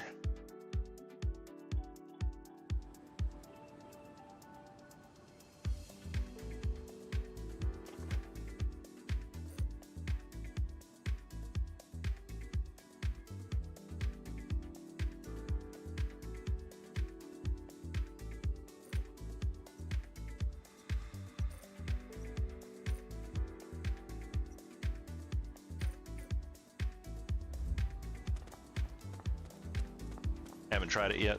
Yeah.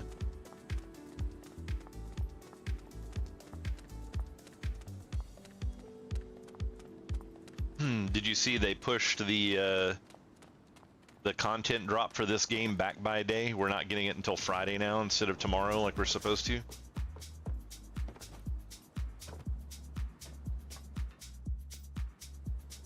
Welcome back. Charlene regained her memory. Couldn't be better. I still feel calm, but now I remember everything. Basically. It hurt. I want to think I don't have much.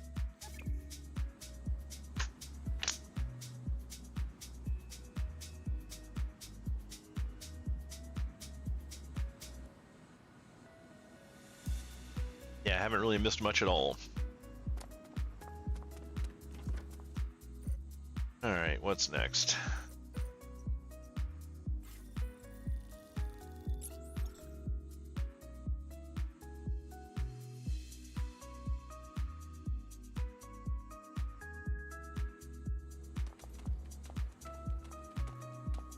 Oh man, Rat tower has been getting bigger. Last time I was over here, that thing was like level 4.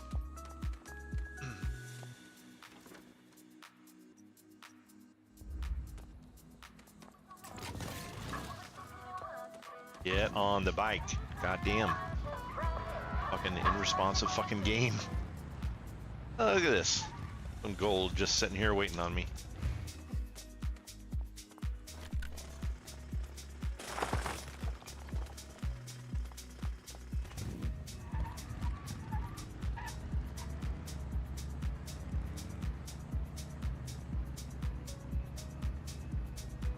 Yeah, I don't know. Like, there's just...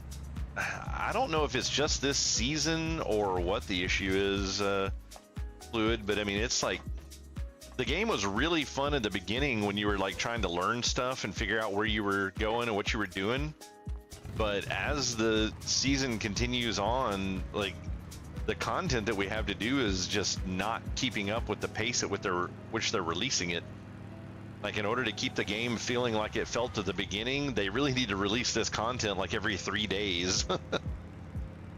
And the game has actually gotten worse since you played, because you've been gone, I guess, for what, 2 days now? And ever since people hit the limit, wait, where am I? Yeah, that's where I need to be. Ever since people hit the limit on the what is this called? The eliminated Chaos Weavers. Ever since we hit the max goal on that, people just don't kill Chaos Weavers anymore. So the temperature is getting like insanely high, or I guess technically insanely low in all the cold areas.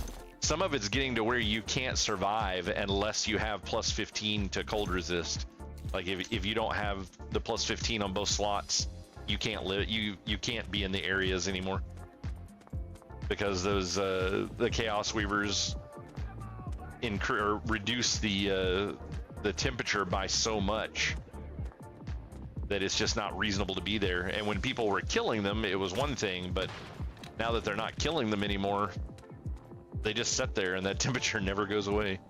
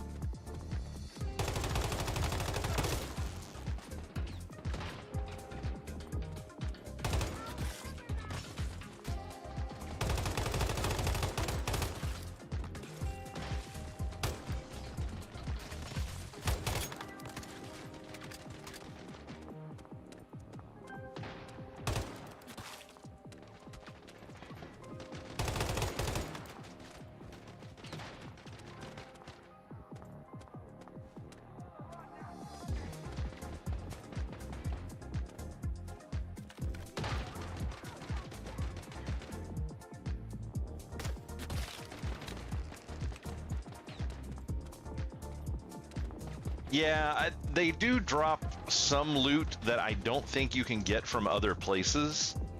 So I don't know if that's 100% accurate or if Nock was just really lucky on a piece of loot off of one of them. But the mod that it dropped off of one of the Chaos Weavers, we have not been able to get that mod anywhere else so far. I have not gotten that one either, even going and killing Chaos Weavers, but he killed a bunch of them. I only killed like 4 or 5, something like that.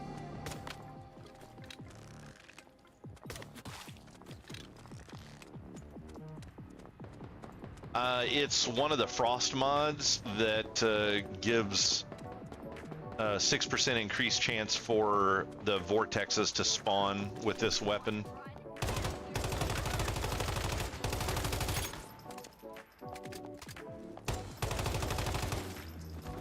Because every single bullet only has a 10% chance to spawn a vortex, and that's where all the damage comes from on this weapon. So without the vortex being up there, you don't the damage is really limited on the gun. So there's the mod allows you to increase the chance by 6%, and you can put it on helmet and weapon, I think, so 12% total. But I haven't gotten one of those mods anywhere else from any of the other bosses or anything that we've run.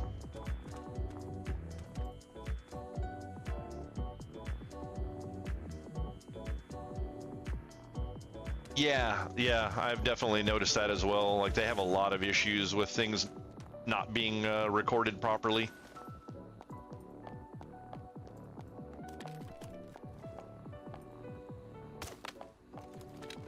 It's also the same way with just like generalized loot. If you look at loot for specific areas on the map, you'll get different loot than what it says. Like I don't think any area actually says that it drops the fireproof plastics. You just have to know that that's in areas that are, what was that, like level 20 and above? Anything over level 20, you can get fireproof plastic out of. But everywhere that you mouse over, none of them will actually say that they drop fireproof plastics. There's a lot of misinformation in the game, like directly from the developers, which is unfortunate, but.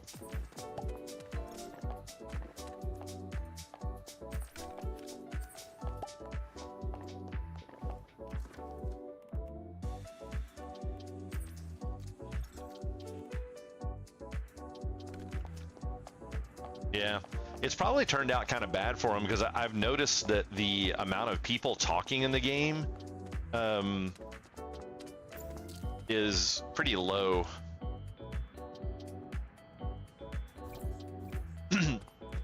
Compared to what it was previously. I wonder if like the launch of Call of Duty has really impacted people playing this game.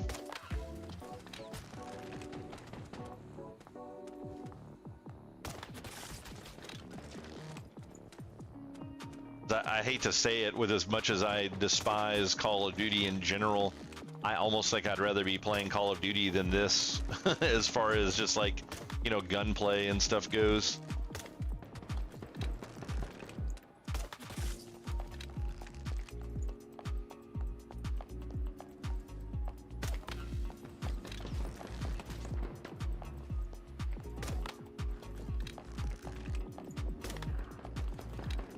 How did that dude not die? I don't get it.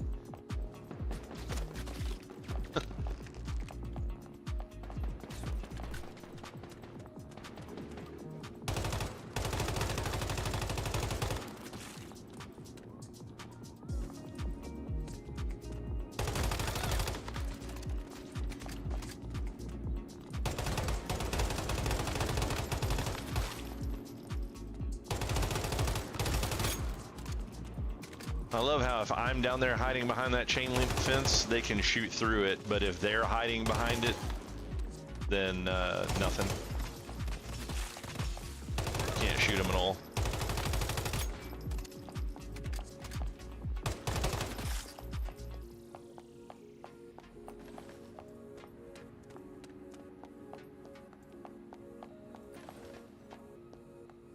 Yeah, everybody finished all this stuff. There's nothing to do. The map's way too small. There's not enough stuff to explore out here. It's like, I don't think they thought well. And I've heard that the next phase is probably going to be, not next phase, but next season is supposed to be even worse. I don't know what kind of truth there is behind it, because I didn't actually play in the other seasons, so I don't know how much of the map was available. But if you're looking at the whole map, they said that the next section is just supposed to be the Midwest. So it sounds like it's going to be roughly like 2 of the 3 zones that we have this time. So it's going to be even smaller. So I don't know if that's accurate, but if it is, that's really, really bad. Don't hurt me! I didn't do anything! Sure. I swear I'll tell you everything I can, but I'm just a fresh recruit. They didn't even give me a gun yet. I don't know much. Why does this guy look like Todd Howard? The Invincible Son? I'm sorry. I don't know what that is. Really. Please don't kill me. I don't know. This is literally my first day. They just stuck me here and told me to wait. I don't even know where the bathroom is. Wait. They did tell me that all newcomers must Yeah. undergo a manifestation where we tell our desires to someone named Grace. Is that the ceremony? I heard you're punished if she doesn't like your answers, so I asked what would please her. They told me Lady Grace is an admirer of strength and power, and she looks down on the timid. So when she asks you what skills you wish to gain, she wants to hear something tough and fierce. I swear that's all I know. Can I go now? I just joined the Vultures so I wouldn't starve. I already decided it was a bad idea. I promise. I probably should just shoot him now and put him out of his misery.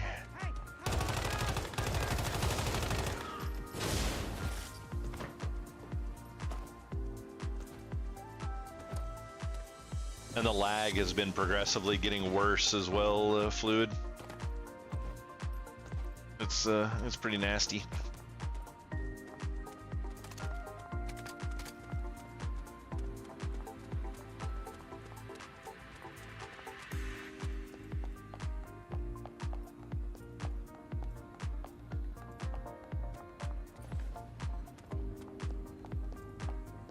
I collected these when I was here earlier.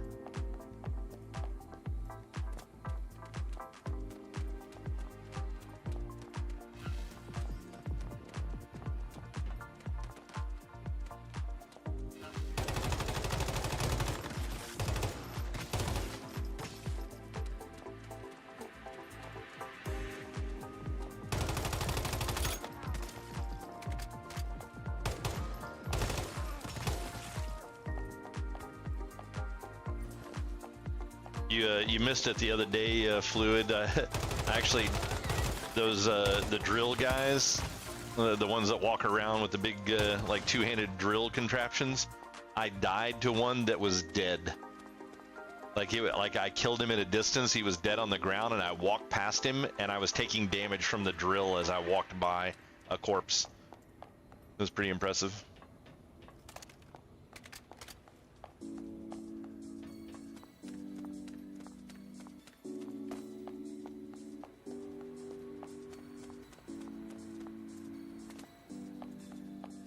Yeah, less players and more lag. Totally makes sense. Damn it. This is my first chance to sleep in 3 days. Why'd you wake me up? Or else what? You'll beat me? You can't threaten someone who's already in hell. Not enough rest, not enough food. The commander's always on my ass. Just be putting me out of my misery. Actually, I should thank you. Since your presence caused... Of course.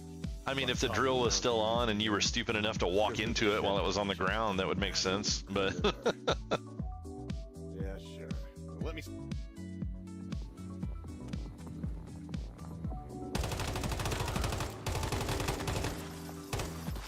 I also died in a cutscene earlier today. That was impressive. You missed that one.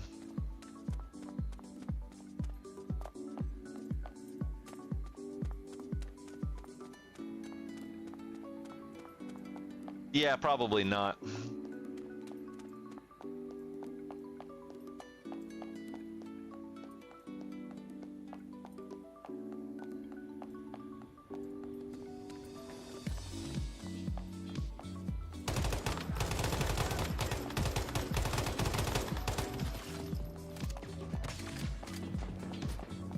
And I have gotten pretty screwed, Fluid, by not playing on other seasons, because I decided that I'm not real happy with the way that this gun is working, especially for like fighting bosses. So I want to switch to another build, but I probably won't get enough StarCrom in the rest of this season before Phase 5 to be able to change my spec. So I'm just stuck with this gun.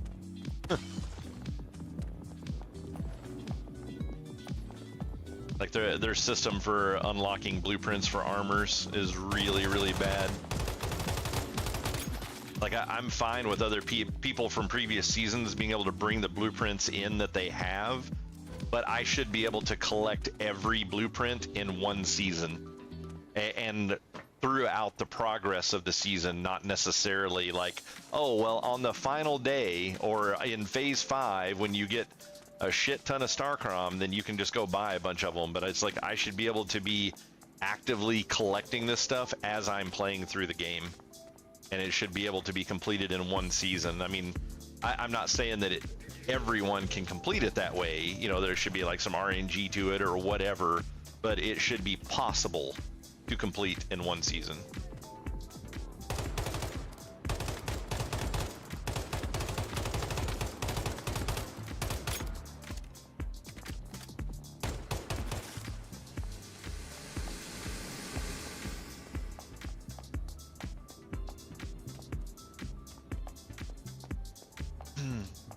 And it's weird. I think in some of these places, it doesn't seem like the barrels of what was that shit called? The Chaosium. The barrels of Chaosium don't seem to be respawning. I came through this place yesterday and cleaned all the stuff out, and the barrels are not back at any of the places that I've harvested them. I don't understand what's up with that, but.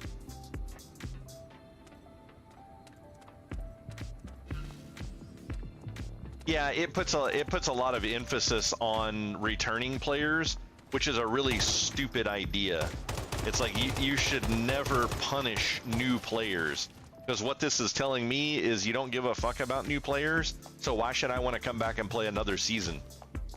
And I don't want to feel like I have to be married to the game in order to play in the future. Like now that I have learned, oh, I didn't play in a couple of seasons and I'm significantly behind and my gameplay is not fun because of that. So that means starting now playing, I have to play every season forward in order to guarantee that I will be able to have fun in any given season that I want to play. And it's like, that's just a really, really bad way to do players. I mean, especially like with me, I didn't even know this game existed in the first season.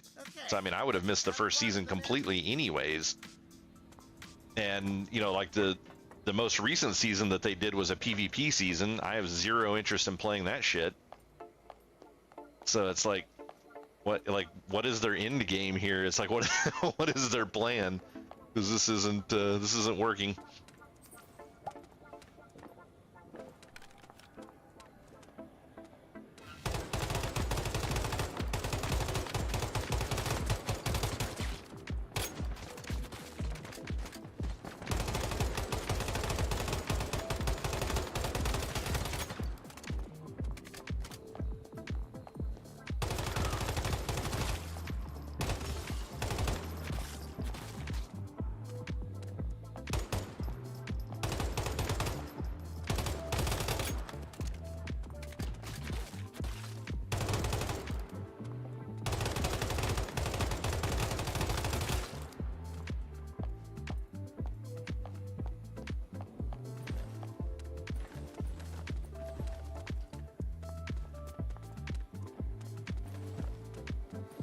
Yeah, I hope they make some improvements to the game and kind of learn from some of their mistakes with this stuff, but there's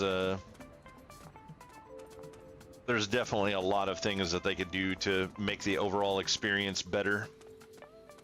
It's like the game has so much potential. It's fun to play when it's not laggy as shit, or, you know, stuff's bugging out, or you realize that you can't change your spec because you didn't play a previous season, so you don't have any of the gear to be able to do so. You know, it's like that stuff is the things that makes things no fun.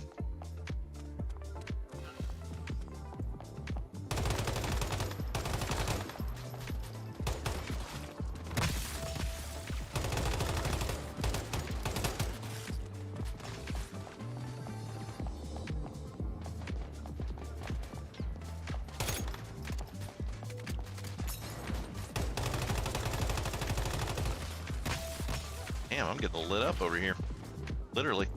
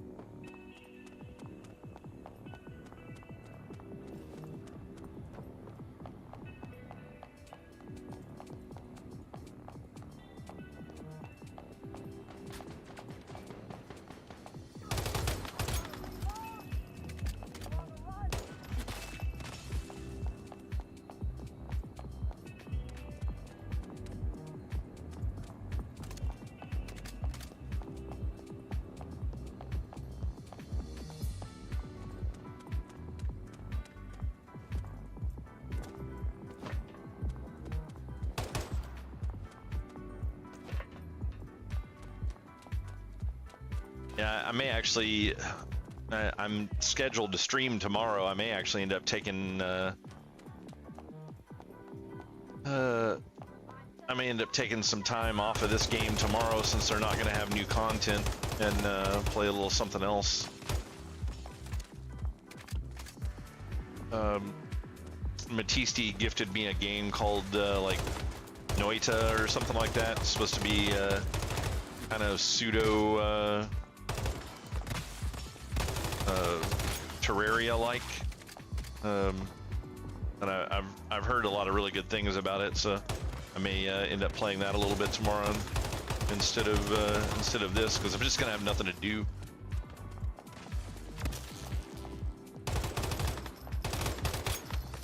I mean, I could always go and farm more resources to keep building the tower, but I mean, like so many things about that tower are still broken and don't function properly. It's like, why waste your time collecting resources to build something that's broken, and who knows if and when they'll fix it.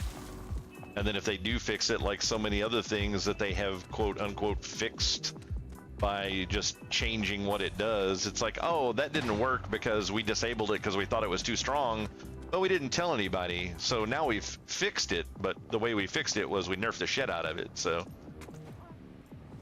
which is exactly what happened with this build.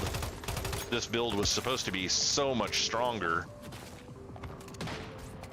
and ended up not being because they nerfed the shit out of the gun.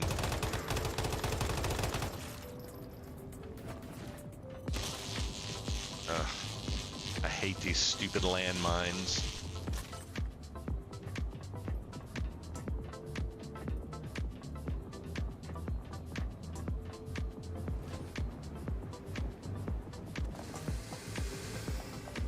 Seen any more interesting loot through here, so I guess we can move on to the next part of the quest. I think this might be the last quest I have to finish. Seriously? Fucking get out of here.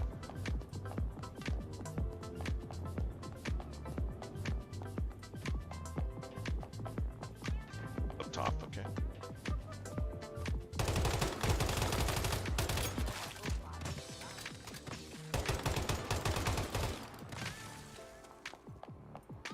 And it's so weird playing a shooter on a mouse and keyboard. I have not done this in so long.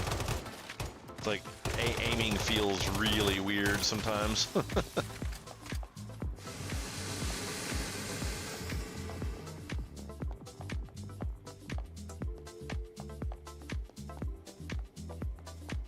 Yeah, I think I had seen that you had played that. There was a couple of people on my friends list that had played it, but Matisse is apparently a pretty big fan of it, and he wanted me to play the game on stream, so he picked it up for me to check out.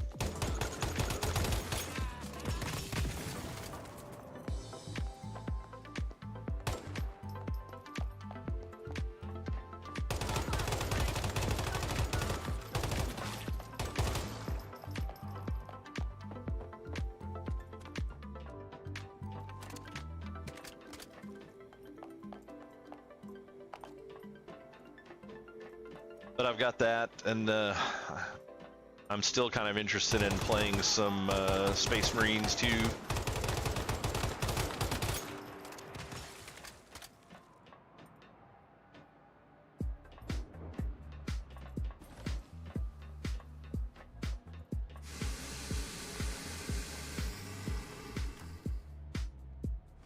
Open box.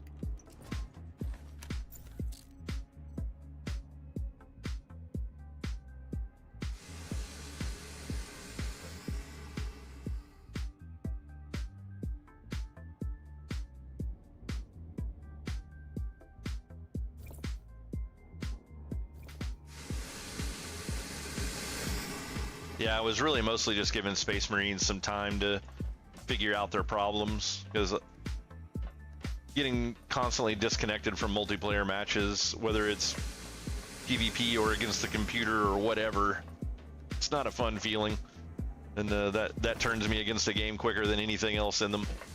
Is poor connectivity on servers, which is one of the things that's really frustrating me about this game.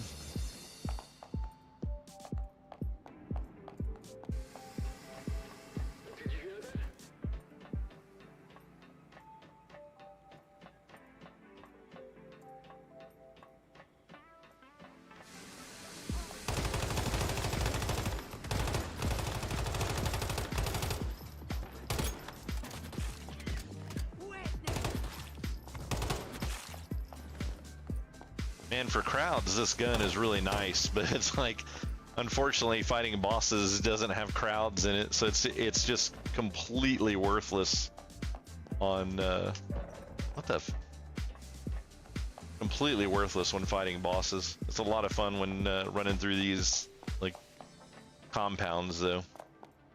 I wish you could actually get decent loot from doing compounds and it wasn't just crafting materials. Like, I wish there was a better chance of actually getting, like, you know, weapon upgrades or mods or something like that, because I don't really care for the boss system in this game. It's like they're just nothing but absolutely giant bullet sponges, and that is not fun at all. I mean, like, those Chaos Weavers is the lamest excuse for a boss I have ever fucking seen.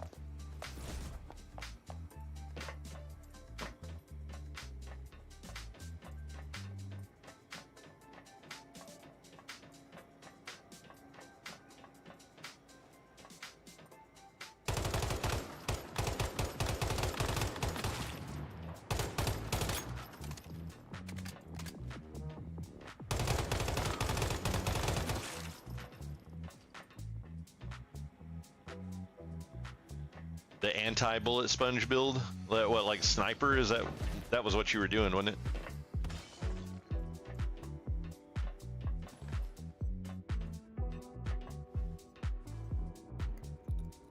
Yeah.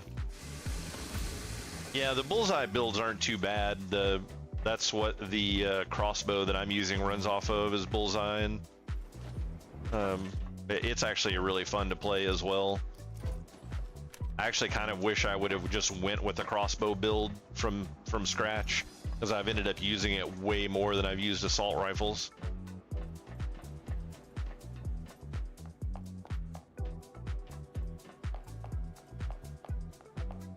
That's like the assault rifles, it just takes so many shots to kill things. There are other builds that you can do that make automatic weapons much better, so that, you know, you're doing more damage per shot, but I probably won't be able to collect up enough Chaosium to be able to do that Get out, you worthless fool! before the end of this season.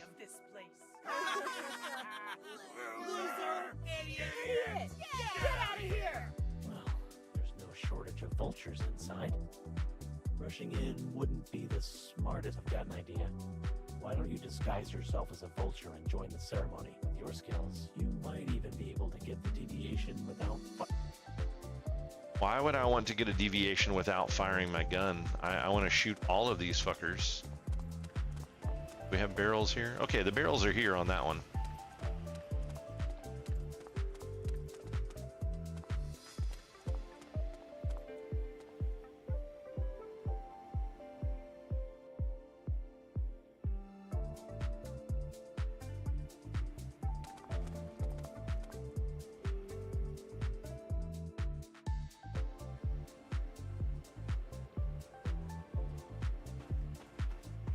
Oh man, can I get them again? Oh, look at that. That wasn't broken or anything.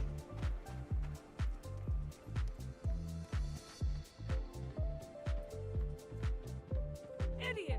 Your last answer was far from sufficient, but I'll give you what. Tell me, what kind of world do you desire? Oh, that's too easy.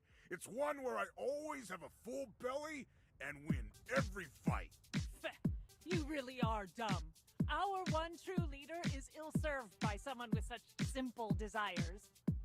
Now go, next! Why didn't she just like flame him with that flamethrower? That'd have been way better.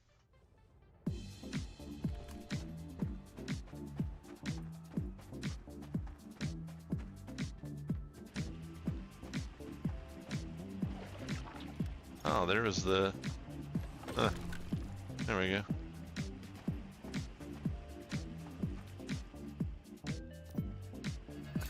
State my desires. Another newcomer.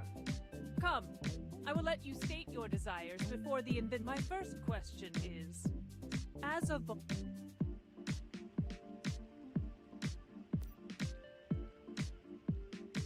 Good!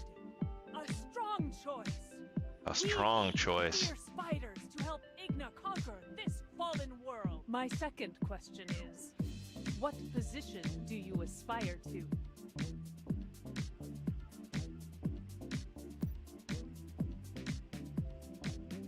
Very good.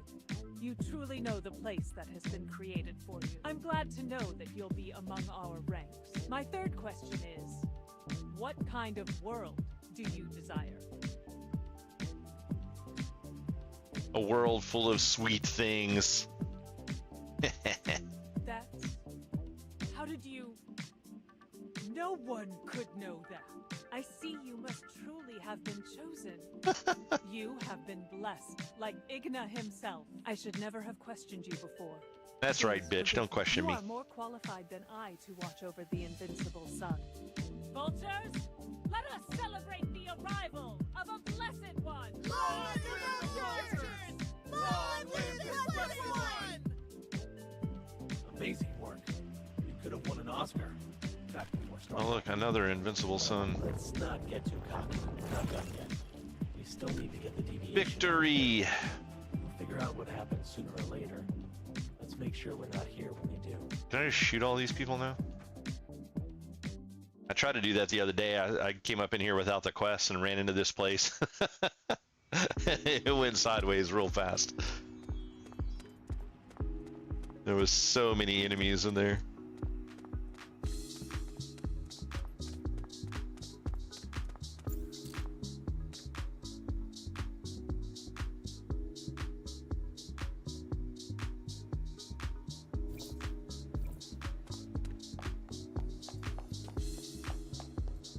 Unfortunately for that guy, I probably won't be on here tomorrow.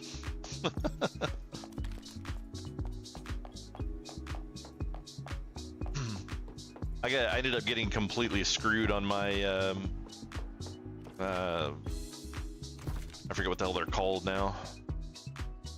The specializations, mimetic specializations. Got totally screwed on them. Got nothing amazing at all.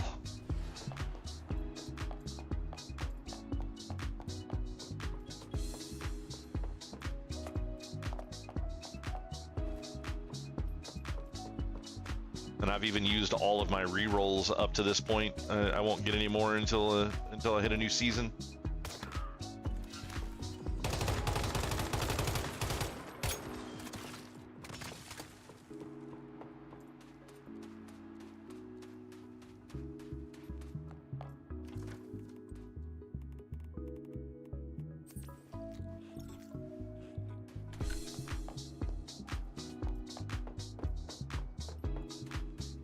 And I got another one of the memory fragment things, but it was one that was completely worthless. Not only do I have zero interest in using it, but I don't think anyone else would have wanted to use it either.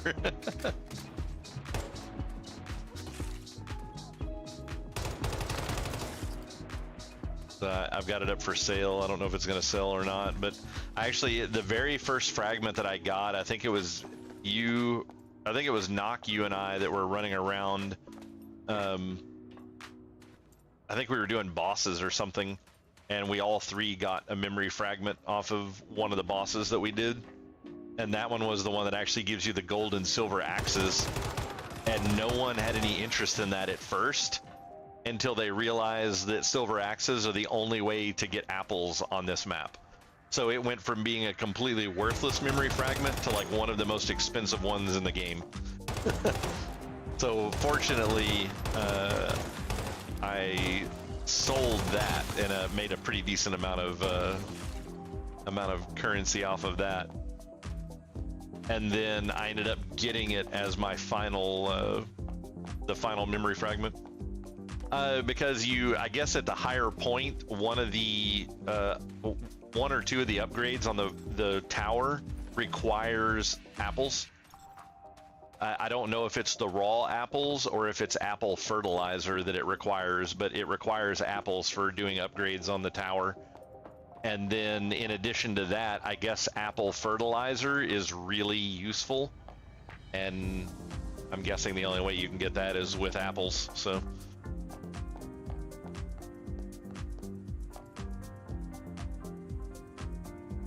I'm not 100% positive on the apples outside of the tower, but a lot of people are selling apple fertilizer right now for a pretty significant amount. Is that mission wanting me to go? Oh, it's just a turn in. Okay. I don't know. Maybe I'll get a follow up from that will give me another quest. But if I don't get another quest from that, I think I might be pretty much done, because this is just a turn in here. This elevator is ridiculous.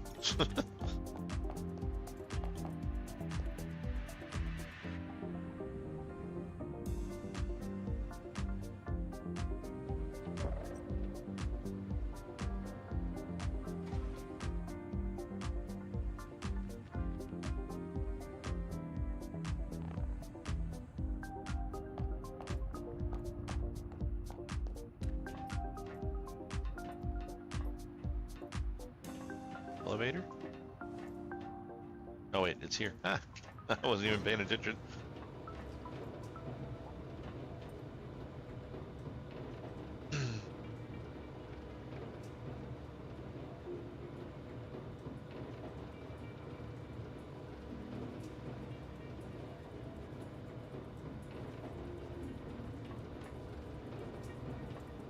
I'm glad they are giving me a mostly accurate elevator simulation.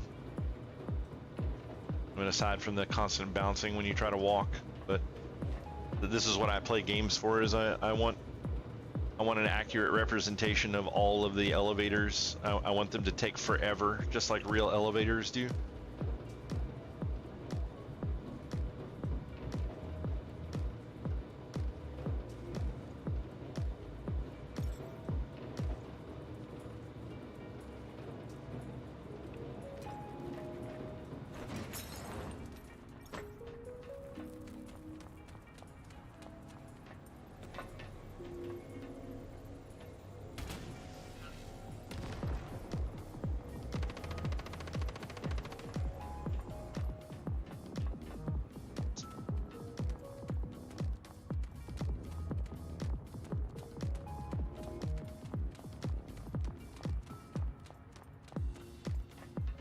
Like they may have killed most of this shit up here. I still don't know where the Mystic Crate is for this place. It's like the only thing I'm missing.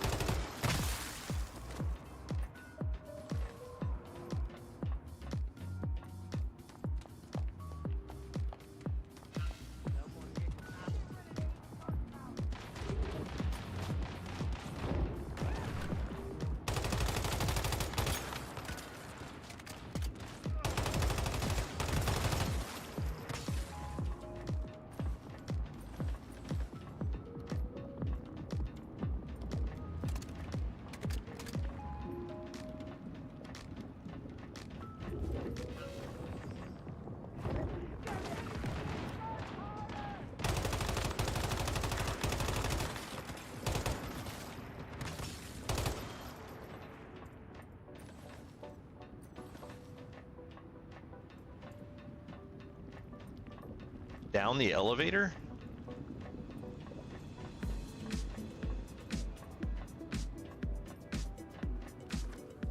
I think we're talking about two different ones, because I'm not even in the area yet here. I got the one that was down in the building. This is the one that's up at the caldera somewhere.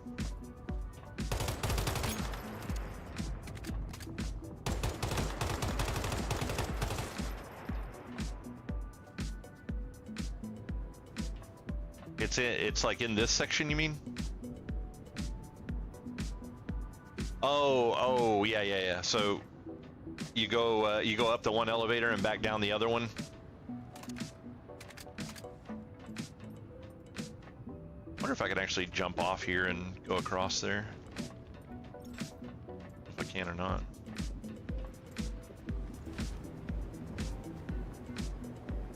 Okay.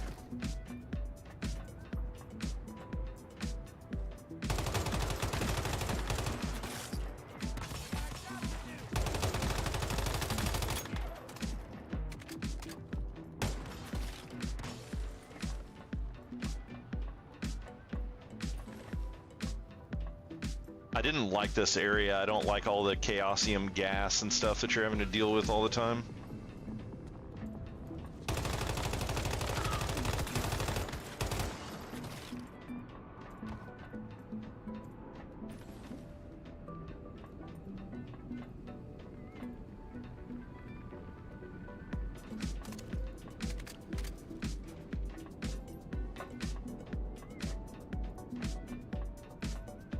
this spot right here, for example.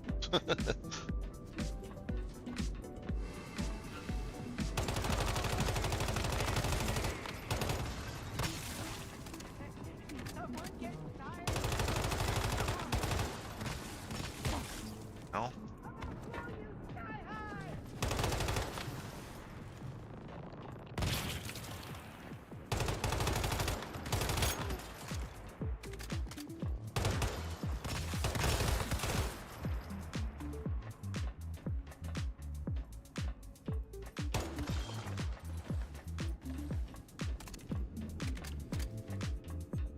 Definitely collect a ton of Chaosium doing this place, though. I already cleared this earlier doing the main story quest. I'm still getting a ton of it just from killing enemies.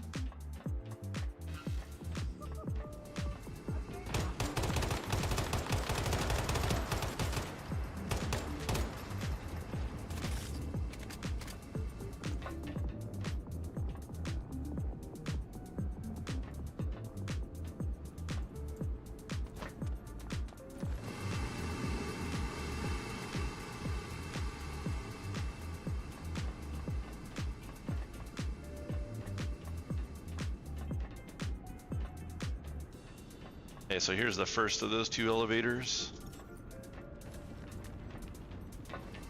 That's like a ladder. I don't want to go down that.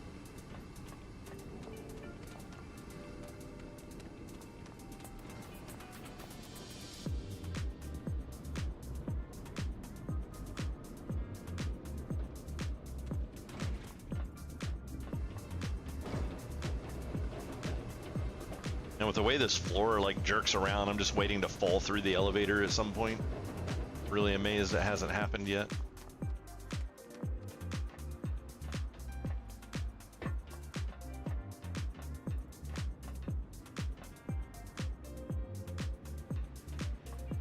Is it like on top of these things?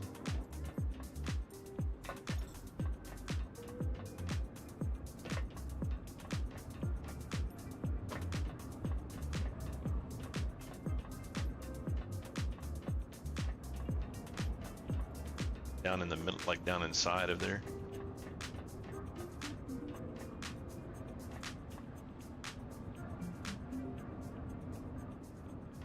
Take the other elevator down, okay.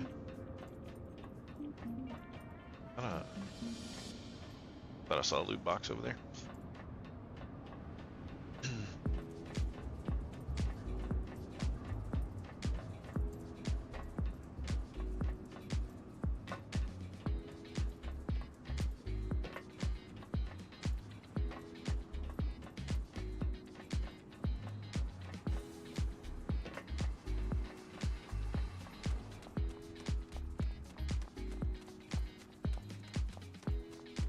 So you're talking about this elevator here?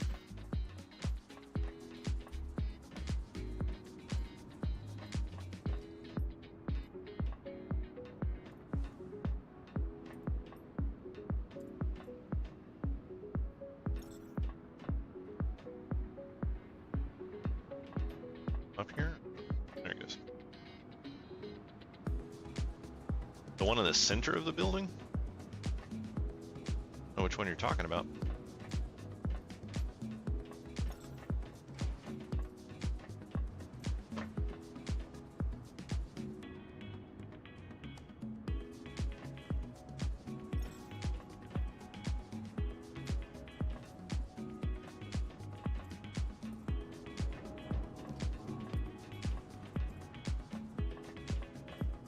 So underneath those three silos there.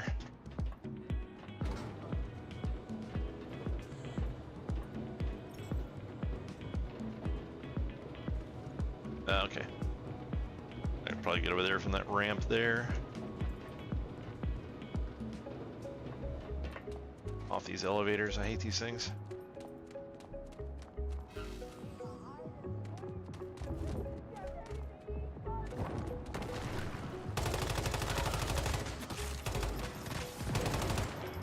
Fuck.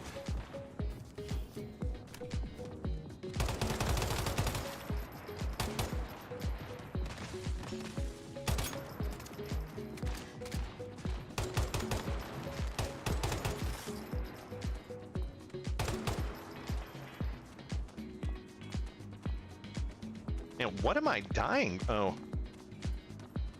Yeah, why am I dying? What? Like...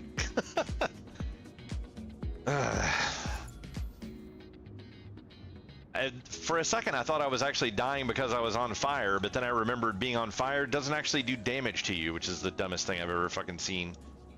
But, like, I was taking damage from nothing. Apparently.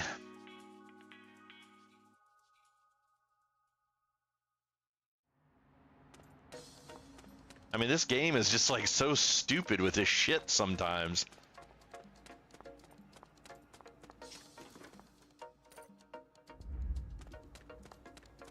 Alright, where's this stupid bitch in here to turn in this fucking quest?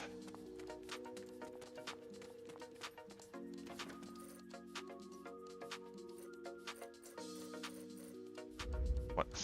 Like, the quest was literally here and then it disappeared. Fucking Christ, man.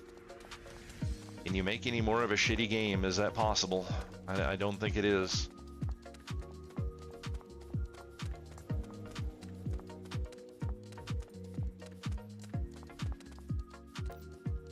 I don't fucking care if she's alright. Don't care. Turn in the quest. Give me XP. Don't care. Don't care. Don't care. Your story is stupid anyways. Did I even get anything out of that? I have to fucking talk to her again? Veronica just... I didn't want to talk to you the first time. Why am I talking to you again? Classic Veronica. Veronica's got our job. Fuck Veronica. Everyone's got a role. Knowing her, she'll make sure... And if you just killed that bitch in the beginning, all of your problems would have been solved. No more issues.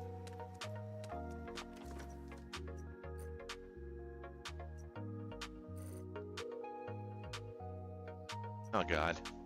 I'm gonna go on another quest. Ugh.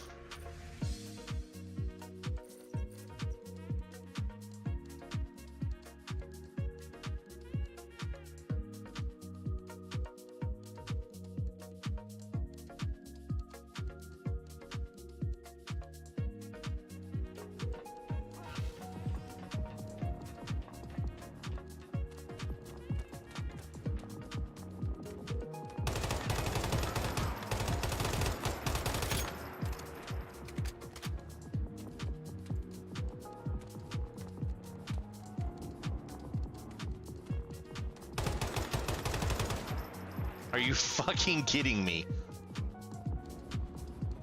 God, this game is fucking retarded.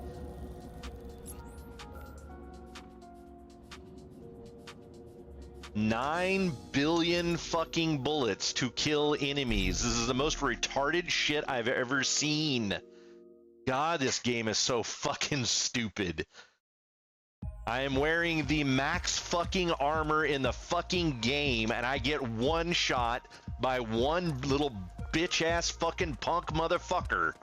Fuck you and your fucking game. God damn, you piece of shit.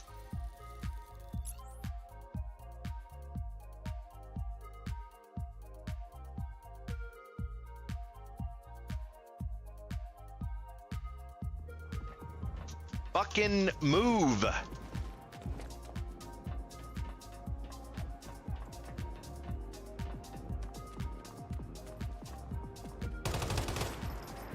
And even though I fucking died, somehow I'm at 50% fucking sanity loss.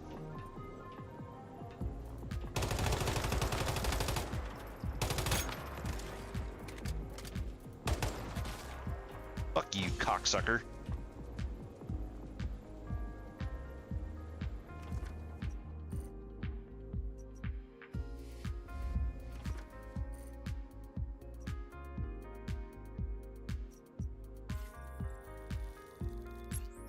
They seriously just need a button that takes you home.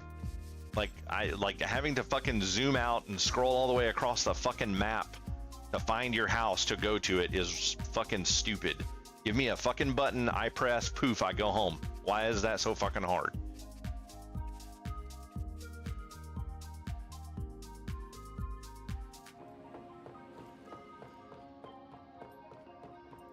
I have to come back here, fucking sleep in a goddamn bed to get this fucking sanity bullshit to fuck off.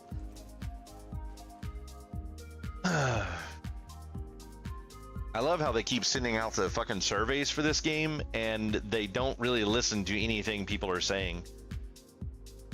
Like, I get these surveys constantly, and I'm like, this game is stupid.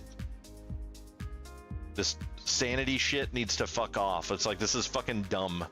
This is a stupid fucking mechanic.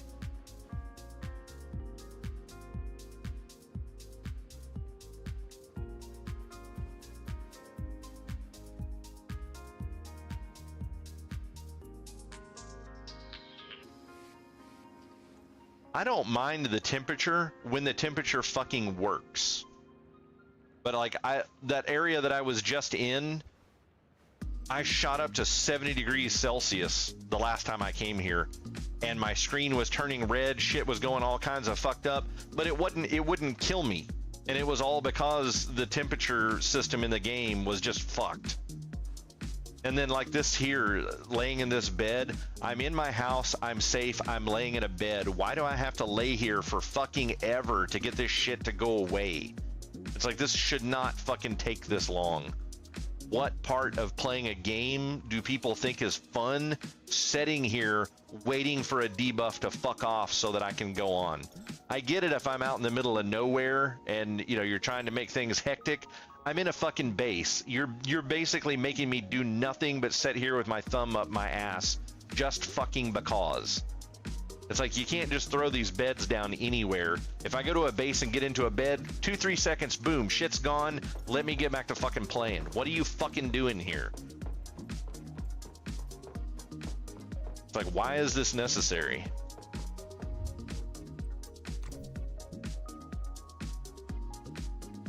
It would be fucking amazing if people that made games actually fucking played games. It's just like fucking playing WoW, and like every time you would go do a boss and you wipe on it, you run back and you have to spend 10 or 15 minutes fucking buffing everybody up and popping fucking consumables and shit all over again. It's like, why was that fucking necessary? It's like... Yeah, no, they don't seem to test fucking anything. I don't think they know what they're fucking doing, to be honest. I think they're a brand new company. They're basically, in my opinion, these guys are on the exact same level as Amazon Games and that fucking New World trash that they fucking put out. It's like, it's a company that is just recently formed, is doing this stuff, and they have no fucking clue what they're doing, and they're just trying to wing it. That is exactly what I feel like is going on with this game. They are fucking clueless.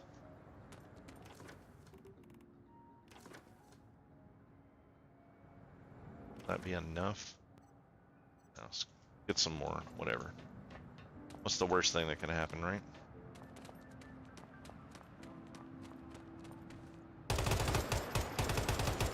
Oh, I love how that dude's just immune to bullets there for a while. GG.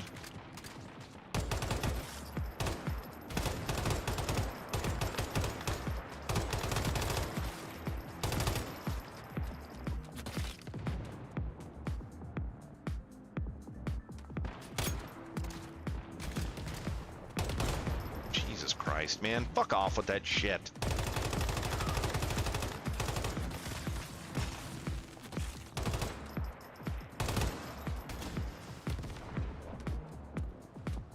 That dude's just like chain fucking throwing grenades up there. I mean, what the fuck? Suck on those grenades, motherfucker.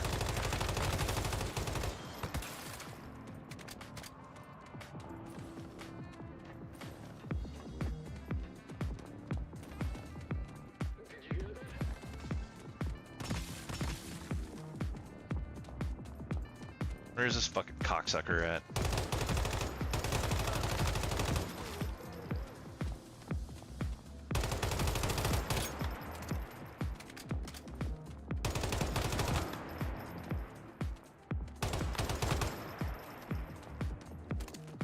Yeah, no, I didn't hear anything.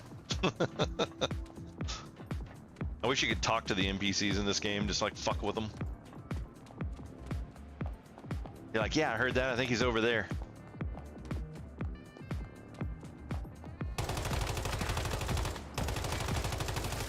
Oh man, a whole clip of fucking ammo straight into a dude to fucking kill him, because that is totally fun.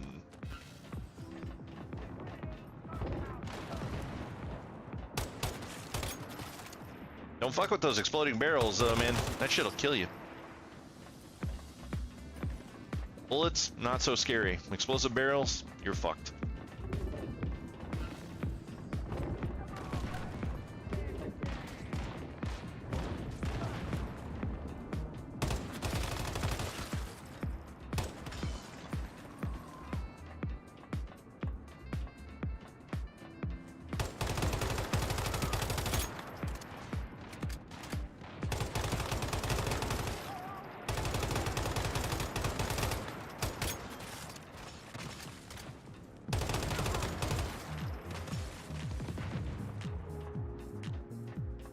I think it's absolutely hilarious that those ice shards that come out of the crystals will actually blow up, they'll target and blow up barrels. Like, what if I wanted to use those barrels for something?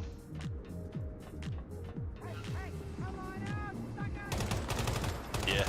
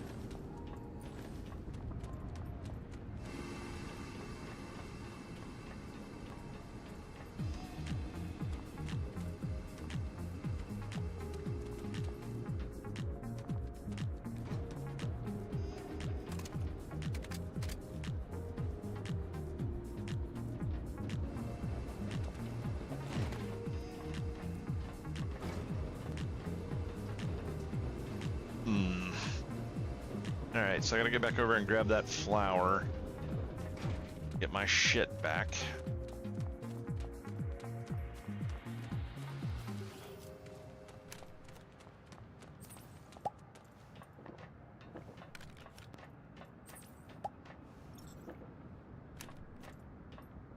I love how I was literally just here and just killed those fuckers and they've already respawned.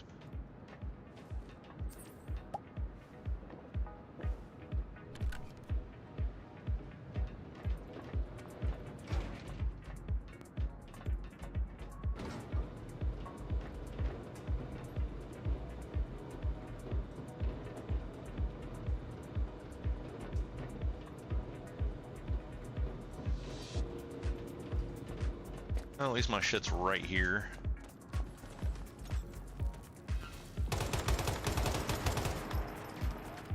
Yeah, see, I'm getting that fucking shit where it's telling me I'm gonna die from heat again. Like, look at this, at 85 fucking degrees Celsius. Jesus, man.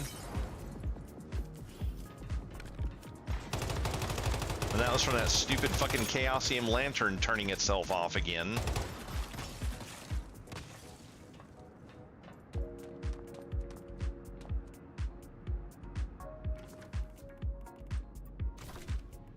Yeah, I'm just double checking, making sure I'm wearing my fucking heat resist gear. And see, this is what it was doing last time. It just bounces back and forth between everything's okay and you're completely fucked.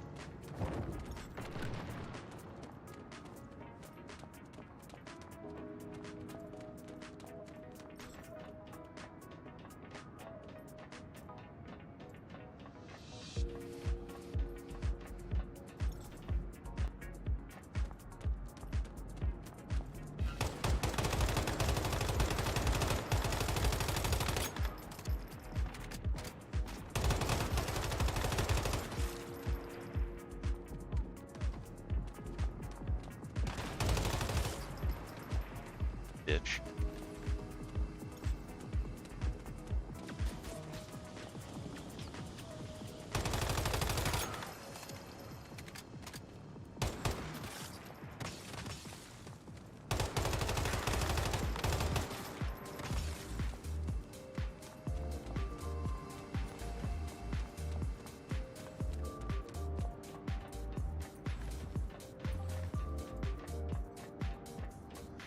Alright, so I need to go out this way somewhere, right? Actually, I should probably re-equip some health of some sort. Oh, Jesus. Like, out.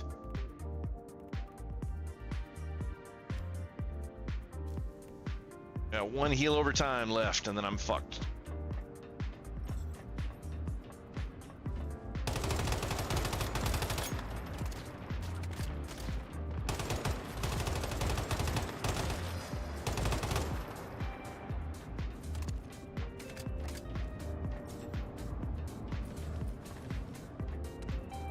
So there's an elevator in here somewhere.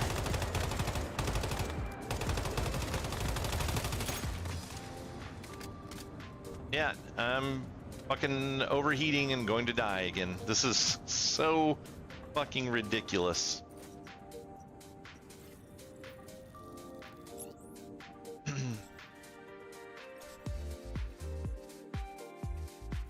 You know what I say? I say fuck this place and its fucking stupid ass goddamn mechanics. That's what I say. This game can go fuck itself.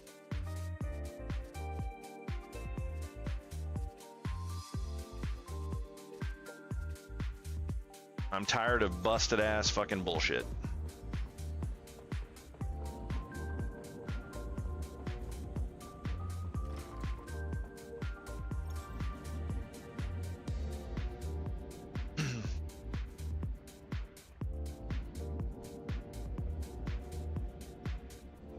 I don't think it's going to make a difference because it's wanting me to have more fucking heat resist than I can have right now.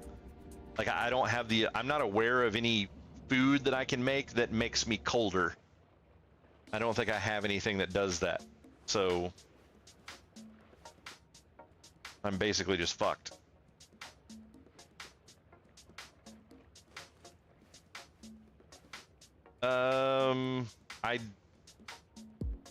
I don't know if I had one of those with me or not. I don't think I did, actually.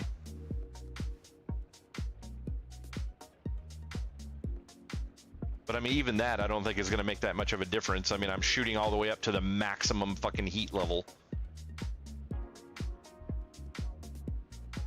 It is way beyond the comfort zone for the game. I'm shooting up to 70. The Coldium isn't going to make enough difference to drop me 20 points. Yeah, maybe at night with Coldium, but I mean, it's like, that's just stupid. You can only go to this mountain when it's nighttime. It's like, fuck you. It's like, what if now is when I have time to play? I don't like, what's an in-game time? It's noon in-game right now, so I'm gonna have to wait 30 minutes before I can go there? I mean, how fucking stupid.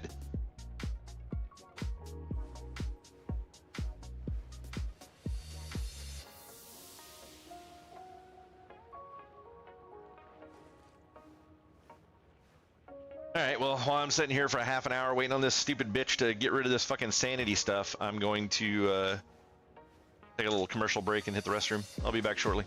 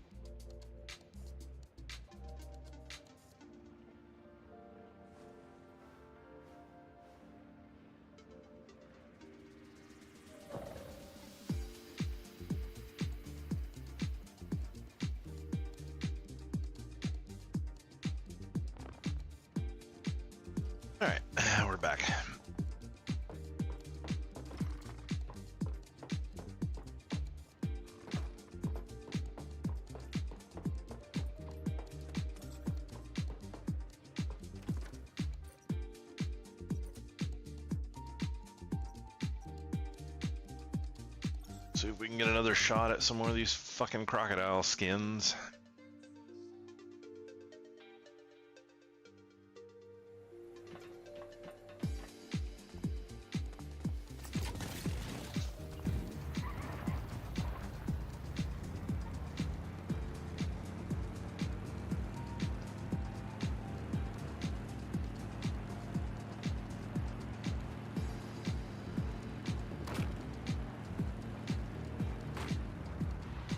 Fuck.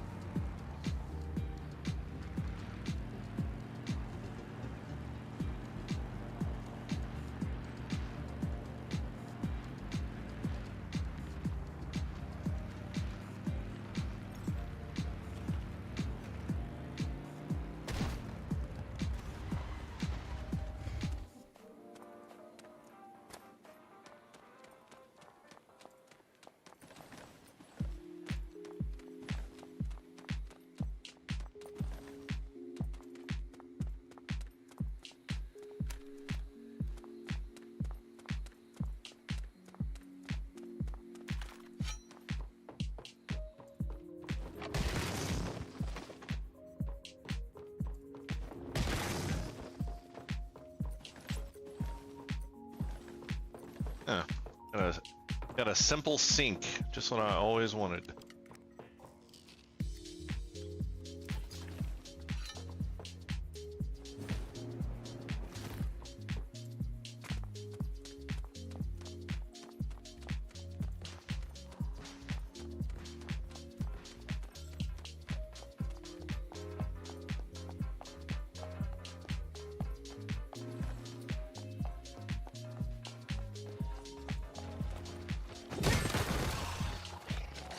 Bitch, get axe murdered.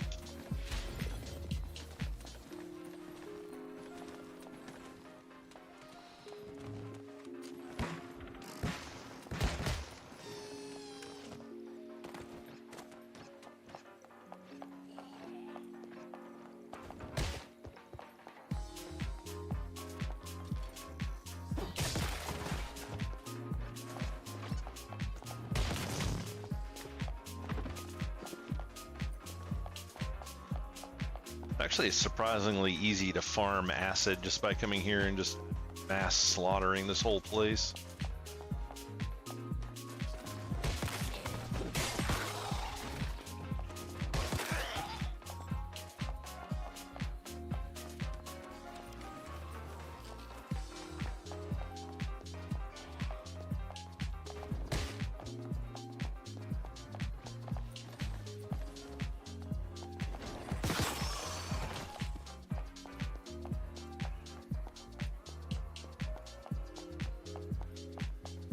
Some bitch. Shoulder checked.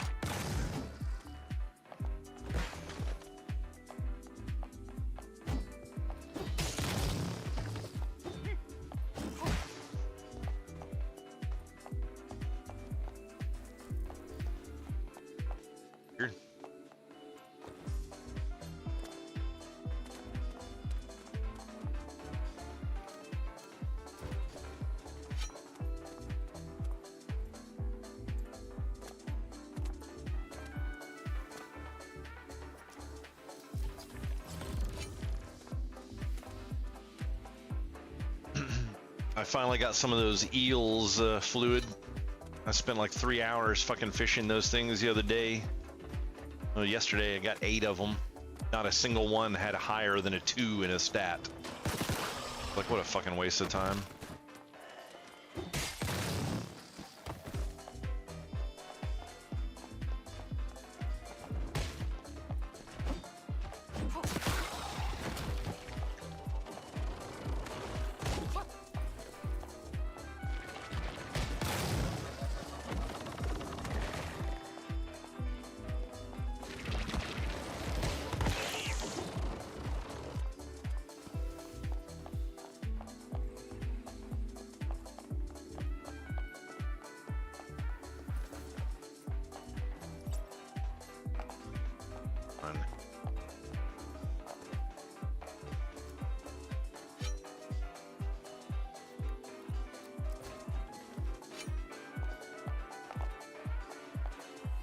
I don't know if it really helps because I was using the proper bait and the advanced rod. Didn't make any difference.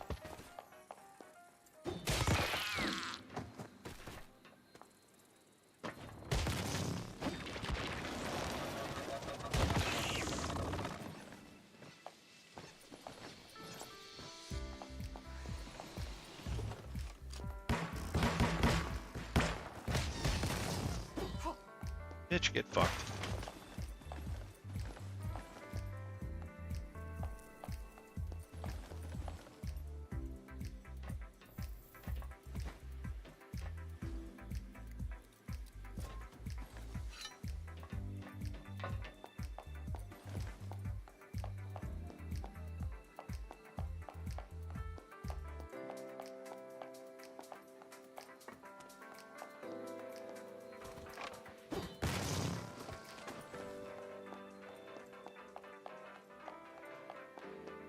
Up to 27 acid already and barely even through this place.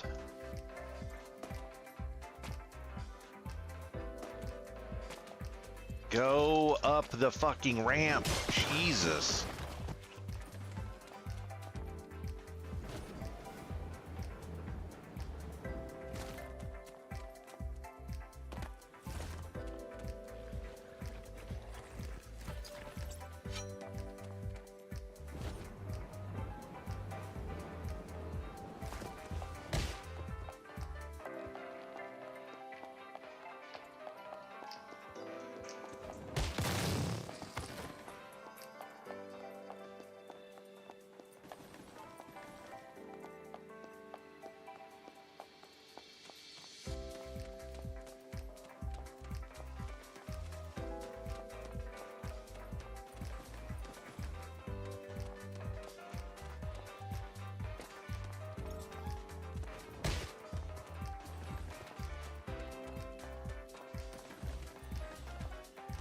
Up to 36 acid running through here already. Somebody's actually been through and killed most of this place.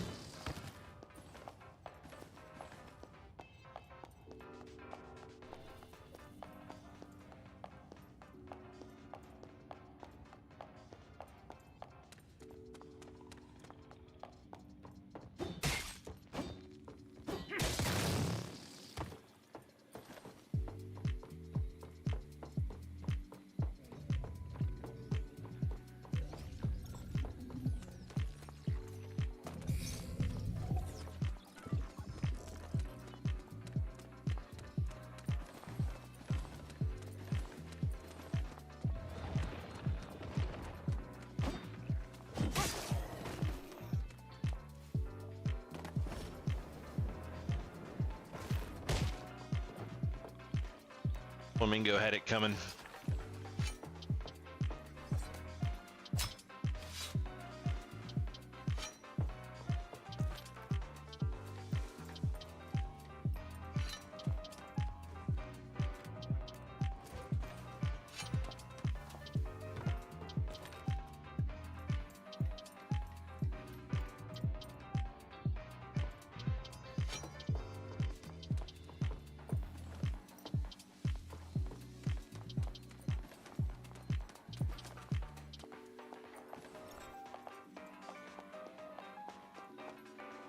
I feel cold. Am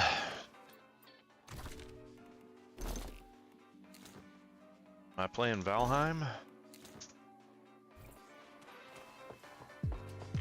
They really need a button that you can hit where you can just have like 2 different sets of armor and you just hit a button and it just auto switches between the sets of armor.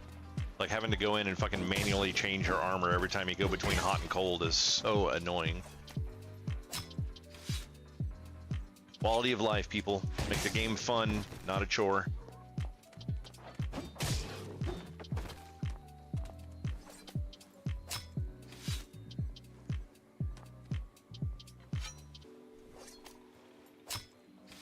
What's weird, Fluid?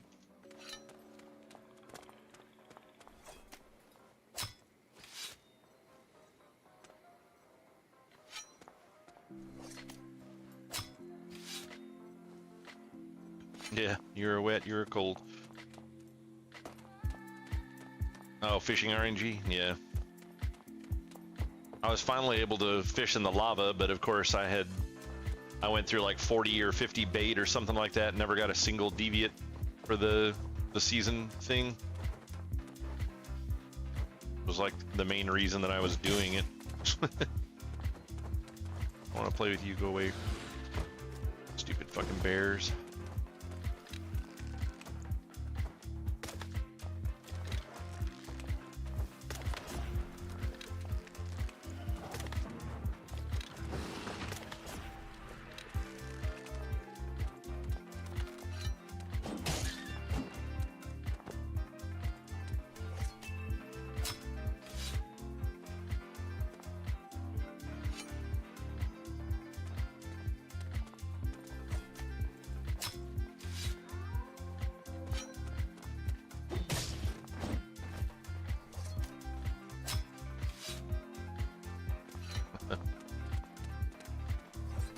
I didn't know these wolves howled. That's funny.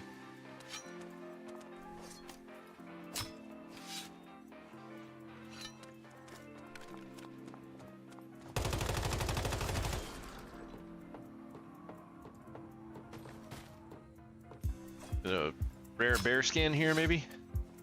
Nope.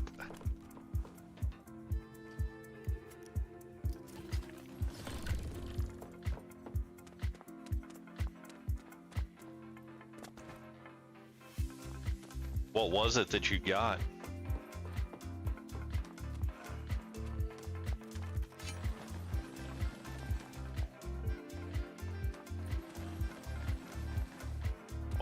What is going on here? Loot the shit. There were just 2 enemies here. They just disappeared. No one else is here.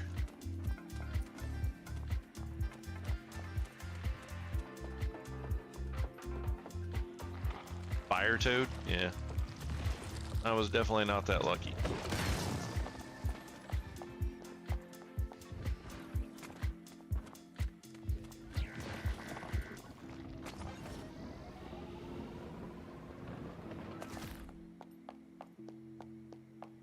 Oh. Looks like the gators are up.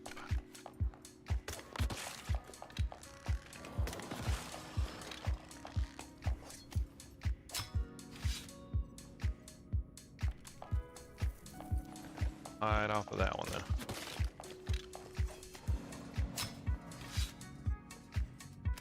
Need beach gators hides. Not giving them to me.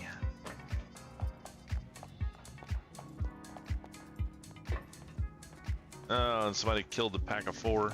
Oh nope, they're just hiding in corners.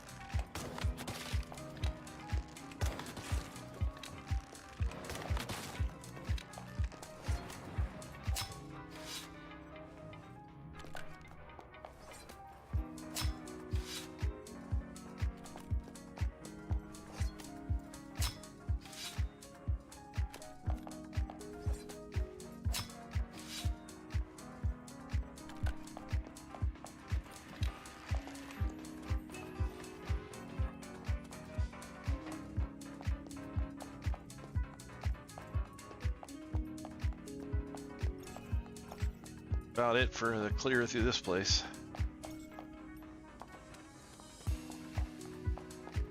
I wish the west side actually had gators in it, but this is it. I suppose I could switch worlds and try again, but I need a better place to go and farm stuff that gives the good skins for getting the higher end resists.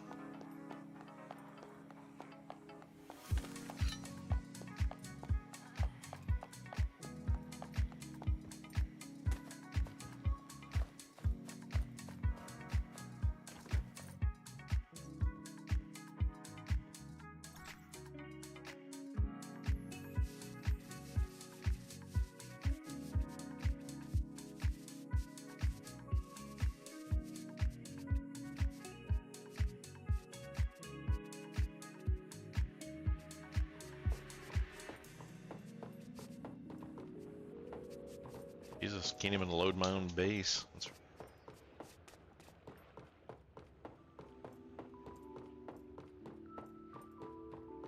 I think this game has a memory leak in it. Seems like the longer you play it, the worse it gets.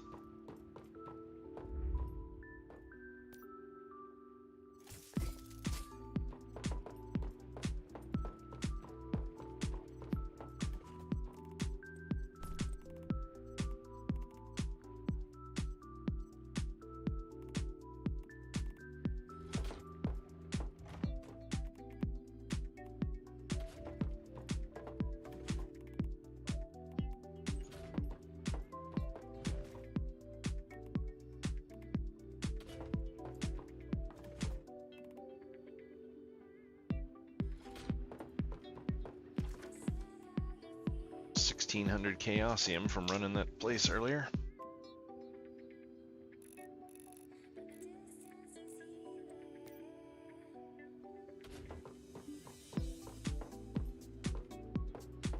It's about the only thing worth doing right now is just farming Chaosium for the fact of getting the, excuse me, for the fact of getting the tower built up more. But outside of that, it's like there's no point. And I would have already upgraded this tower, but Nell didn't bother to log in last night and craft the stuff that I needed. She doesn't like the game anymore.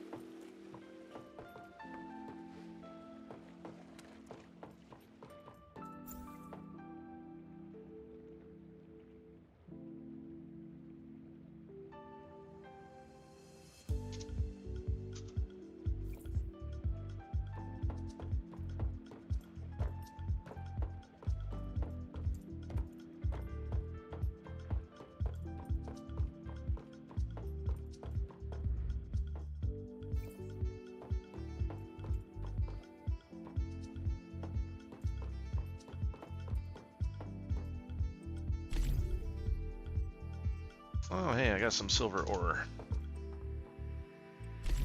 That's good. Make a couple of those axes just to have on hand.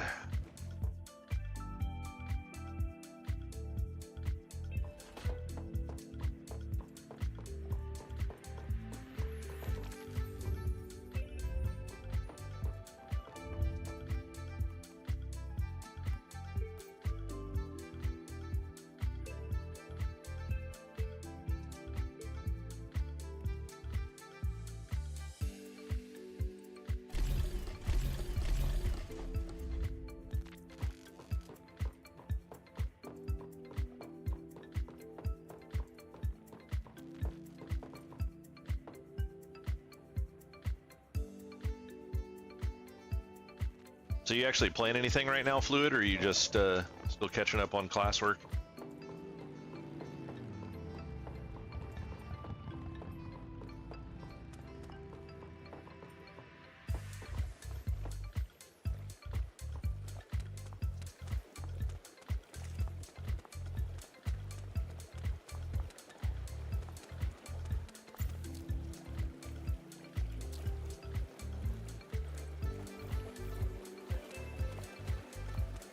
Oh, he did. I didn't even notice that. Missed the message. Yeah, I know he had been catching up on classwork a lot here lately, and then been going to bed earlier. It was really early for him.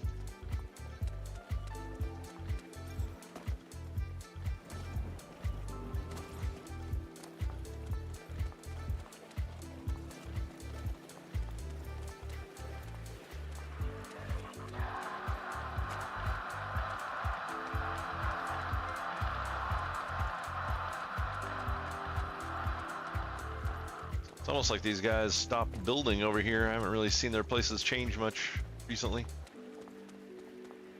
Kind of surprised they didn't do more with this little walkway here. Like they built this weird little patio to get over the water between the two of them, but they didn't even add stairs to the other side of it. It's just like a flat drop off here. I figured they would have connected the houses somehow or something.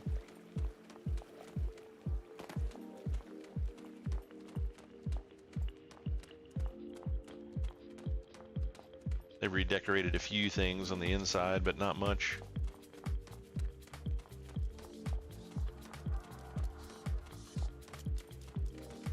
Box room.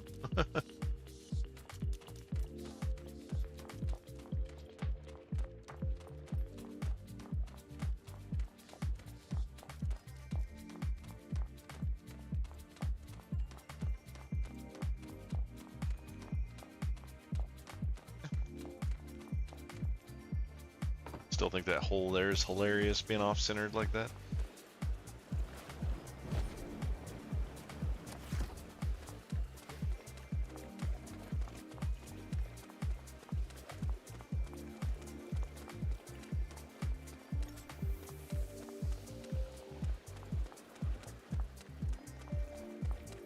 Yeah, this game is just like, it's getting slower by the minute now. It's like this shit is just like frame skipping and shit, just in like the creatures running by and stuff. I have to do a reboot on the game. Annoying. But it's probably not a bad place to call it for the night anyways, if it's going to be having those kind of problems, especially not having any more content coming out tomorrow. That's really frustrating. Right when I change my schedule to streaming on Thursdays instead of on Mondays, and then the very first Thursday that I'm supposed to stream for new content under the new schedule, they're not launching fucking new content on that day. It's like, why can't companies just stick to a fucking schedule? Why is that so difficult? Like, if you do a thing, just keep doing the thing. It's like, stop fucking with the thing. This is what people expect, especially with as little content as this game has. Like, pushing content out a whole other day, that means that basically tomorrow is going to be a nothing day. It's like, I'm going to stream a different game. I'm not even going to play this game tomorrow. It's like, fuck this. Yeah, I'm gonna end up playing that instead, because it's like I don't want to just sit here and fucking run around doing nothing in this game, because there's literally no content to do. So that's not entertaining. I don't think that's fun at all. So we'll see how it goes with Noita tomorrow. Looks like it could be pretty fun. I'm definitely gonna be brand new to it, so never played it before. So we'll probably mess around with that for most of the evening tomorrow and see how that goes, and then I guess we'll come back to this on Friday, unless that timer is wrong that's in here, because this timer actually says a day and 9 hours. So if it ends up being, well, I mean, actually, yeah, if that ends up being the wrong time and they launch the new stuff tomorrow, then I'll still go ahead and stream it. But if they don't, then I'm just going to take the day off of this game. 'Cause, yeah, I'm definitely starting to get a little tired of it. There's just not enough stuff to keep me entertained. And then the one thing that I do like doing, which is making nice builds and, trying to figure out how I want to play the game, I can't even do, because I'm fucking gate kept from all the armor in the game. So it's just really a ridiculous system. But yeah, I'll like I said, I may actually even go and see about posting up some shorts this evening and get those posted up on the YouTube page. But like I've said before, be sure you guys are over on YouTube, that you're subscribing if you're enjoying, and come back and see it when it's live. And then for everybody that's over here on Twitch as well, make sure you're giving me a follow and coming back if you're watching this after hours, and getting in the conversation sometime. And yeah, that's all I've got. So I will catch you guys tomorrow. Have a great evening.